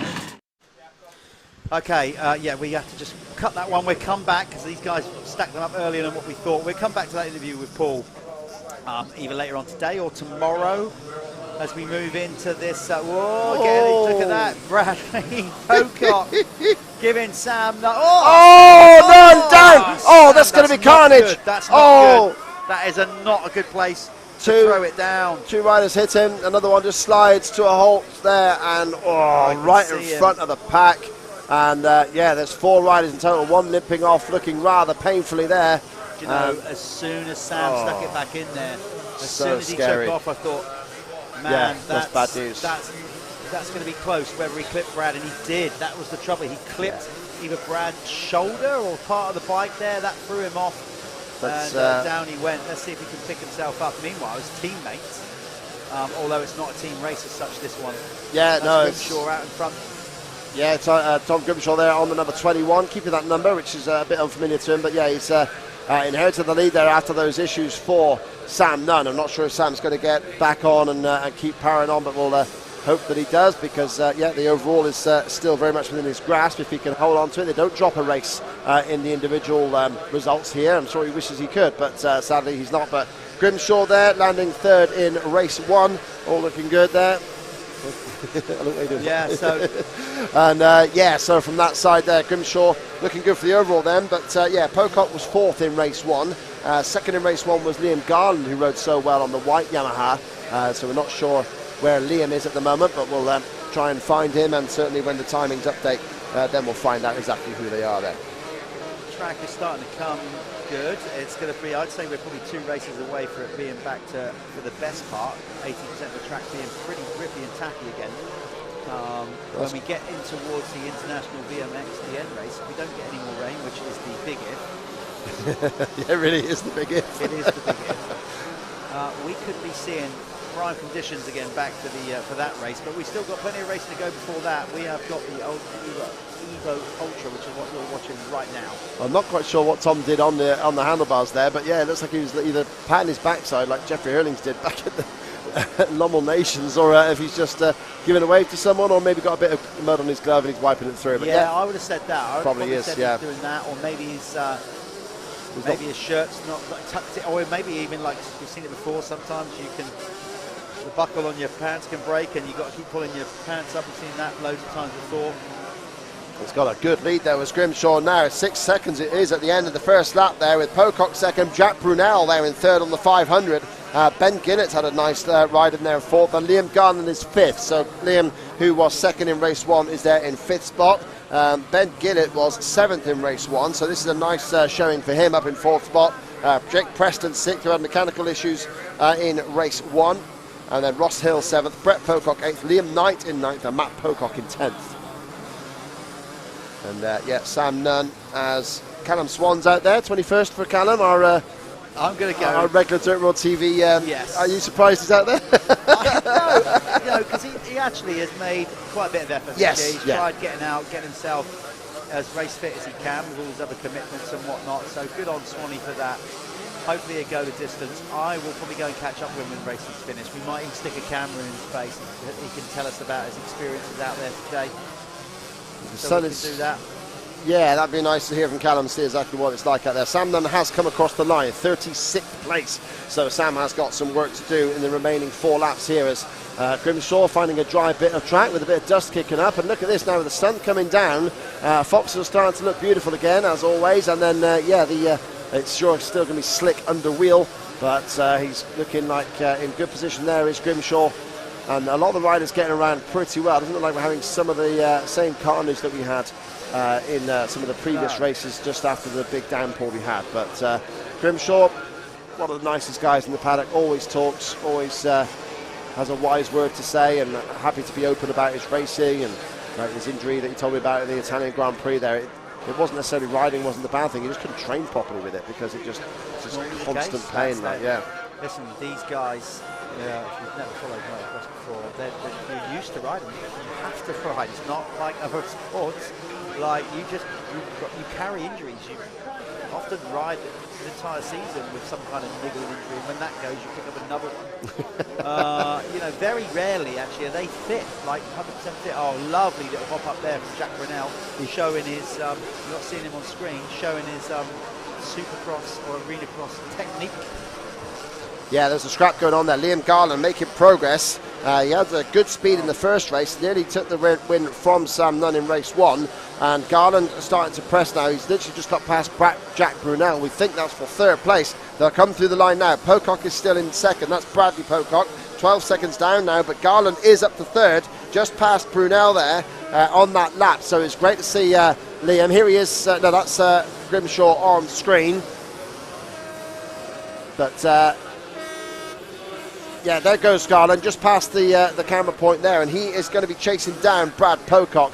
He certainly was faster there by the tune of 4 seconds quicker than the second place rider in race 1. Here is Jack Brunell, and I'm sure that the quote that stood out for me with Jack Brunell after the arena cross was like, he doesn't know why we all go to muddy fields. I don't know why we just don't set up in stadiums every time, and I'm sure he's feeling exactly that right now. I remember that. I was hosting that press conference. Yes. It was, yeah, that made a lot of people in the press room laugh when he came out with that. I literally had, I'll say that we had an experienced commentator basically sent me a text that might as well have just been a big tut after hearing that quote, but there we go. I won't disclose the name on that one, but yeah, Liam Garland showing some good speed at the moment. And one of these riders seems to adapt to the two-stroke pretty well. And here he is now on screen, chasing down Brad Pocock for second place. Good riding from Garland. He really has shown some great speed in this, and this will keep him in the hunt for the overall. He will be level on 4 points apiece with Grimshaw if he gets through the second, and Grimshaw hangs on to the race lead here. Then yeah, these two are going to be battling out level on points going into day 2. This is the 4th race of the 9-race block here, the second block of racing here at the VMXdN Foxhill, and Garland must have had heart in his mouth there because he launched and Pocock didn't. So Garland had to be wary of not landing on his Honda-mounted rival. He really did wheelie into that gap. Nice. Oh, what a move! You always you'll get 100% from Liam Garland. You know, when he was younger, that 100% was sometimes a little bit more. And well, that's with some of the injuries. But as we said, he's older, wiser, still got plenty left in the tank. He's still a relatively young man. But injuries have definitely played his part on Liam's career, big time. And he just wants to get a roll on it. Just wants to get back into it. Just have a nice year or two, just cranking out the results and trying to get some momentum going again in his career. That's the bottom line. I mean, he doesn't duck out of it, does he? He still rides the pro class at the Michelin MX Nationals. He could quite easily drop down to the experts if he wanted to, I suspect. But yeah, he's up there in the pros. And yeah, it's good to see him on the gas on this gorgeous machine. The YZ250 there. And firing down the hill now. The gap was 15 seconds between Garland and Grimshaw with 2 laps left to go, including the one they are now on. As they come up to that, the number 172 rider Dave Moore's there on the... Looks like the 500 Honda. Way there, didn't he? Yeah, he did get out of the way slightly. Good stuff. We might have 1 or 2 marshals out there with blue flags, but it's not to the standard of World MXGP or anything like that. We're not that precious or that serious here. A lot of riders will take it serious, but the overriding emotion over this weekend is to just have fun, you know, not lose sight of why we go racing dirt bikes. That's what most people are here to have fun with, make a good weekend of it, make the memories. Of course, some will want to win, they're racers, whatever, but what I'm saying is, you haven't got this intensity that you would see if you walk around a paddock, like, for example, MXGP. Everybody wants to talk, having a good time. When you go to a GP, for example, you've got mechanics that have paid good money, you've got some riders that have paid multi-million pound or whatever it is to go and do a job. Like Ryan Filippo said in it earlier, that's your job, it's like being in focus. Imagine like you're working in an office, that's the point, and you're trying to do a job. Yes, and then somebody just comes in asking you what you're doing all the time, and doing this and talking that, you're like, you know. Sign this. A bit like on the Fast Show, like Colin Hunt, you don't need that coming in. But this is a very different weekend. That's where mechanics and riders are open to a chat. You know, it's not that serious. It is when the gate drops for a lot of these guys, but it's all about a fun weekend, reliving memories here at Foxhill. Yeah, absolutely. And Garland showing some great style on that YZ. He's still a few seconds there adrift of Tom Grimshaw, our race leader. Of the last look there for Sam Nunn, he worked his way back up to 16th place at the end of lap 3, so that's pretty decent running there from. And we've got the 2 Pococks together, Brett and Matt on the fringe of the top 10. Number 14 has come to grief on our screens, Callum Shepherdson. He has fallen there from 25th place. So on the Sobe. Yeah, the gorgeous Suzuki. Yeah, very nice. I saw one of those, or Sobe dressed bike in the show and shine. I'm not sure if it was his actual bike. There was one with Pastrana's number 199, and that's the 14 of Kevin Windham, isn't it? That's the sort of testimony there, who was his Pastrana's teammate back when the factory Suzuki's had a proper concern. I'm going to give Jake Preston a shout out as well. Jake is one of our series sponsors, but when we go to the Michelin MX Nationals, owner, proprietor of Spiral Graphics. Talking to Jake yesterday, he's been busy. I'll bet he has. This one. With all the retro graphics and look. So yeah, but he's decided to come out and race. He obviously raced the Arena Cross as well. Yeah, absolutely. Good to see Jake out there, yeah. Also, Liam Knight has had a charge through the pack. I think last time I saw him, he was down in 12th place, and to see him up there in 5th spot now is great riding for the rider who usually rides for Gabriel KTM in the British Championship. He's had a tricky season, it's got to be said, not perhaps his best, but yeah, it's good to see him there enjoying the two-stroke action there. Standing in for Dan Thornhill, who sadly hurt himself there at the Cullen Bridgestone Masters round. But, meanwhile, on screen we have our race leader, Tom Grimshaw, who's just decided to clear off for this, and he kept a 14-second lead at the start of this lap, which is the final one. And yeah, they're on their last circulation now. Pocock still 7 seconds over Brunell for 3rd place. Knight 5th, Ben Ginnett 6th, Ross Hill 7th, Jake Preston, as Jeff said there, in 8th place, Toby Lightbound 9th, and Brett Pocock is 10th. So Brett has now got somebody between. Luke Oldfield's actually worked his way past Matt Pocock into 11th place. And Sam Nunn 14th at the end of that lap, but with 2 riders less than a second in front of him, so you could see Sam Nunn work his way into the top 12, because he's also got Matt Pocock in his sights. And there it's 13th, my mistake, sorry, yeah, screens have just updated, and Sam Nunn is in 13th place now. He's passed Sam Dyer.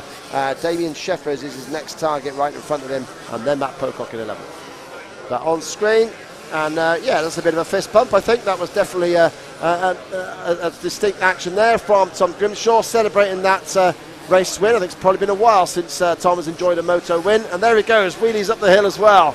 Great style from Tom Grimshaw. There's a great family all involved in the sport, of course, for many years, and Tom, yeah, great youth racer and working his way through now, and a great win for him. Indeed. We're going to get the top 5 in.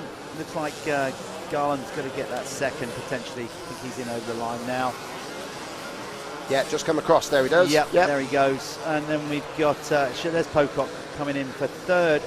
Okay, looks like Brunell will get 4th, but let's go to, yet again, no bother with this, another advert for the guys that make this happen, all the people helping us out. Thanks to that, because without them we wouldn't be able to offer up this live stream as a free of charge option, basically. So thanks to the guys. We're going to play another couple of adverts, then we'll be back with the next moto.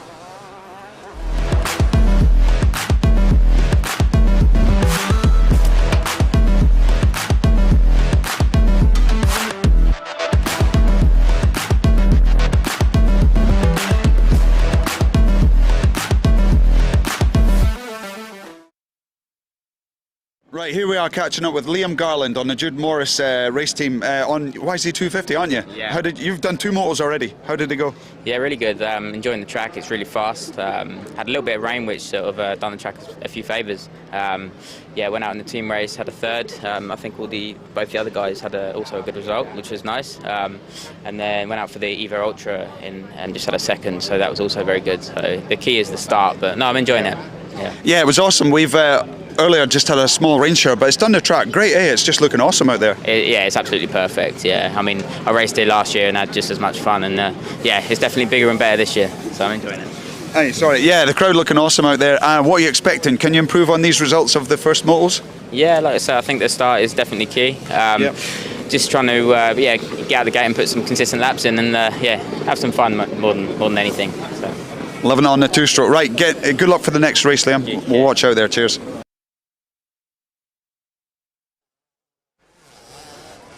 Okay, the guys are still loving life out there on the hill.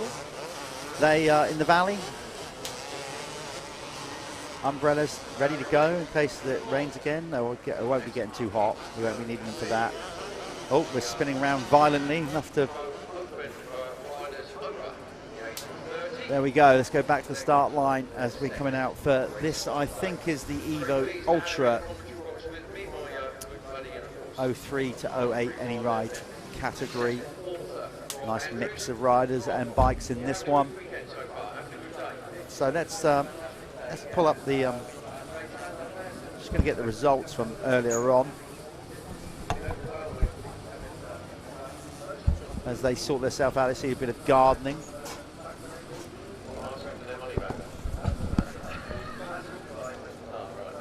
Yes. Yeah, Ultra was the 4th race. So this is the Evo Open over 30 we've got coming out now. So let's just find the earlier on result today, if I can.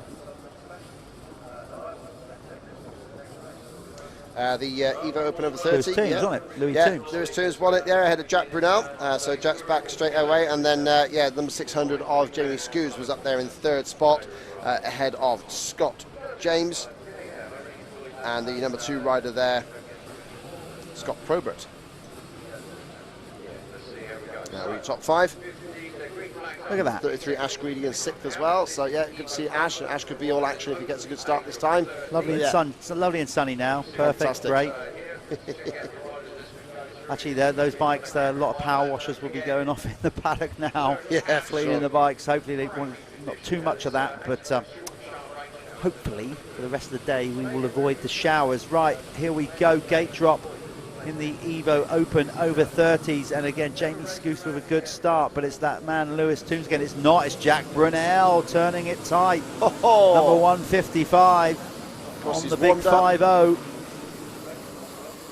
He's warmed up after getting into the top 5 in that previous race before, and we've got the Kawasaki up there as well. Number 1, I think that's our number 711 rider, isn't it? There, that's up in the standings.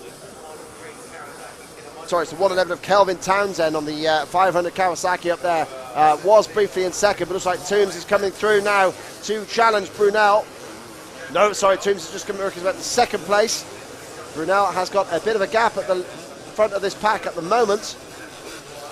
Down the hill goes Brunel there. You see our race leader very gingerly there, and then really waiting until the bottom of that hill to launch into the 500 power, and Toombs flies up the hill right behind him in 2nd place. He had all the pace that Jack Brunel could handle in race 1, so what can Toombs do here? Now he's got to pass him. Sorry, Ben, that first downhill there, the one that they drop off out of the big hills, that's obviously the longest and the steepest. I'm just going to highlight back in the day, coming back down that hill, Sebastian Tortelli had a moment in his epic battle round here in '97 with Stefan Everts. I was fortunate enough, or you want to call it that, to be in a best seat in the house as they came round to lap me.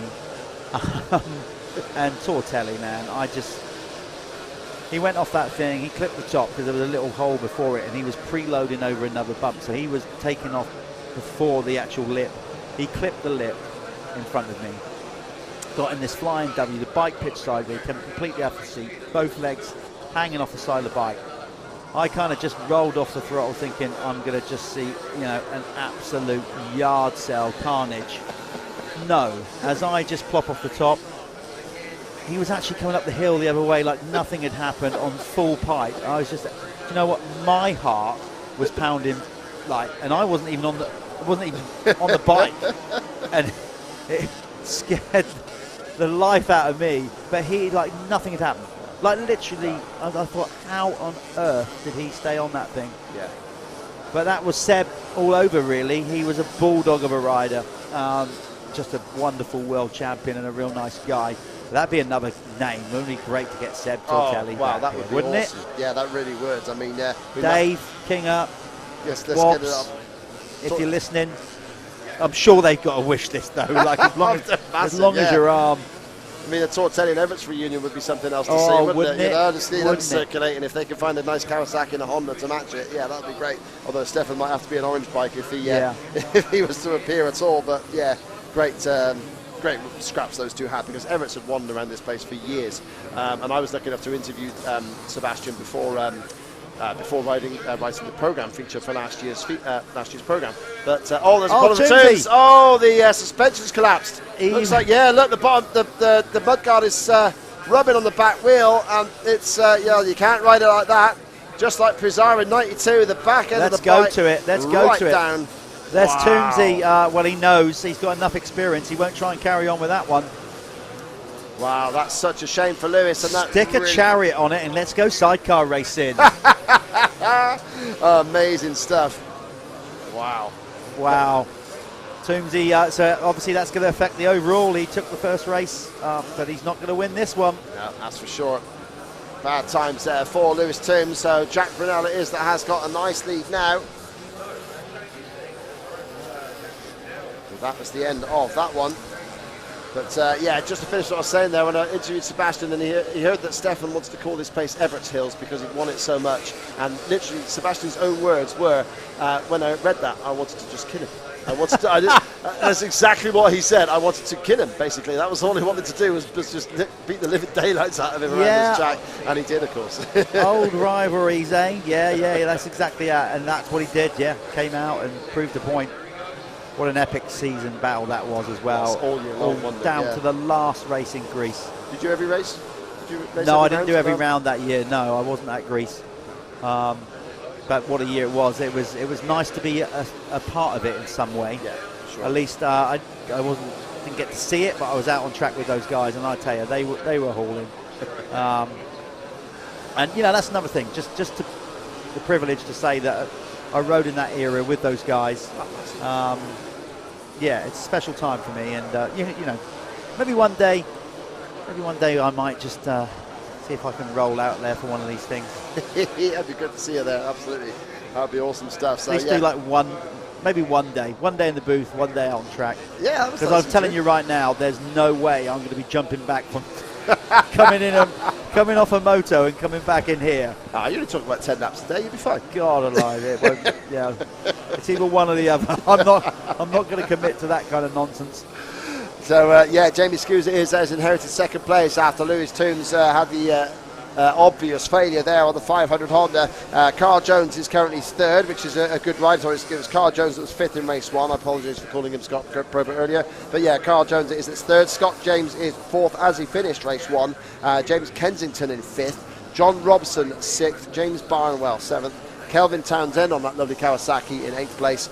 Ninth is Stephen Bixby, who's doubling up there as he's standing in on the rest of the world team alongside Evgeny Bobashev in the team event race coming up. And then Fraser Norrie is there in 10th spot at the moment. John Barfoot just behind Jordan Cutting. They are 11th and 12th. Track coming good. Yeah, it looks nice now. Yeah, it's starting to get good again, isn't it? Yeah, it's still got a few shiny spots. There's one of them, a few of them, whatever. But that will start to tack up nicely now. No need to put the sprinklers on for the rest of the day. That's going to bring us nicely through the rest of this racing. We are basically roughly halfway through the final block of racing today. We've got, what, 4 races left, Ben? Yeah, 4 races. 4 have come up before this in this block, and yeah, 4 after this, exactly. So we've got the Super Evo over 50s to come, the old boys, who were putting on a great show earlier. Evo 125 over 25 years old as well. Then the international team race, followed by the Super Evo Open over 35s to end the day. But yeah, Jack Brunell looking clean on that one, 155. I say a 7.8 second lead ahead of Scouse at the end of the second lap, and then on the third now. Nicely round there, Jack, up on the pegs around all that section, and he just took the front wheel out of the deep part of that rut, let the back track into it. Nice riding, of course. As we said, Jack has made a name for himself really as an indoor specialist, racing throughout mainland Europe. Then the Arena Cross Tour started back up in the UK. He's made a good name for himself in the UK as one of our very best indoor racers at the Arena Cross. Went off and raced the AMA Supercross last year, did a few rounds. Unfortunately, jacked his ankle in, I think it was at round 1 at Anaheim, but he was out there for like the first 3 rounds and he toughed it out basically, because it was such a, you know, the effort and cost and everything to pull that together. He's like, you're gonna have to, it's going to take a lot more than that for me to not go and do this thing. But obviously he wasn't 100% fit, but he loved the experience going into AMA Supercross. And let's be honest, the twilight of his career, it's more and more of a young man's thing these days, Supercross. Sure. But he had a ball, and I'd love to see him back out. I know Dylan Woodcock is making plans to go and race AMA Supercross again next year. Hopefully another couple of Brits will do it. Nice, yeah. Maybe Jack himself might find himself in a position to go back and do it. But obviously with the Arena Cross Tour as well, they kind of lap over a little bit. So let's see what they end up doing. Yeah, I mean Jack as well. I mean, like I say, enjoys the indoor exploits, and he was very good at the first World Supercross race there back in Cardiff last year. He was in the wildcard pit box, and next to him was Eli Tomac. So yeah, I think Eli's last Supercross was obviously the Salt Lake City one. I think Jack's last Supercross was the one at Cussey's Gorse. And he actually showed Eli, said, well, this is the last Supercross I raced, and the picture on his phone, he said, yeah, I think that's a little different. Right, was that the event that we ran? No, it was, the Steel Hawk one, yeah, that's it, yeah. So Rocket Airborne Gunner, yeah. That's it, yeah. Oh, that's quite a contrast. I mean, we had fun with it, a little super, but I wouldn't call it a major. Yeah, compared to Eli's experience in Salt Lake City when he won the Supercross title last year, then he had a great ride though. He did Jack. He rode against. He was right up there with Dean Wilson, who was obviously a full-time AMA Supercrosser. So yeah, Jack was really happy to be running up with those guys. Well, he's getting some good airtime, literally, right on cue as he launched down that hill. One of many here, but he's also getting some good TV time on DirtWorld-TV. Remember, if you want to see more of this, the more you support us, the more you subscribe, the more chance we've got of investing into this and making this a more polished operation, and going forward, get more investment into the production. Maybe we can get more staff to help us out, Ben. That means we can actually go for a toilet break. Just try and make this thing better each and every year if we can. There we go. That's us on the socials. Follow us there on Facebook, Instagram, Twitter. It's not called Twitter anymore. X. Yeah, that big X you see on your phone screen. I thought my phone had broken. I didn't. No, I did. I wasn't up to speed. Didn't get the memo. They were going to change the name or anything, and I. Yeah, it was a tricky one. What's gone here? Why can't I find Twitter? Anyway, that's the new name for it. Yeah, last lap now for Jack Brunell as he powers round, and he's going to see the checker fly at the other side. The last lap on the other side, because he's got 13.8 seconds on Jamie Scoos, who just crossed the line now. And Carl Jones still holds down third, just ahead of Scott James. James Kensington holding down fifth place at the moment.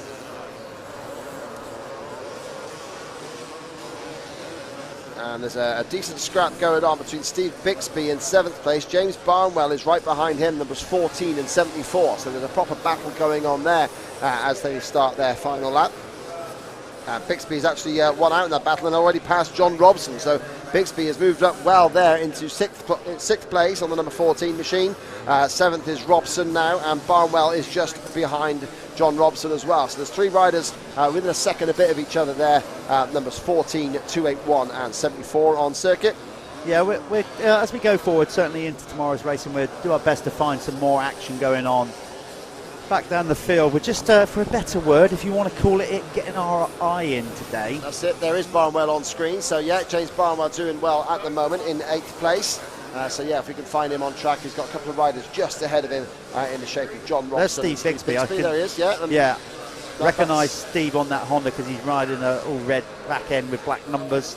He's another rider that has spent so much time on that bike. I was with him down at Ashdown Farm, Woods, whatever you want to call it, testing last week, just giving it a run out and whatever. He goes, God, this thing has just been the bane of my life. It's cost me so much money, find the right bits to, find the right parts. I couldn't get this bit. And actually, he was waiting for it. I think it was an exhaust pipe, right? That he ordered it from somebody. And the guy said to him, stop panicking. I'll get it to you before Foxhill, right? Okay, yeah. True to his word, the guy brought it in last night. So technically, it was before Foxhill. It was before Foxhill. And Steve's like, okay. Is there enough time for me to fit the thing? It was something. It was an exhaust, I think. Something like that. So Steve was like, literally said to me, bloody thing. I'm not even sure if I want to ride it now. No. Dude, like, it is a beast though, and he's done a great job on it. But here's Brunell. He's going to take a race win, is he? As we turn away from it. Yep. There he goes. Good stuff for Jack. Nice stuff. It's clearly getting the sun coming down now as Alan has had to drop the checkity blazer there. As long as we don't get hot enough that Alan's got to take his top off. No offence, Al, but just keep the t-shirt on, will you? I mean, it was getting close last year, I think. There were times that he was threatened. I think there's definitely a case for that when it was so hot last year. I think we should have a sunnier day tomorrow. I've heard that the weather is it should be good to leave us alone. And lost this. We've got a faller out there. Oh, that's on a nasty preview one. Oh no, we've just lost that as we've gone to it. On 3 there, yeah. Three. Yeah, I'm trying to see the rider. Oh, it's Scott James. It's Scott James who's fallen from 4th place. So yeah, absolute nightmare for him. Just pound that down a bit, and Scott's off the track. Bike stranded. Okay, so we just want to highlight who the number was. We won't stick with it. We don't need to see stricken and stranded riders. We know the dangers of the sport. We don't need to highlight it further. But we wanted to see who that was. So that's Scott, dropping out. What position was he? He was fourth at the time he dropped it. Yeah. Scott on the last lap. Nightmare. So Brunell took the win there. Scoos in 2nd place. That's an unusual place to end up there. Surely he's got up and walked off the track, hasn't he? I really don't know. Because I can't work out or fathom how he's actually got to where he is. He's just getting up on his haunches now. It looks like a right leg injury. He's hopping on his left leg. So I think we're in a position now to go back to Scott. Now, let's go back to him. Trying to get back on the bike. He's trying to get back on the bike. Here we go. So we never want to see riders laid out on the track. We don't want to show that because we're never sure of their condition. But Scott's back up. He's hobbling, so it's like a ankle or leg injury. Oh, look at the left side of his bars, Scott. They're all bent right. Oh, wow. Sorry, Ben. They're all bent right in. Yeah, that's a problem. Yeah, look, steering's all over the gaff. Yeah. My dad would call that a rumble bend. I'm wondering if, as he went up that new section, if he actually hit the fence. Yeah, and then went over the fence. Yeah, could well have done. He's just got past there by number 22. I'm going to give him a shout out there. Paul Bowen, who has got a beautiful 1991 styled CR500. I think he has to use a slightly later model, but he's got the number 22 because last year he was able to get number 2, Jeff Stanton's old number, and this year he was able to get number 22, Jean-Michel Bale's old number. So yeah, gorgeous machine, and we did do a little feature piece on that. So yeah, hopefully we'll get that up. That's we're going to quickly throw to another advert for all the good people supporting us. We'll come back with the next race, which will be the Evo 125 over 25. Have I got that right? Or is it the over 50 Evos? Super Evo Super Evo's over 50. Sorry about that. We'll come back again. Stick with us, folks. We'll be back in a very short while.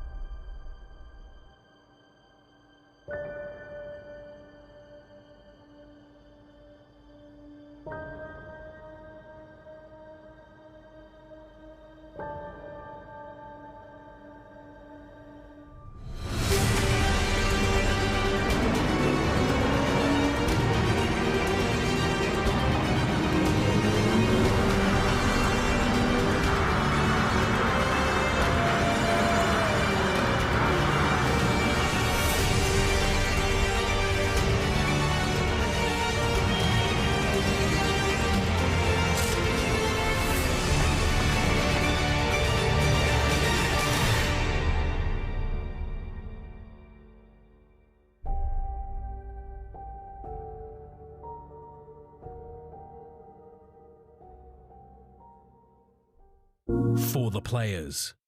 Right, so here we are, just after race 1. We're going to have a word with Tom Grimshaw. How's the track going right now, and how was your first moto? It was good. It was a bit sketchy. I found out there was a few slippery spots because we just had like a bit of a downpour. Exactly. So I got a really good start, was third, and then I just pushed it too far into the corner. Unfortunately, lost the front, but no, I came through really well, passed quite a few riders and stuff, and got all the way back to 8th in quite a packed class, you know. Yeah, so. I saw that. It was looking busy out there. How's the crowd out there right now? Oh, it's mega. You go all the way down the valley, you can see them just lined both sides, and you can hear them. So that's a bonus, yeah. I'm guessing you would have been too young to see the Grand Prix through the 90s. I saw a lot of DVDs and videos, so it's that's got me on Motovision and stuff like that. So, but no, you can appreciate it, and it's great to see because we don't get to ride in front of crowds like this all the time. That's true. Anyway, so personally, how's the bike set up, and are you going to make any changes, or are you happy with how things are going? Personally, it's all good, really. It's just I don't really want to think about that too much this weekend. It's literally just get on and have a bit of fun on the 2-stroke because I'm used to a 450. So no, I think I'm going to leave it how it is and just get on with it. Right, well, there's a happy Tom Grimshaw. We'll look out for you in the next race. Good luck, mate. All the best. Cheers. Yeah, a nice little word with Grimmy there. As Ben said, always one of the nicest guys to chat to, the whole family. So good catch up with him. We got more of those, by the way, to show. It's just trying to get the balance right of squeezing them in between these motos, because the races come thick and fast, Ben, so we don't have much time. Sorry, I'm asking him a question, and he's wolfing down. He's on. What are you eating? You dropped me in it. Yeah, I'm drop you right in it. Oh. He's knocking down a Tunnocks caramel. I love these. Sorry. Cheers, Jeff. That's all right. I didn't see that. I didn't see that you. As we mentioned, we don't get much time. I to chewed stop on the wrong in here. side of my face, obviously. Oh dear! I need to just check something. Bear with me a second. So yeah, we got them lined up. This is the Evo Open over 50s. We've got Doug Dubuck in this one. We've got a few other notable names, of course. Let's go back to the opening Moto. I'll tell you who did what in Moto 1 as soon as we get them up here.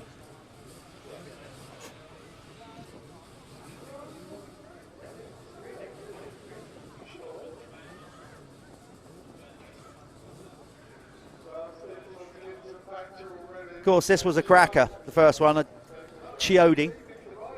Sorry, Ben, I'll switch you on now. You finished your Tunnocks. Thank you, sir. I haven't yet. Okay, here you have to get right. Here we go. Can Chiodi get another flyer? Yes, he can. Power to weight ratio. Oh, I don't know though. It's not. Dubuck's done it. But look at Wheeler. Wheeler takes him wide, and Carlson tucks in tight. Great ride in front. Carlson somehow Chiodi still ended up there in second spot. And what a charge! Ryan Hunt's right on the case there. Yeah, look in at Ryan. third, trying to make a move around the outside for Carlson.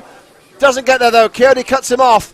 And look at Chiodi. What a move up the inside there for the 3-time 125 world champion. Takes the race lead just like that. Bit of bar banging through the pack there. Number 84 gets stuck in. It's funny because when you look at Kiko, right, how he is now, you wouldn't think he's a motocross racer. You know, it's like he looks like just an aging hippie. He does. Yeah. He absolutely does. Big dreadlocks I'd expect on. to see him on a fairground. Yeah, the big dreadlocks on. There's like this that. impish little grin. He's just, he's But an amazing looking dude. Oh, he has got the funk. He has got the style. He is just so sublime.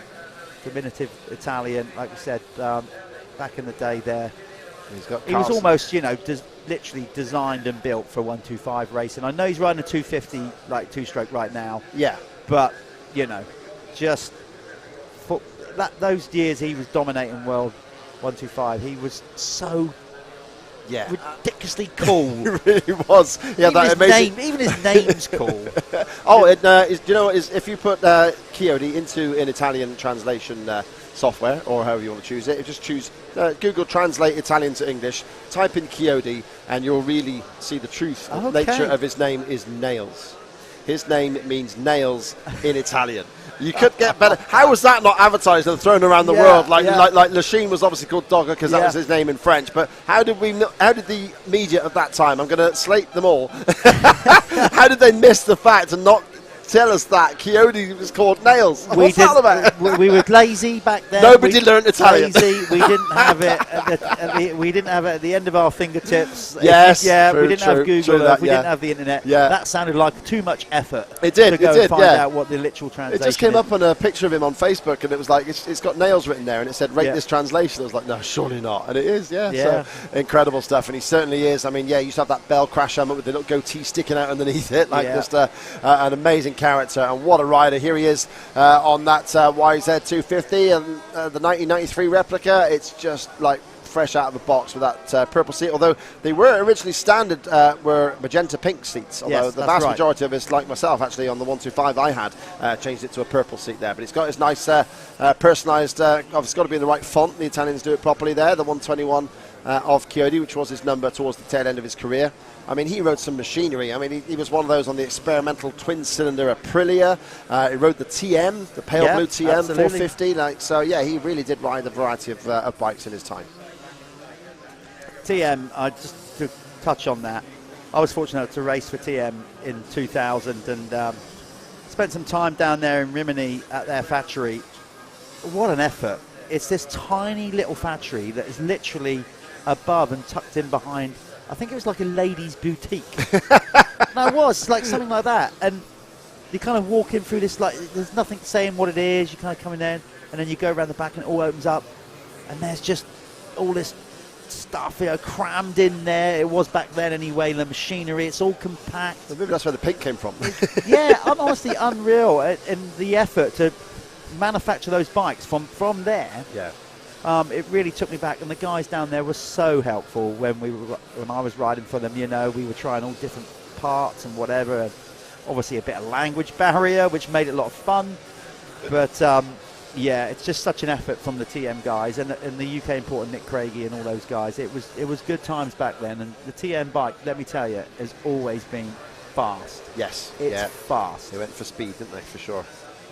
And yeah, Coyote showed plenty of speed at the moment. 2 seconds ahead of Joachim Carson, with Ryan Hunt third, holding off Brian Wheeler at the moment. So yeah, 2 seconds apart they were at the previous lap. Keith Johnson fifth, and Doug Dubak slipping back to 6th place. Gary Hoptroff there in 7th, Martin Beddoes 8th, Andrew Watkins, the old Welsh wizard, there in 9th place, former AMCA champion, a fantastic rider, and he wasn't shy at the beer tent either last night, so I know Andrew is top rider there, just a naturally brilliant rider. Jolyon Dutton there in 10th spot, number 441, so yeah. Andrew Watkins used to ride a Gareth Hockey Yamaha back in the 90s in the AMCA Championship, back when I was about the only guy that wasn't on a Gareth Hockey Yamaha for some reason. I don't know why, but that's how it was. And yeah, for sure, Andy's a nice guy and a great, just natural bike rider there in 9th place at the moment. Number 212. But we've got Carson in shot right now. Yeah, Yoki, another rider that obviously made his name in GP, but towards the end of the 90s, raced for, as you can see, he's got the retro graphics on there, the RWJ Honda team, and was a wonderful addition to British motocross at that time. Such a nice guy. Always had the utmost respect for Yoki, and it always felt like he had the utmost respect for me. I wasn't really quite in his league. A couple of times I got close to racing him, a few British Championship rounds, we had some good battles or whatever. Hard, incredibly hard, but always raced you with the utmost respect. He'd run a wheel in there and whatever when there was those opportunities, but he'd never do it in a way where, like he disrespectful. He worked his way around you, that kind of stuff, and he'd always say well done at the end of a race, shake your hand, that kind of thing. So yeah, just a wonderful addition Yoki was at that time to British motocross. Yes, here's the battle on screen here with for 3rd place. This is between Wheeler and Ryan Hunt. There is a... Okay, I think we've got another red flag incident. We might have. We're seeing, we've got the medic flag up. Remember, we're not going to call this until we see an actual red flag. You saw the red and white flag, basically looks like the St. George's Cross. That is the medic flag. So that's to call the medics over to the fallen rider. There's no sign of a red flag yet, I can see. We've got waved yellows, but I don't see a race stopped yet. You've got number 88, Jürgen Dortmans is down on the bike there, the Honda rider there, just on the far end of the track, closest to the campsite, and I don't know what's happening. Some of the riders are slowing down. There is a red flag. There's a red flag there. But it's not out. Is it? It's not out He's yet. holding it. Yeah, but he's not. That's not red flag out, is it? Yeah, there it is. It's coming out now. Yeah, there it is. So yeah, okay. Now it's out. As Coyote approaches. So yeah, exactly the same. Well, the same area of track as it was in the first race for these guys. Yeah, so they're probably exactly that. So we had exactly the same incident. Yeah, good point, Ben. But this time on the takeoff, not on the landing. Yeah, before the takeoff, by the looks of it. He's maybe just slid round on the way out, maybe collided with somebody, and that's what's caused the problem. I'm guessing there that he's, whoever that rider is, that he is high-sided and kind of thrown himself, directly into the takeoff of the jump, slammed into the takeoff of the jump, I reckon. What could have happened there? Okay, look, while we're waiting to get this, what goes on, we've got some content from yesterday. We're going to dig some out, hopefully that you haven't seen already. Bear with us. We're going to go to a quick advert while we do that, and then straight after the advert, we might play some content from earlier on yesterday or earlier on today. We'll be back in a minute, folks.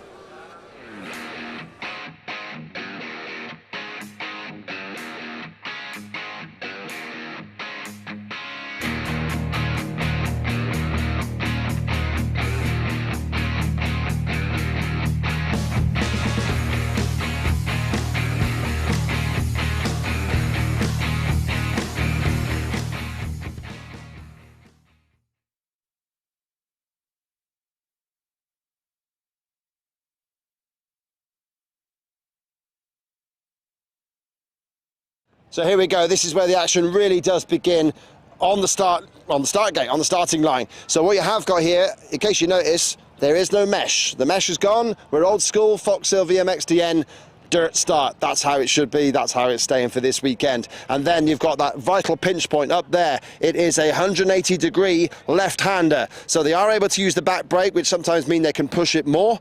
But also, there's one post on the inside. They go back around it and back up the main start. So it is as tight as it gets. And there has been a lot of issues in this first corner here. British Championship, and even at the VMXdN team race last year, the 4th Moto, there was a little crash on the start, which really did cause some issues. I think it was the 3rd Moto. But yeah, Stuart, you've been on the start line like this in pro racing. What's it like for you as a rider? As this gate is about to go, you've got the 15-second board, it turns to the 5-second board, gate drops any time after those 5 seconds. What's it like being there? Well, Ben, at this point, you've done all your preparation, you've left the team in the paddock, your mechanic's gone to find the mechanic zone, and you're simply on the start line by yourself. You can feel the chills up your spine, the adrenaline's starting to peak, and the nerves, let's be honest, when you've got such a crowd like we have here at VMXdN. You know what? All focus here, and Ben, as we said, you've got a tight first turn. We heard some of the teams earlier talking about how advantageous it is if you can get a good qualifying position. I think the favour's on the inside here. We heard him mention maybe even the top 6 gates on the left-hand side, so that you've got the shortest distance to that left-hand turn. But this is it. You're on your own now, and you've got such a crowd watching you, ready for the gate drop. So, like you said, Ben, 15 seconds, drops to 5. You're going to be hooking gears, trying to get that first initial jump, get the elbows up and ready for battle, hooking gears, trying to get into that first turn first. This is where it all starts. So straight from the first corner, the pack then fires over a small jump and then G's out into here and then launches up this jump, and we're going to show you with the camera following us here exactly what that means for everybody. So for the crowd, it's fantastic because they literally launch straight into here, into the arena, and it's the first time the audience over there sees who's got the start and who has got a bad start even. So yeah, this is the real excitement, the exciting part. As a rider, it's a massive challenge because as the camera keeps coming up, it just drops away. So you've got this small one, you can sort of, and a lot of the club level riders will just downslope it here and downslope it later on. Now last year I did the track walk and I thought, I can't see too many of these older riders doing that. And then Mike Brown on a 1999 CR125 made a complete fool out of me and threw it all the way down in amazing fashion. So that is certainly possible, and yeah, it's a real challenge for a rider because they've got to crank it over. It's on a proper angle. It's very easy to go off the side of the track and even end up on the track going the other way. So Stuart, as an ex-rider, as a rider still, I know you do ride still, sorry, but yeah, what's this jump look like to you? I mean, is it one that you're ready to fire out on the first lap of a 1989 CR125, or are you going to need something better? Well, I've got to say, all the years I've been here at Foxhills, this is the first time I've seen this jump in the flesh, and oh my goodness, it's bigger than I thought. And like we've got Jeff there and Ben describing, you really do crank it, didn't you say? Yeah, you're coming into there, G'ing out, and the suspension will be fairly bottoming there. That's a hell of a big send we're looking at though. Yeah, but like you said, Ben, great point for the spectators over on the far side of the bank there over the valley, for them to hear the noise of the start gate dropping, the bike's coming in, and this is the first glimpse they get. You've already said that, Ben, and the classic shot is it the Yamaha teammates, Jeff, Ryan Villapoto and Mike Brown last year. What an awesome shot. But yeah, let's hope everyone negotiates this safely, and Ben, like you said, if you're not willing to go for the big full send, you've got a nice middle ground to land on, and what a first glimpse of the action here at VMXdN. Okay, so here we are at the foot of the second of the big uphills here amongst this amazing section, the famous section of the Foxhill track where they really do charge up and drop down these amazing hills. So Stuart, you've done this in Grand Prix conditions, and you even won a KWS International here, wasn't it, in 2004? So yeah, what's it like in the pro races going up these hills and dropping down them? Well, Ben, just great timing. We've come to look at the track when they put the sprinklers on, so that's a key part as well. Foxhills is known for its chalky, hard ground, but when they put these sprinklers on and you get ruts in the corners, you get ruts at the bases of the hills, so this, obviously it's an iconic venue. There's so many good clips of, say, one we talked about earlier was Everts and Tortelli banging elbows as they were coming off these drops. I think I mentioned to you, Ben, I find that one in particular the most scary one from memory. Trying to do a qualifying lap, and like you said, yeah, thank you, I've had a little bit of success right here, so I know what it feels like dropping off those hills, thinking about your lap times, trying to make it through those braking bumps, the ruts, get to the corner, get the momentum for going back up the hills again. So it's nice to see, yeah, they've got these little alternate switchbacks before you go back up the hill. It really is an exciting track to ride, quite daunting as well with the steepness of these hills. I hope you can get a good visualization on how just steep they are. Okay, myself and Stuart are here in the new section of circuit that they put in specifically for this event. If we can just get our cameraman to pan around there to give an idea of where this is. So that's the steep downhill working its way back into the valley that heads along back towards the finish line area. The famous corner here where you've got the place where Dave Strybos fell off and allowed Paul Maynin to pull away and clear with the famous home win that he scored here in 1995. But they have brought in this new section here, which is kind of like a new old section, because it was actually like this when they first came to this track way back in the late 80s, before Grand Prix were even here. The Grand Prix track never went up here. But yeah, to stop things getting a little bit too fast along this area, they now take a right-hand turn up this little step and then up to the top area here. Another reason why this was brought in is because last year there were issues with the crowd working their way down in what was technically a forbidden area all the way down the hill. They just enjoyed it too much to hold back. So from now on, you've got this section here, which is pretty permanent. They've got railings in place and a nice path cut out of the hillside, so that spectators can actually get right down towards the valley and actually quite close to the track and the action. Stuart, you've raced here Grand Prix times, and like, it's an incredible part of the circuit there. What was it like for you? I know the section has changed, but what was it like being in this valley with all the crowd on like GP day, for example? Yeah, great bit of history, Ben, there. Well done with your statistics and memory on the track. Yeah, this is an awesome bit. I love coming through here. I used to love these jumps, but like we say, I think this is going to offer the crowd, you know what, the bikes are going to get closer to that corner, and like you say, behind the fencing. Coming through here, though, you know, as a spectator and a rider, I've done both. I used to come to Grand Prix here in the 90s, and it's so cool to be back here. But then again, you asked me as a rider, Ben, yeah, it's awesome. You know, I'm sure we're going to hear the horns are pumping, cheering for the favourite riders. But the atmosphere, yeah, is just awesome. And I think I quite like this new feature, actually. And we know with the sprinkler system that we've already experienced, we're going to have rutty takeoffs, we're going to have some good tacky dirt. I think it's just going to be awesome, and I just can't wait. There you go, that's some insight. Yesterday we went round the track, Ben, and went round there. Of course, you can just see that with Stuart giving some insight of what it's like to race at Foxhill. That's all changed since yesterday, of course. We've had some heavy rain, the track's changed, but that gives you a little insight of what it's like to tear around here at Foxhill. Here, just outside of Swindon. There it is, the sign, VMXdN, not Hollywood Hills, it's Foxhill.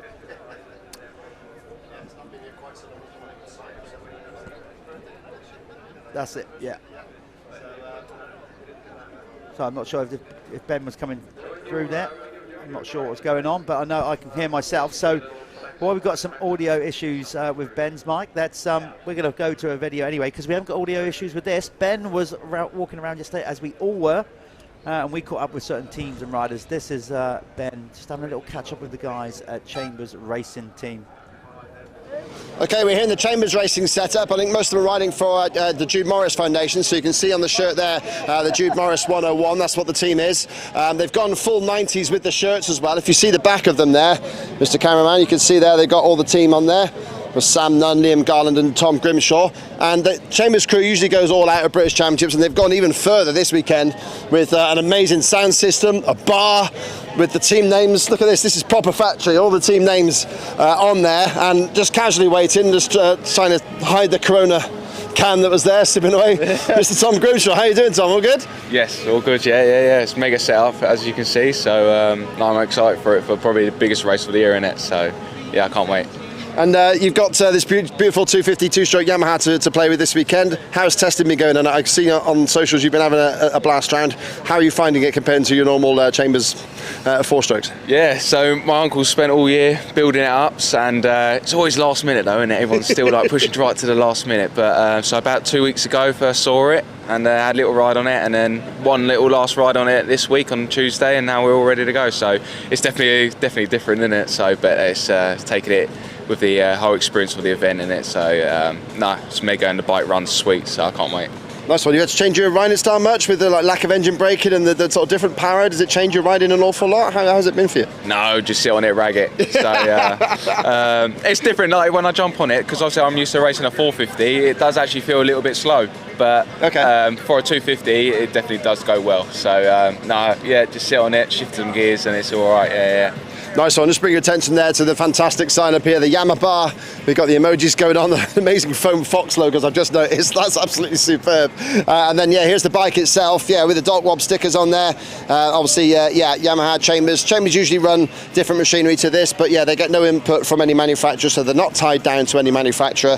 And yeah, they can get themselves set up with some gorgeous, nice blue Yamahas to play with. So yeah, looking forward to seeing these guys in action. It's going to be another stunning expedition to the right engineering race. And we've had somebody else come round into shot here. We've just been waved round and we're going to get Sam done. So yeah, thanks Tom. We'll move on to Sam. Sam, are you ready for us? Yeah. Not much choice, is it really? Sorry, Sam. Sam, how you been getting on with these lovely two strokes then? They look good, don't they? Yeah, no, it's been mega. We took us a while to build it, but rode it on Wednesday and it runs. Yeah, that's good news. Yeah, that's a start. So no, it should be a good weekend. And is it not so much of a departure for you, because obviously you run blue bikes anyway as part of your standard sort of day job, if you like, but yeah, so is it much of a departure for you? How have you found adjusting your riding style? It is very different jumping onto a two-stroke, but yeah, as soon as you start it just puts a smile on your face. It's so fun. So yeah, I can't wait. Fantastic. And I believe you won the Ultra last year, yeah. So you're in that one and you're doing the right engineering. Yes. So how are you going to feel about tackling 8 motos this weekend? Yeah, 8 wins would be nice. But I'm sure Tom has got something to say about that. No, it'd be nice. Other people. It'd be nice to say 1 1 1 1 1 1 1 1. Yeah, brilliant stuff. Okay, nice one, Sam. And yeah, well, best of luck then. Have a great weekend, Ollie. Thanks for talking to us briefly there. And just before we cut away from the camera there, we've also got a beautiful setup here. The number 24 there, the bike of Liam Garland, in the sort of retro colours that are coming, that Yamaha are working this year for the 50th anniversary. And it's particularly nice for me. Sorry, young lady, I just ask you to move slightly on one side. Thank you. It's got those old lovely YZ graphics from '93. I had a brand new '93 YZ 125, so that for me is just taking me right back. Just like this whole weekend is bringing everybody back and bringing extra special memories for everybody. So it's good to see Chambers really bringing it to the fore here this weekend.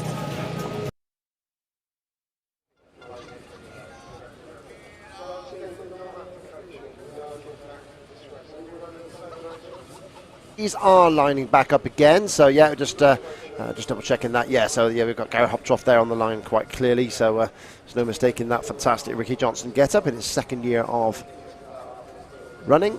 Brian Wheeler is mid-gate somewhere, just about to see the number 8 500 Honda, and the almost like a Ron Tishner look like there. That's a nice setup there for number 66. Just find out who that is on our my screen, just looking at something else briefly, sorry. And yeah, it's Terry Howes, of course. It is Terry Howes on that lovely Suzuki there.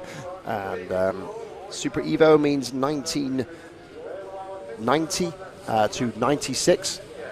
So they're just going a little bit newer than the over 50s race, which was on the Evo bikes last year. You can see a lovely, actually a Carlson replica RWJ Honda right at the end of the lineup there. Purple seat and everything, obviously massively fashionable in the 90s. And yeah, Coyote right up the inside, just slightly out of your shot there, but we can see it on a different camera. And here they go, then heads down and go for the over 50s. Brian Wheeler gets the jump and leans on, and can he get the big 500? He stops. No, he can't. Just couldn't turn it tight enough, and in is that man again. Coyote in front once more, looking stunning. Great style all the way back to when he was king of the world in the 125s back in the day. And Brian Wheeler stays in second place. Around the outside of Keith Johnson goes Joachim Carlson. Okay, here we are then with the over 50s. I've just been commentating and realising that things weren't switched on. Never mind, that's such is life. We're back. We're back. We're good. So yeah, Coyote then has secured the start there ahead of Brian Wheeler, who has managed to hold on in second place ahead of Keith Johnson on the Kawasaki there, and in fourth place was Joachim Carlson. So great to see Coyote back out in front. 27 times a Grand Prix winner and 3 times a world champion. The most successful Italian rider still, apart from Antonio Cairoli, of course. And yeah, he is absolutely flying out in front. It's 2 Nations trophies. He was instrumental in winning Italy's first Nations races in 1999 and 2002. Yeah, so Coyote looking good with this one. He's up and away with it, making a clean break after the restart.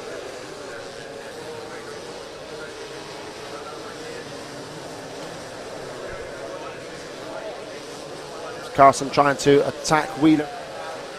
second place. They're queuing up a little bit behind Brian, who did well at the final race last week. Oh, Carson misses a gear. Is it just that? The bike lurched forward, as did Carson there, with a lack of momentum running forward. But Wheeler still clings on. Fourth now is Keith Johnson, and there goes Carson. Oh, he uses the agility of the 250, nearly got it. Brian will lean on him, mate, friend or foe, doesn't matter. Oh, like I said, there's not a trick in how to race motocross that Brian Wheeler won't know. Oh, crash. Oh, there's just some a right pile up on the new section of track there, just coming up on screen. See if we can call some of the riders there. 158. That's Lawrence Spence, so the Irish legend there. That's Lawrence Spence. That's what it says on the entry sheet, sir. Yes. No, yeah. that can't be Lawrence. Don't even look. I'll be amazed if he is Lawrence. Well, Okay. I'll take that back. I don't think that is. Okay. Okay. Is it? It's his I thought race Lawrence number. was a lot shorter than that. I don't know. Whatever. It didn't look. Well, yeah, his stature doesn't look like Lawrence. That's what Okay. I'm saying. Yeah, that's cool. Phil I West is could be number wrong, 44. could be That's wrong. also there, and we've got quite several riders all stuck in that bank there. But still, Wheeler holds on a second. Still a great race going on here as the track slowly clears in that new section. We've got nearly a full lap between themselves and the leaders there, and Ryan Hunt takes up the running in 5th place.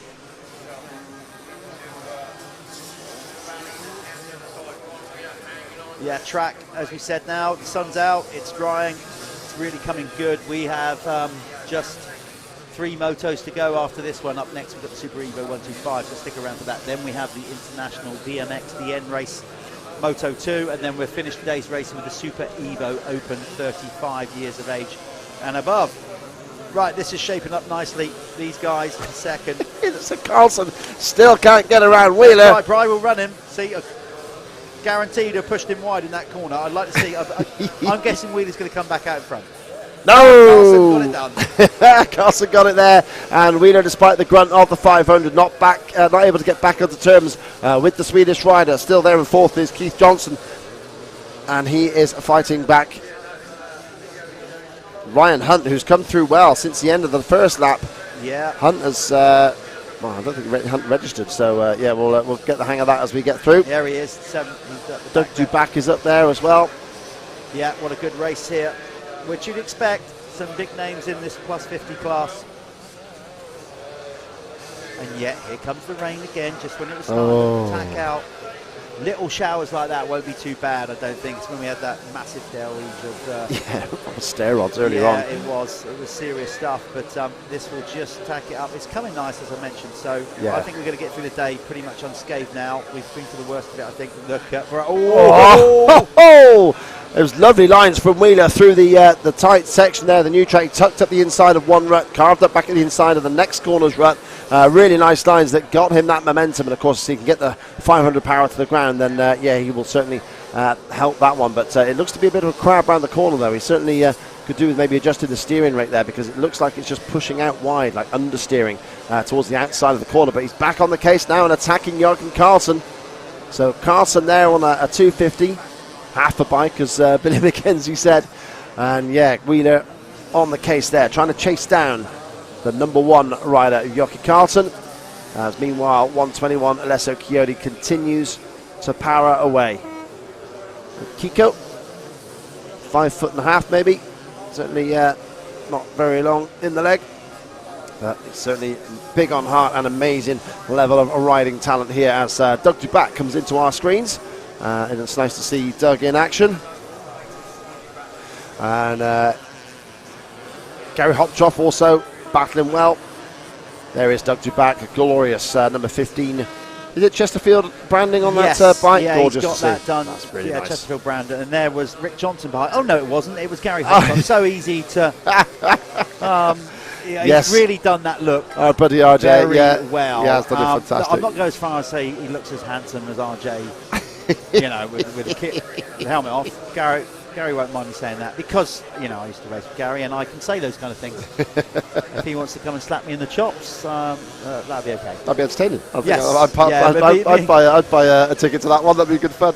Me and Gary go back a long way. We were fortunate, as we said, to race GPs in and around this era. So we had some good road trips, some good times at races.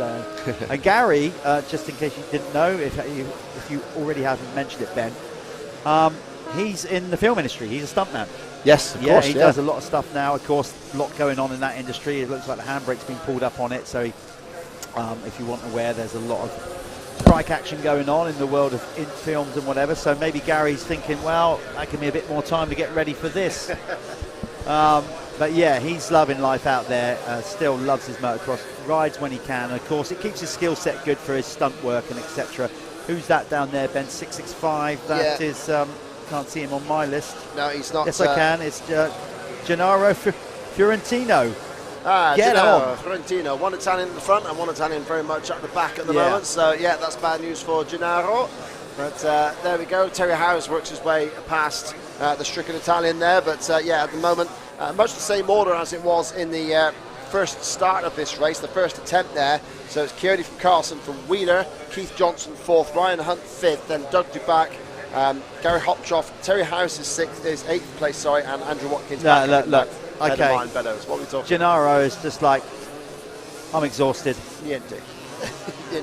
Don't worry about that. So get back to your van, pour a nice glass of red wine, get some tomato and basil out, and some nice bowl of pasta. Sort you out, guys. Yeah, chill, dude. And a Peroni. Yeah, exactly.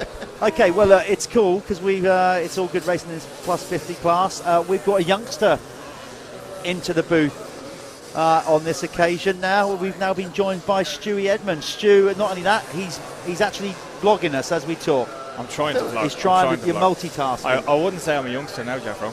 Well, listen, mate, you wouldn't be in this class. How old are you now? I'm 35 years young.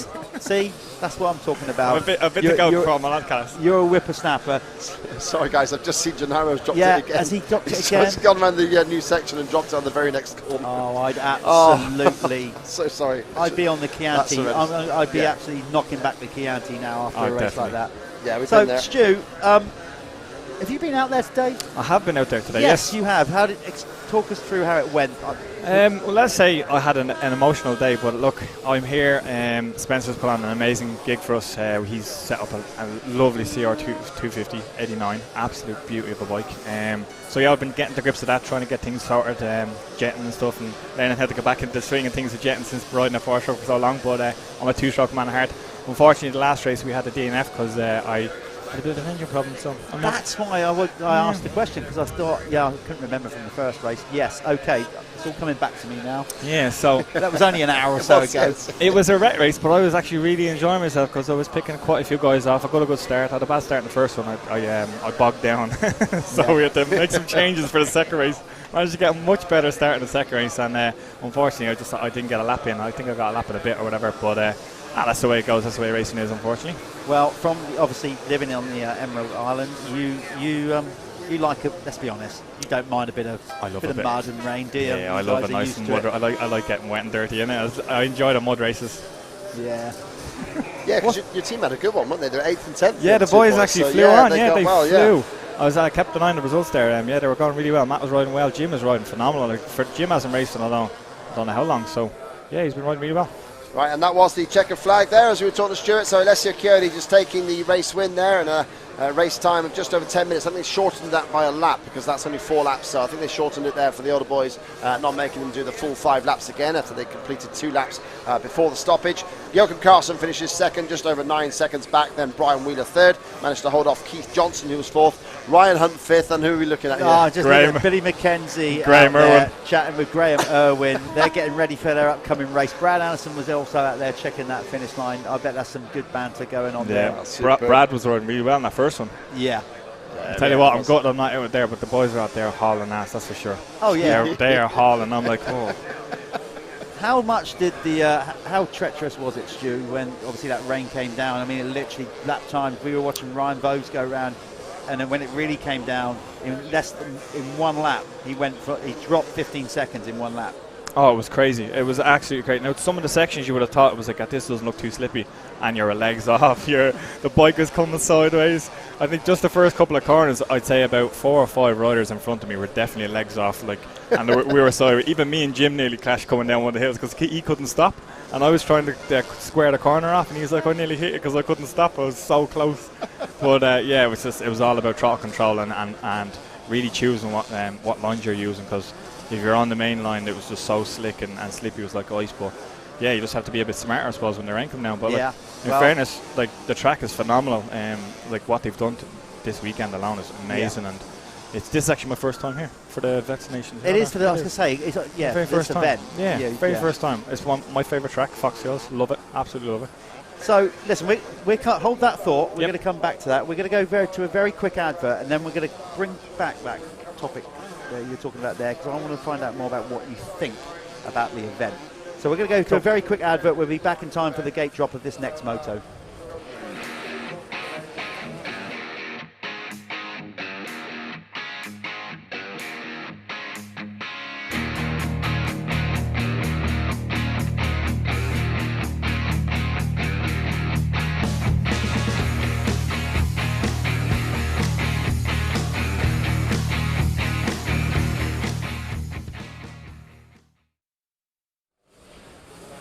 Yeah, as we were saying then, Stu, we're sat here with Stuart Edmonds.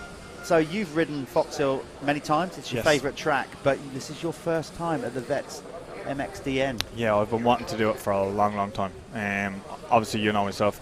I'm a big two-stroke fan. I love the two-strokes. I rode it for many years, and yeah, I haven't had an opportunity to be able to come here and to race it. And I seen the pictures and stuff from last year, and I was like, no matter what, I'm going to get here. And it just so happens that Spencer Briggs, one of my main sponsors, he's a big two-stroke man himself, a big Honda man, and he was running a big part of this event, a big team at the event, and he asked me to ride, and I took his hand off when he asked me. So you did. I was like, yes, no problem. What do I need to do? So yeah, he's put on an amazing show. If anyone hasn't seen him, if you're here, go up and have a look. Some of his bikes are absolutely phenomenal. They're incredible. Yeah, we're going to try and go and see them later on. We might even do a piece to camera that we're going to roll out tomorrow. We are nearly close to, he's put such an effort in, the Briggs duo over there. They've got such an array of bikes. We'll try and feature them a bit later on. Yeah. So yes, it's definitely. But what about the vibe itself, very quickly? Oh no, we'll come back to it. We'll get to gate drop, and then we'll ask you about the actual vibe of the event, and potentially if there was any activity going on in the beer tent last night. We weren't there. We have got, yeah, right. No comment. We have got the Super Evo 125s are go for their second race of the day, and our first race winner, Luca Nienhuis, there from the Netherlands, has got the jump. He has indeed. Bradley Wheeler is getting stuck in there, up into the top 3 already there on that Cadbury's Yamaha lookalike machine. Not the great start for number 251 right at the back there. You can't beat that sound, huh? No, you're quite right. 125 racing. Don't take this the wrong way, Stuart. You're quite a big lad. Yes. So I guess you.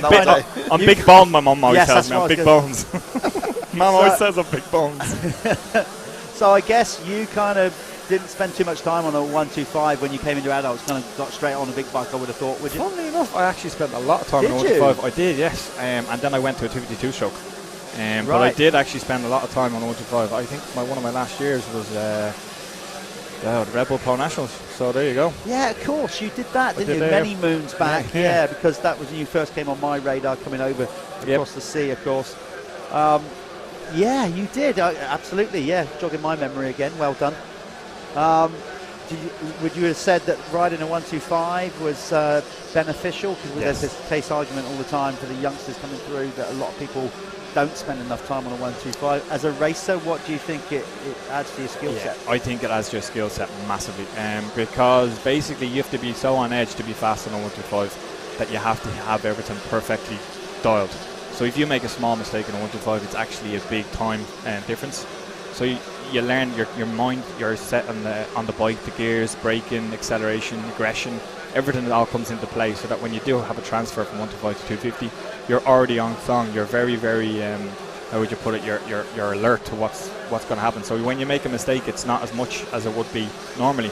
I think the learning skills of a 125 teaches a rider so much, and especially it's a great transition from like 85 to 125 to 250.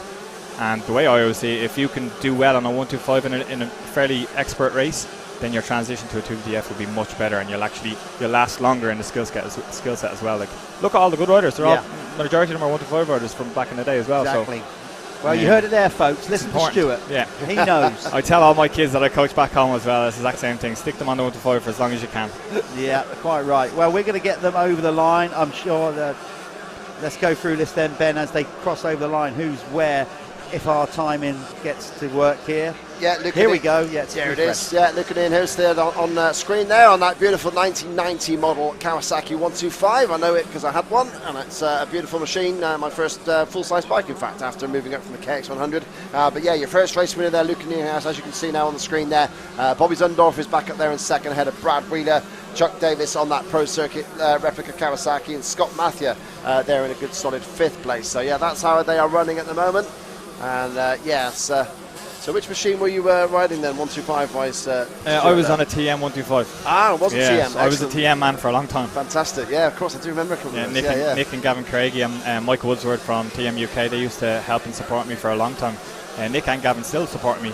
They're one of my very first sponsors from back in the day, CCM Racing and Electraction. They still support me to this day.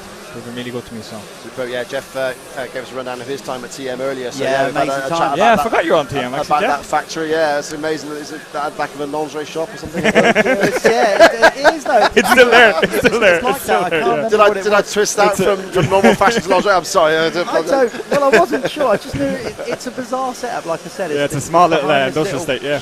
Sharp pits. Yeah, it's cool. You walk in and you wouldn't think of what is actually in there, and like Mike has the thing absolutely pristine, and he's got all his lovely bikes sitting there, and his workshop's amazing. Like, I always love working at Mike's workshop. I think he always hated me working at it because I always messed it up on him. I was in the, Nick picked me up towards the twilight of my career. Obviously that was my last year of racing GPs, but the trouble I had is we went down there, and it's right there on the coast at Rimini, lovely beaches and whatever. I found that a real distraction. I can imagine. Yeah, it's a beautiful part of the world. There to test and work and whatever. I was just thinking, I might just slope off in a minute. So that's see what's going on down the beach. Yeah, absolutely. The Mazzano racetrack nearby as well. Yeah. I think you're getting mixed up because the workshop I was in was in Chippenham. Oh, so that's beside Bath. I'm not on about that one. I'm on about the actual. Oh, the actual back in the day. There aren't so many distractions. In Italy, yeah. So you can still have a good time in Bath, though. That's just Bath's a great night. Yeah, it is a great night. I've often had a few myself. Fair play. Brad Wheeler there has worked his way in second place there, and looks like we've had a few issues there for Bobby Zundorf. He dropped back briefly behind Wheeler and Chuck Davis, but he's getting back on the case now, redressing the balance, and Brad Wheeler holding on there, and like I said, he's got that Cadbury's Boost Yamaha graphics there, except he's replaced the word Cadbury's with the word Wheelers, still written well in the Cadbury's font, which I think it's just absolutely nuts. He's still got the old dairy milk milk jugs on it. Yeah, he's got the whole lot. Yeah, it's just he's just changed it to his own name, which is just so Brad. I was actually looking at Chuck Davis's bike there yesterday. He's actually done a good job on it, hasn't he? Really nice. And he's riding it fairly well too. Yes. They told me it doesn't look like it though. They told me that they were going to swap out the plastics because he had obviously all the chrome plastics on it. Show and shine. And I think they might have done that because they just said they don't want to damage them, so put more. We've still got some chrome effect graphics on there, but I think they've changed out the mud guards. They didn't want to get them broken or peppered. Yeah, for sure. So, yeah, I thought there briefly that Zundorf was going to work his way back past both Chuck and Bradley, but, yeah, not quite able to at the moment. So he's still snapping at their heels on that Honda as we've got all four Japanese manufacturers at the front end there with Nienhuis on the Kawasaki, the Yamaha, sorry, another Kawasaki, not all four, sorry. And then in fourth year is the Honda man there, Mr. Zundorf. Behind them, we've got Scott Matthew fifth, Will Worden sixth, Andrew Lawton, last year's winner in this class, is there in seventh place. Rob Holyoke has had another bad start on that gorgeous Husqvarna, and he's down in eighth place at the moment. Christopher Bastic on the Peak Pro Circuit replica Honda is in ninth, and Christopher Thorpe rounds out the top 10. So, yeah, good scrapping at the front end here, though, with Wheeler just about holding back Chuck Davis. It's getting close between these three, although Nienhuis is powering away with the win at the moment. So what we're going to start getting now, potentially, is a very different problem to what we had about an hour ago, where we had the heavy rain and the slick track. Yeah. Zundorf just made his way up to third there, sorry. Just now past Davis. Now what we're going to start to get is a lot the harder. sun. Okay, the sun's out now. and it's glaring, and sometimes later on in the evening it comes round up and down those hills, you're riding sort of directly into it on some of them. And you've ridden here enough times, Stuart, so have I. It's towards the end of the day, You're guessing. You're guessing, you're literally closing your eyes. Thing going up the hill. You're closing your eyes. As if it's not hard enough, you're just literally blinded by the sun. Flat out, hoping you don't hit a pothole at the top of the hill. Yeah. I was just looking there that the cameras don't do the hills any justice at all. It's mad, like it's crazy. They actually look very, very small, but they're huge. Yeah, they are insane. I'll tell you a story. I remember walking around the track when I was the very first time in a small 80 actually. And I remember walking the track, and my dad was like, "What do you think of the track?" I was like, "Yeah, it's grand." I got to the first hill and went to walk down the first hill. I was like, "Oh, this is very big." Yeah. And I didn't walk down the rest of the track. Very few. That was it. Yeah. Very few walk the track in its complete state. I'm a stickler for that, but I've never done it here. It was mad. I've got a similar story to that, but I went the next level to you when I raced my first national at Laund Abbey back in the day. I went and looked at the hill round the back and was so scared that I hid in the boot of the car, and nobody could find me for a whole block of racing. Brilliant. I was all tucked up behind the cool box, and it was only till my brother came in to get a sandwich that he then saw my feet sticking out from behind the toolbox. Found him. Yeah, ideal. Brilliant. So there you go. Came a long way since then. I have to say, fair play to him sending a big step down on 125. Yeah, really powering it down there. It's in great form as Ian, who's there. And here comes Hollyoak. You can see just, I think we can see just on another screen here from the one that's being shown there, that Rob Hollyoak on that Husqvarna, the bright, distinctive yellow plastics of the Italian-designed Husqvarnas from the 1990s. That, he's on the march up to 5th place and attacking now Chuck Davis and Bobby Zundorf. So should be a good scrap behind the leader. There goes Zundorf trying to attack Wheeler for second, and he needs to get past him because Hollyoak is coming. And I think we're just seeing this scrap on screen right now. Yes, there we are. So Wheeler in front, and here comes Hollyoak. Look, he's already dispatched Davis, and now the Italian Husqvarna is powering up towards the front of the pack there. A Coyote replica is going at hammer and tongs at the moment. They've done 3 laps. It's lap 4. The rest of this one, half a lap and another one to go. So it's going to be pretty sketchy as Zundorf also attacks Wheeler at the top of the and gets through. So Zundorf has put Wheeler between himself and Hollyoak, but it might well not be enough with a lap and a bit to go. Here comes Rob, British Championship credentials, of course. He's been riding in MX2 and scoring points this year on a 254 stroke gas. I think he's going to blow Rob's past. Oh, there we go, yeah. Nice pass. He's carrying serious momentum, so that's one picked off, but Brad's going to fight back, but Rob's got the inside, the key line there, can push Brad right out to the fence, which is what he did. Yeah, Rob is feeling it. Looking good, actually. And he's going to have. Kit looks good. He's got a bit of the old 90s. It's the actual. It is exactly like Coyote's kit as well. It's that year, isn't it? Yeah. The long hair too. Yeah, I was just going to say that. The 90s hair. God, I remember those days. The goatee's not quite as impressive, but yeah, it's going all right. There he goes. As I said, he wasn't going to make. Oh, he's there in a second. Shows Zundorf, gives him an offer he couldn't refuse. Made the pass. Yeah, through. Wow. Number 120, that's another line. That was a cracking. Oh, and that's the finish. That was it. So, okay. I thought they cut it a bit short there, but there we go. So, they are through and finished. So, what a win there for Nienhuis and Hollyoak. What a great charge at the end. Timed it to perfection with a corner left to go. He took 2nd place. So, that puts him up into a good reckoning. He was 6th in race 1. So, he is not out of the equation for the overall podium, although he's going to have to start much better than he has done to get onto terms with Luca Nienhuis, who's won both motos now. So, yeah, great riding from those guys. Brad Wheeler brings it home in 4th, behind Zundorf in 3rd. Then Chuck Davis was 5th. And we're still seeing the rest of them coming through. Okay, we're going to go. We're going to go get into another quick advert. You can see Evgeny Bogdashev pulling on track. That means one thing: we are going to get the international VMXdN race coming up next. But before we do, a quick word from our incredible partners. We'll be back shortly with the second VMXdN race, the second big race of the day for those guys. We'll be back shortly. Hold tight, folks.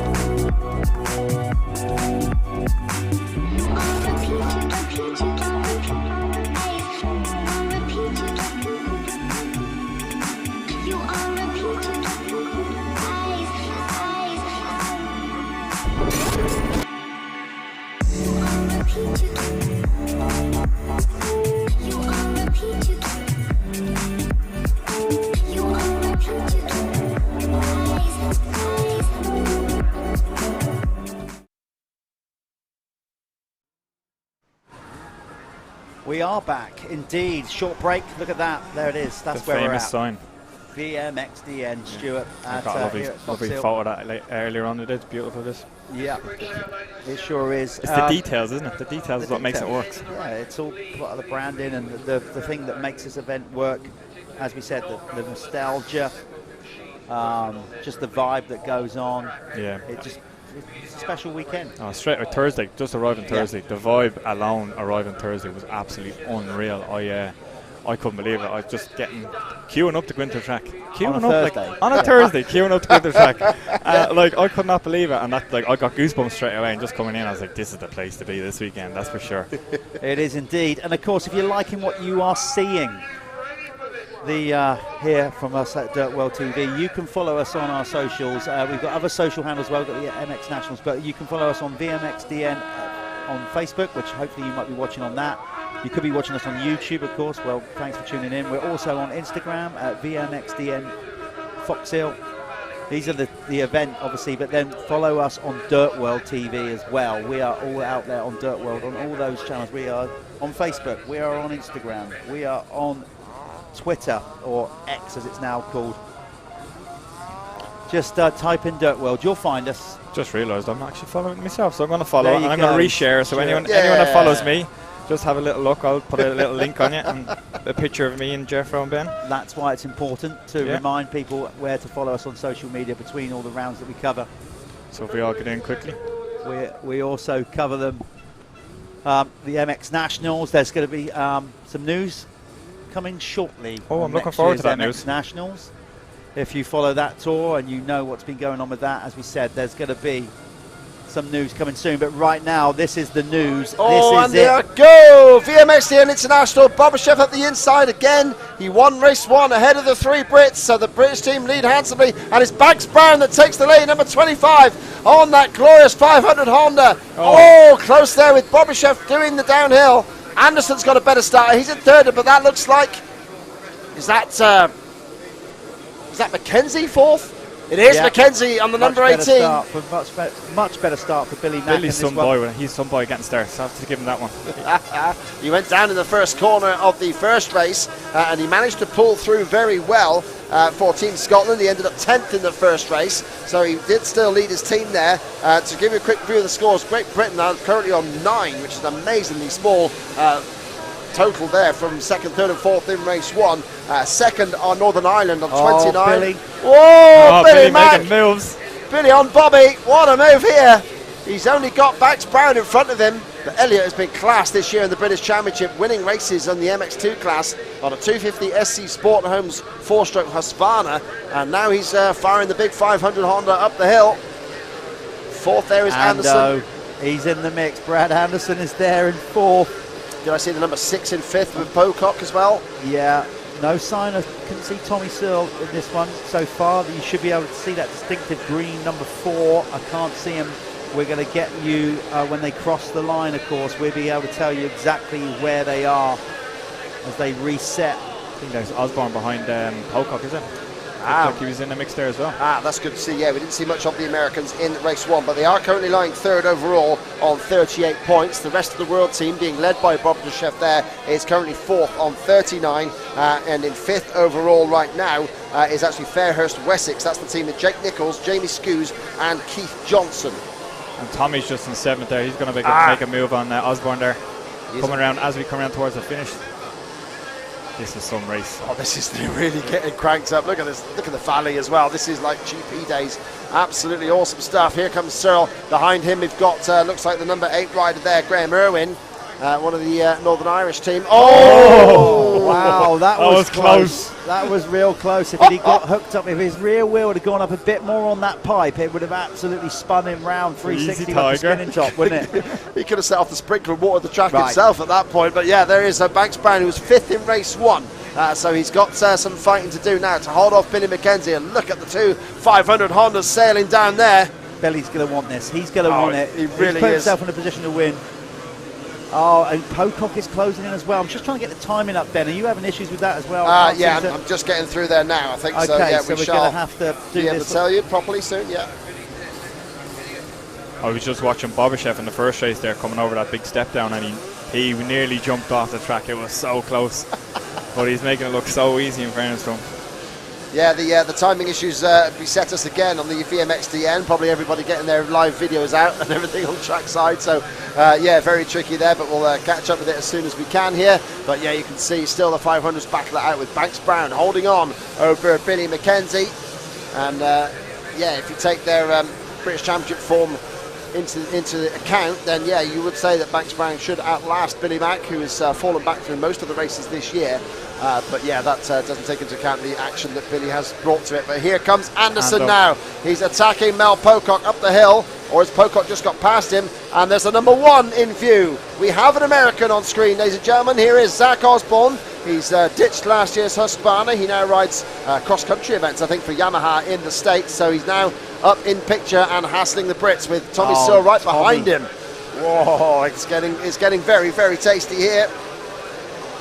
And we are seeing some timing. Excellent. Yeah, we're back on. We got it.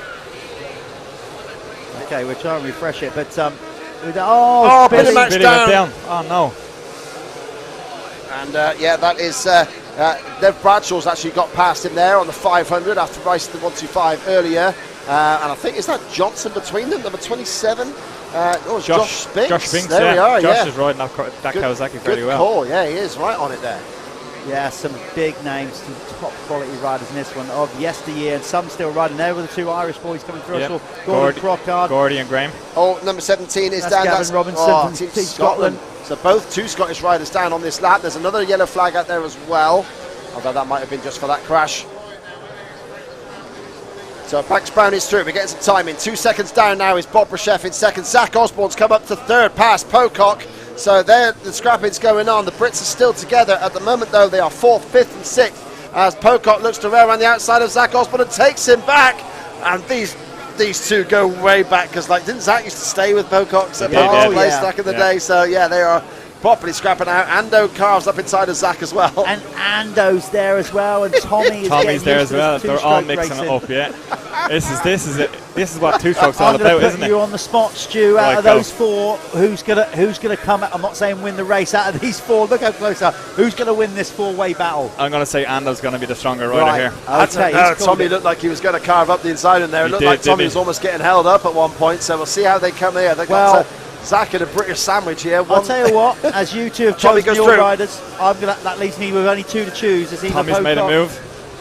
Either Pocock or Osborne. I'm going to go for Pocock then, just to keep it British. Okay, sorry, Zach. I'm going to go Bobby. No, not for the win. Just for this little scrap. Okay. Yeah, sure. Okay, so yeah, Pocock now ahead of Osborne, and now Searle is the one that is snapping at the Americans' heels.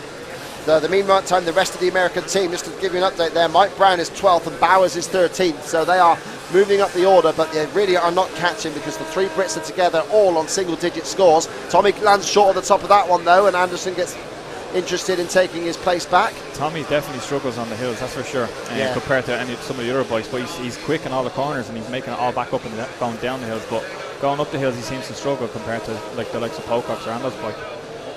If you have a quick look, but he's making moves now. That's good. He's going to make a move on Zach. Zach didn't seem to make the move on Pocock. Yeah, could that be a jetting thing where he's just not used to setting the jetting up right? That just could be the way he likes the bike, I suppose. It's all, every rider likes bikes, different bikes in it. Yeah, different setup. Zach had a lovely line there. I think that's what you're owing at there, Jeff. That was sweet. Beautiful outside to inside line there to make some ground up on Mel Pocock. I just want to highlight Zach Osborne's style. I've mentioned it last year. It is such a unique style. He sits so far back in the seat at all times. Yeah, you did talk. But he's only short, but he really counter levers. His torso is so far. He's one of the most sort of like. There goes Tommy up the inside of Zach. He goes outside to inside there as they rail the back of the start line. And now that's two Brits in front of Zach Osborne, with one still behind there with Anderson. So Tommy now, I tell you what, that was a bit sketchy as well. They're trying to downslope into that. It was that sketchy that Tommy wasn't going to risk the big downhill leap. So now are the Brits going to set sights on Bobashev? They've got 2.3 seconds to try and catch up to the Russian with the best part of 2 laps still to go. My man Ando's fell off the back of the wagon. Yeah, he has a little bit. Come on, Ando.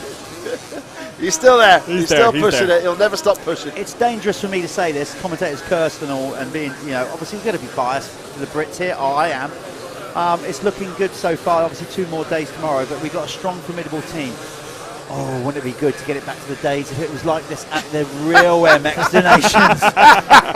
Come on, we need more future British talent. We need to be in the mix. We might have the same team. There goes Tommy back past Pocock. So, Tommy Searle is back up into 3rd place now. There he goes on the number 4. And, Pocock's looking round. Is there an issue with the bike, or did he maybe just slide out and wonder if Zach was going to charge past him? No, looks like... I don't know if Pocock's... Might be getting tired.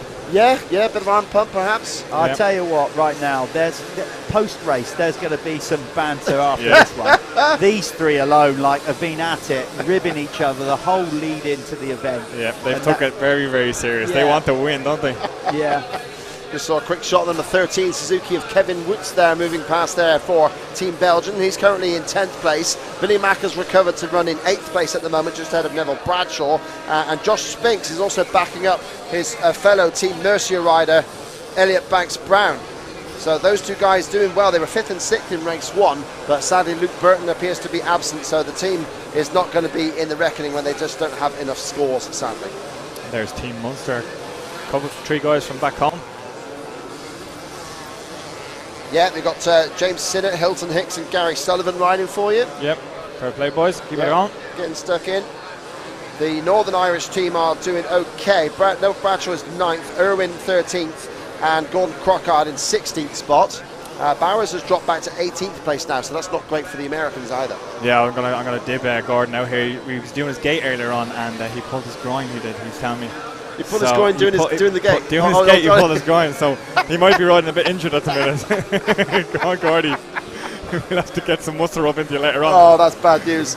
I shouldn't be slacking because, tell you what, it's very easy to do. Definitely very easy to do. Oh yeah, well last year I saw the Northern Ireland team in the bar on the Saturday night, so if I do the same again, I'll just ask him how's your going. That's what I'm worried about tonight. Everyone says wait till Saturday night, but I'm very worried about tonight. Thursday night was bad for me, so I had to go to bed early last night just to make sure no one could feed me drink. Oh yeah, all these guys will be staying off it. I'll tell you right now, there's tactics. This event plays havoc with the devil on your shoulder. You're like, so tempted to go in the beer tent. Me and Ben have to work, you have to ride, and you hear everybody cheering in there. Think, shall I go in there? Honestly, it's I definitely got this little devil on my shoulder. I definitely think go in there. They all have team tactics. They're like, right, there's a rider. Let's feed him full of drink, get him really drunk, make him sick so he's not going to ride the next day. Obviously, these guys, they'll be okay. They'll take it serious. But for the best part, a lot of fans are here for a good weekend, And the atmosphere in the beer tent last night, the band was absolutely kicking. We had Steve Mathers in there last night with the Pulp Show. He'll be doing that again tonight. We're going to get some riders in there tonight as well, introduce them to the crowd. It's going to be an excellent night. I actually missed it last night. I didn't even know Steve was in there last night. I was speaking to him there earlier on. He was saying he's got a show on tonight as well, so I'll have to make that one. Yeah, it's just pretty decent. Some good chat going on there. And Bobashev is closing in now. They're on the last lap. So Bobashev just got a little bit to work on to get towards Elliot Banks-Brown. And despite, as Pocock was saying, that new addition to the track probably helping the 250s, because the 500s don't get the chance to build the momentum and pull like they were last year, he was telling me. The 2 500s are dominating at the moment with Banks-Brown leading it. Bobashev there in 2nd place looks like your overall individual leader as it stands after the first 2 motos here. But with Cyril, Pocock and Anderson packing the places again, 3rd, 4th and 6th, with Zach Osborne the only American in the equation. Well, I thought that was the last lap, but we've that got was one to go. No so checkered flag, my apologies. This is going to be a good last lap then. It'll also be good for the Banks family. John Banks Group sponsoring this event as title sponsors, as we said. 3 generations, 4th on the way, already started to ride. All of them have won British Championships. So grandfather John, son Mark, and now obviously grandson to John as well. Elliot out there. Elliot looks an MX dynasty, basically. You know, so this will be good. This will be really good for them as title sponsors for one of their very own. Yes, absolutely. Winning a race, if he brings it home. 2012 and 2013 MX2 British champion was Elliot Banks-Brown, and he's actually third in this year's series, amazingly enough. So quite incredible that he's right up there, just behind Bobby Bruce and Isaac Gifting. I wouldn't so that's rule Tommy out of it. I was just looking at that. Yeah, he's on the charge. He's on the charge now again. Yeah, he's after catching up to the boys fairly quickly. That's another thing as well, that with them all riding different bikes, you'll start to see the riders changing as they go on throughout the weekend, because they're making changes, getting used to the bike and stuff. So of course, you'll see a lot of changes in each race to compared to the riders when they're making adjustments to the bike. So Tommy's definitely putting a shift in, that's for sure, in that last lap. And Anderson has got past Osborne in that lap, so yeah, we've got the Brits in 3rd, 4th and 5th all together there. Elliot Banks-Brown is riding for Team Mercia, not Team GP, so I'm sure he'll be enjoying the fact that he's beaten all the team, maybe feeling that he should have been in the place, but he's in there doing well. And Mackenzie's worked his way up to 7th as well. He's passed Josh Spinks to get to that position. Tommy's going to make a pass here. Tommy's got a shot. He's got a shot. He's close enough with the amount of real estate we got left to run in this race. It's just where he can do it. My guess is he's going to have to do a band side down here. It'll be after at this section if he's not in tight enough. He's going to have to. Yeah, he's not in tight. Oh no, he went for it. The dice. Oh, on Tommy. Oh no. He's going to go again. Next corner. He might get the next corner. He might get a chance to go around the outside if it goes inside. If Yevgeny goes inside, well, then he might go around the outside. He might get something. I've got to say, a good last lap from Elliot Banks-Brown. Yeah, he's managed to hold the gap. Focused on the job in hand, hasn't he, and not let them, because last lap around, Bobby was right on his tail and he gapped him a little bit. So here's 2 corners for them to make. Oh yeah, 2 to go. Yeah, there's the. Oh, there's 7 lap races then. My apologies. There's that or 6 lap. Oh, okay, we're on 1 lap to go then. This is it. No, there's 1 lap. Yeah. Even better. Even better. Tommy's got another lap to make a move. Still on. Can we get a message across to Alan there on the checkered flag to just go and get a sandwich or something? Give us a couple more laps. Just go off. Just keep this one rolling for a bit. Did the French do that at Bercy one year when J&B was catching Stanton? I heard that. We give them one. Yeah, sacre. Nobody will notice. Oh wow, look at this. Here we go then. Bobby has got Searle all over him. It's like a replay of the British Championship almost. Earlier this year these two were happening, but yeah, nice incredible. They look like they're catching Elliot a little bit too. So this is on, Stu. This is Yes, on. there we go. And look, can you hear the crowd? That's unreal. I've just got goosebumps from that. That was just awesome. The noise came through our door here. Amazing. There's quite a few hills here now to make a move for Tommy. So it'll be interesting how aggressive he go. Let's get back. Who wants it more? Yeah. Oh, Tommy's made a move. He's up the no, inside. it's a lap rider. Last lap my right. bad. False alarm. Bobby's not going to give it to him. He will hang on. Absolutely a tough campaigner. Former factory Honda rider. And up the hill goes Banks-Brown in fine form. And just in another camera shot, we can see that Tommy is still trying to work on Bobashev. Here they are on the screen now. And they're getting close to Banks-Brown. They're being driven forward, is Bobashev, by the attacks of Searle. I think. Oh, that's close, that's close. I think Tommy is going to try that same move again down that short, sharp hill. hill. That hill, last minute. The question is, did Bobby see him out of his side vision, you know? Is he going to block that move? Look at the drop. I don't know if he's close enough now. Not close enough again. He's got to be closer than that. He's going to get this. He's got to execute this corner absolutely perfect. Here he goes. No, Bobby got right on the power. Bobby got on the power so well as he landed there. And literally, instantly his wheel hit the floor, it was moving forward. Stunning stuff. Bobby just missing that inside rut. So is Tommy. It's not over though. It's getting close. The last 2 corners might be an opportunity for him to make a move. Oh, it really could be. Bobby gets a good drive up there. So does Tommy though. Bobby's definitely up the game. Again, it's 500 against 250, we think. Here we go. 2 corners to go. I think Bob's going to hold on. Is he going to dive down? Oh. One more corner. Will he hold the inside? Well, Elliot plays it safe. Goes inside. Tommy's going around the outside. Who's going to take it? Oh. And he did that in race 1, did Bobashev. Just hooked that inside line. Yep. And this time he keeps it again. Played it smart. Fair play. That was another great race as well to watch. Brilliant stuff. That's the one good thing about 2-stroke racing. It's great from start to finish and from like first to last. Everybody's in some sort of a battle, and like the difference in that is unreal. So it definitely hypes it up every race that we're watching, isn't it? It's quite good. Yeah, amazing. Quite good. Yes, it's quite good. Phenomenal, That's Jeffro. more like is that a better? Is that more like I'm trying to be cool, undersell it. daddy cool here. It was quite good, yeah. The tea and coffee making facilities left a lot to be desired. So Banksbrad takes it then from Bobashev, Cyril in third, Pocock fourth, Zach Osborne got back to fifth, Anderson dropped back. Ando did not, Ando still hasn't crossed the line. Oh no. So Ando's having issues here. Drama on the last lap for Brad Anderson. There he, no, that's not him on screen. Oh, so Brad still hasn't passed there. We've got There's the top Tyler 15 Bowers. across. There's Tyler, number 2. First time we've seen him. I hope I haven't given him the commentator's curse. Oh, sorry, Ando. That's what you get. There's to USA. No, that's not him either. No. Oh dear, here we go then. So this could be the result that the Team GB will have to throw away. Banksbrad from Bobashev from Cyril, then Pocock, Osborne 5th, Billy McKenzie 6th, Josh Spinks 7th, Nev Bradshaw 8th, and Jake Nichols 9th. Mike Brown finishes 10th, and then we've got the 2 Northern Irish riders, Graham Irwin and Gordon Crockard. And still we have seen the top 20 come across the line, but not Brad Anderson.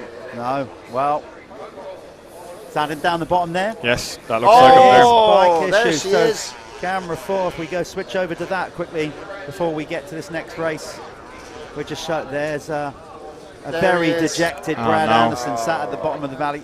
The good news is... I hope he hasn't run out of petrol. No, well, okay, not good for him, but the good news is that it's not a crash. He hasn't injured himself. Yeah. Clearly that's a bike issue. Yeah. Ando just sat there totally dejected. So that's the result they'll have to throw away then. Right, we're going to go to a very, very quick advert before we get this next race. The final race of the day coming out. Super Evo Open over 35 years of age. This will be our last race of the day. Then we're going to wrap it up. Before we do, let's go to a quick ad.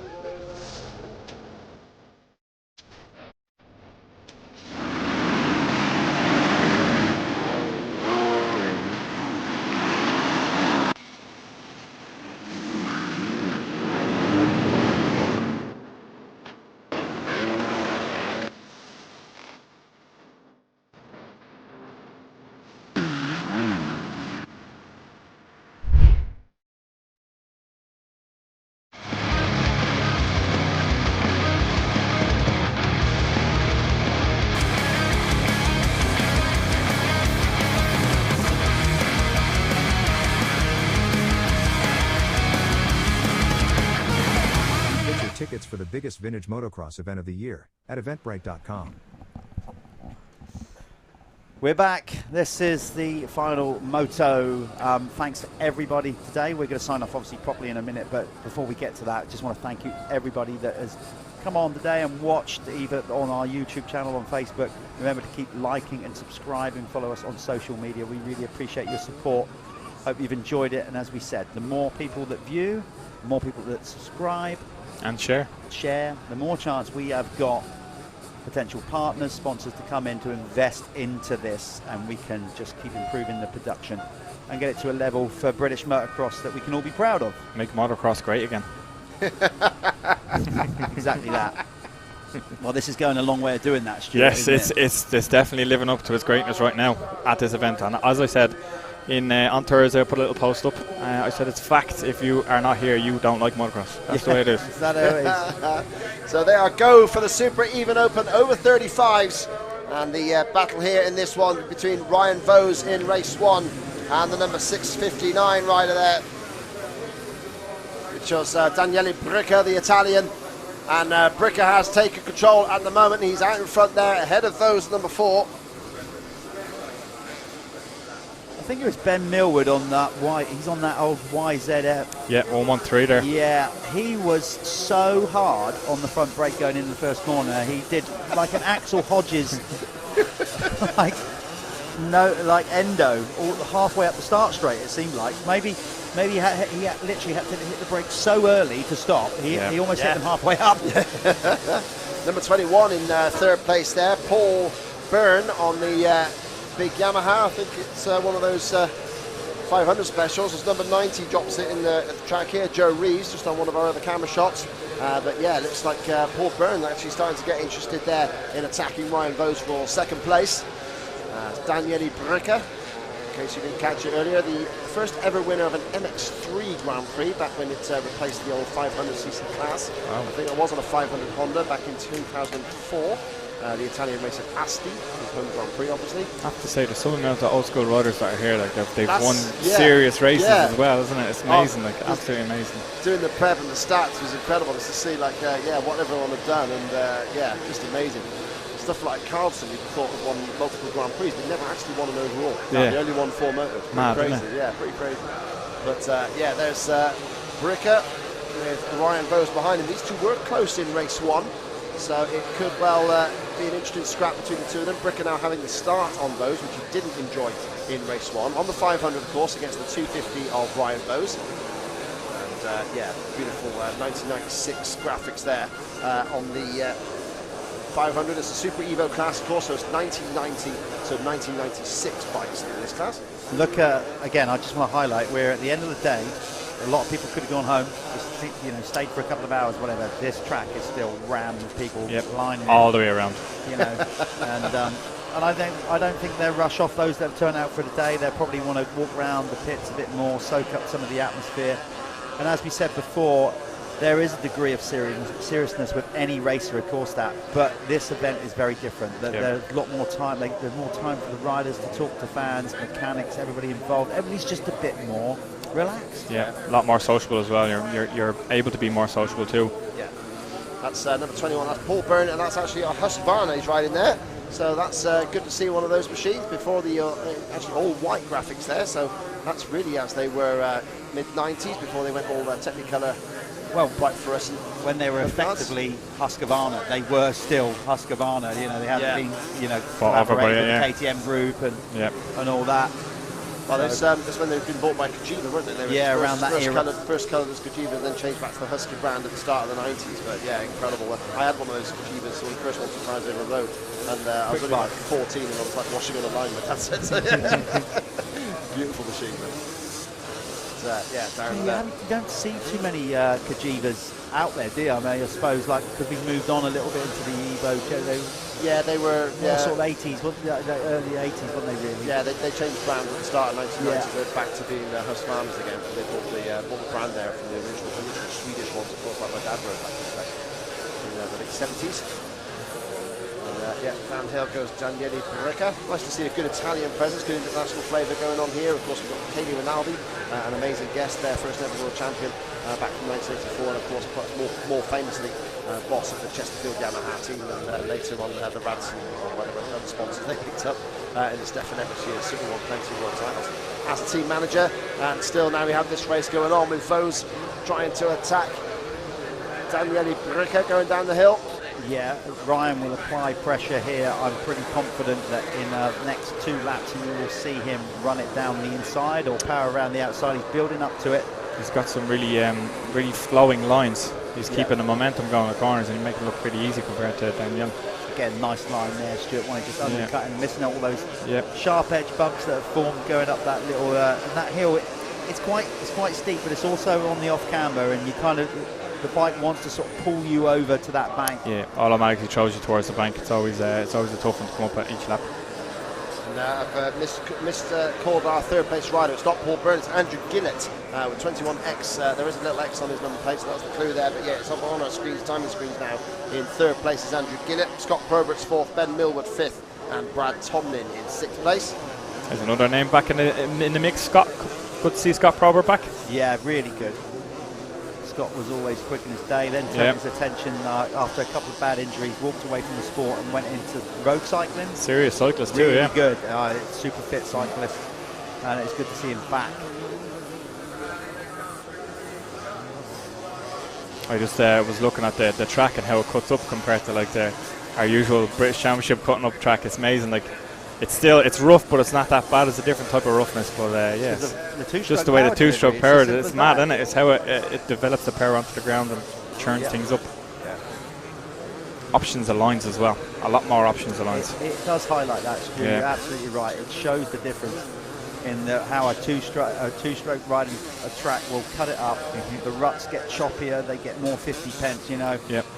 On a 4-stroke, you can roll it in there, roll it on, and it just, it's because of the torque of the engine, it doesn't shoot up so much. It makes it much smoother arced ruts, whereas a 2-stroke will make the track choppy. The ruts will get more technical. Yep. and it's a different line. You've got to keep your momentum up on a two-stroke. It's definitely a four-stroke. You can get away with pointing and shooting a bit more. Is what I mean by that is like you come up the inside, you just skid it around, go again. You start doing that on a two-stroke and you're losing mountains of time. This particular section here where Ryan and Daniela's coming up to now, you watch Ryan coming down the hill, so you go around the next left-hander watching. This is not necessarily a line you would think of, but it's keeping his momentum. He's avoiding the bumps. So you watch him here, he's across and he comes into the inside. He didn't do it that lap, but he goes more closer to the banking. And in here, you watch him here compared to Daniela. He's out wider. Here, off the edge of bumps, in the tighter. Yeah, see how just come inside that. Ryan is just finding those sneaky little lines. He's going to shoot up the inside again here. You'll see him coming up the right. There you go. Away from all the holes. Yeah, great line. That's showing his experience there. How many years of GPs has he got under his belt? A fair few. Ryan actually did miss a couple of GP years back in the day. Yeah. Late 90s. He rode quite a bit in the UK as well, didn't he? Yeah, he had some health issues. He's had to making a pass at Daniela there. I think. Yeah, he got him. He got caught up in the rut. Well, nice ride there for Ryan Vose. So he comes through to take the lead at the end of lap 3. Straight through then, just half a second ahead of Bricker as they cross the line. But you've got to think that Vose would pull away further. Gillett is still there in third, ahead of Scott Probert.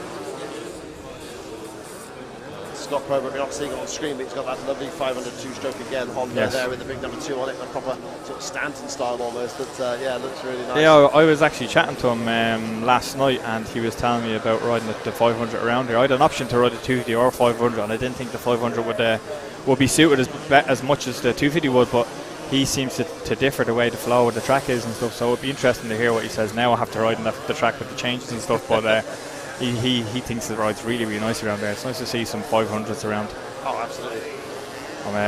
My dad's got a really good 500 back home. He's got a KX 500, absolute stormer of a bike, and he's made a hybrid, put a 500 into a 250 alloy frame. I rode that a few times. It's fairly nice. Yeah, I bet that's pretty awesome. It's amazing to think how the 500s could have developed if they'd stayed as popular as they were back in these times. Obviously, they stopped being produced because they just weren't. People were buying them. The 250s were probably far more fun. Yeah, exactly. Less killing, but there you go. Oh, I just spotted Brad Anderson's still down there. Yeah, I've seen it myself. I used to wait till the race is finished. Someone's going to have to come and tow me up. I don't know. I reckon that could also lead that Brad is so despondent that he just probably thinks, no, I just stay down here because I really don't want to talk to anyone. Stay here, watch the race, and get a beer on the way back. Yeah. I'll say well, there you go. He might also be able to pick up a few little quick lines or sneaky lines if he's out there watching Ryan going down at the minute. I just realised Richard Bird is out from Northern Ireland there. He's a home man as well. Yeah. Just realised he's out. I'm not sure what he's on. Yeah, Richard is another rider that races regularly in the Michelin MX Nationals. I think he's leading the championship. I think with one to go. Oh, that's deadly. I think he might be. I'm not sure, but I know he's in the mix there. In the is it the expert class or the amateur class? The expert class, yeah. He'd be the expert man. I could be wrong. I probably am. So we've got 2 to go, is it? It's looking like it. 2 to go in this race, and 2 for day 1 of the Vets MXdN Nations here at Foxhill 2023. And what a phenomenal day it's been, alright. Yeah, so far. we've had some serious action. It's actually checker flag. Yeah, we've actually seen some serious action. Pile-ups, carnage on the hill. Yeah, there we go. Racing. Yeah, so I think maybe cutting the time there because we were late starting with a few issues we had, I think, setting up the marshals. So yeah, I think that's part of the reason there, just shortening a couple of the races there. So yeah, that was a 4-lap race that Ryan Vose took the win. Ahead of Daniele Bricker there, passing him around about the halfway point and yeah, making the race his own. Andrew Gillett comes across in 3rd place. Scott Probert 4th, Brad Tomlin 5th. And coming up now comes Aaron Pullman there in 6th spot. So yeah, that's 2 out of 2 for Ryan Vose. Looking fairly perfect for that one. Richard Birch just pipped Aaron Pullman in 6th place there. He did, yeah, nice spot there, Stuart. Yeah, definitely through into 6th place. So there we go, and yeah, Ryan Vose, who won 3 out of the 4 in the Super Evo Open class here last year, only beaten in the last race by Joachim Carlson, and that was mainly because the two had a massive coming together and had to come through the pack together, and Carlson only just got up a little bit quicker. That was the only really difference there, but there's that lovely number 4, I think that's Bart Van Dolman in that lovely Craig Albertine replica Johnson's BFX Suzuki Suzuki 250, beautiful machine. And yeah, he comes across as Bart van Dulman in 12th place, just passing Scott Murray on the last lap.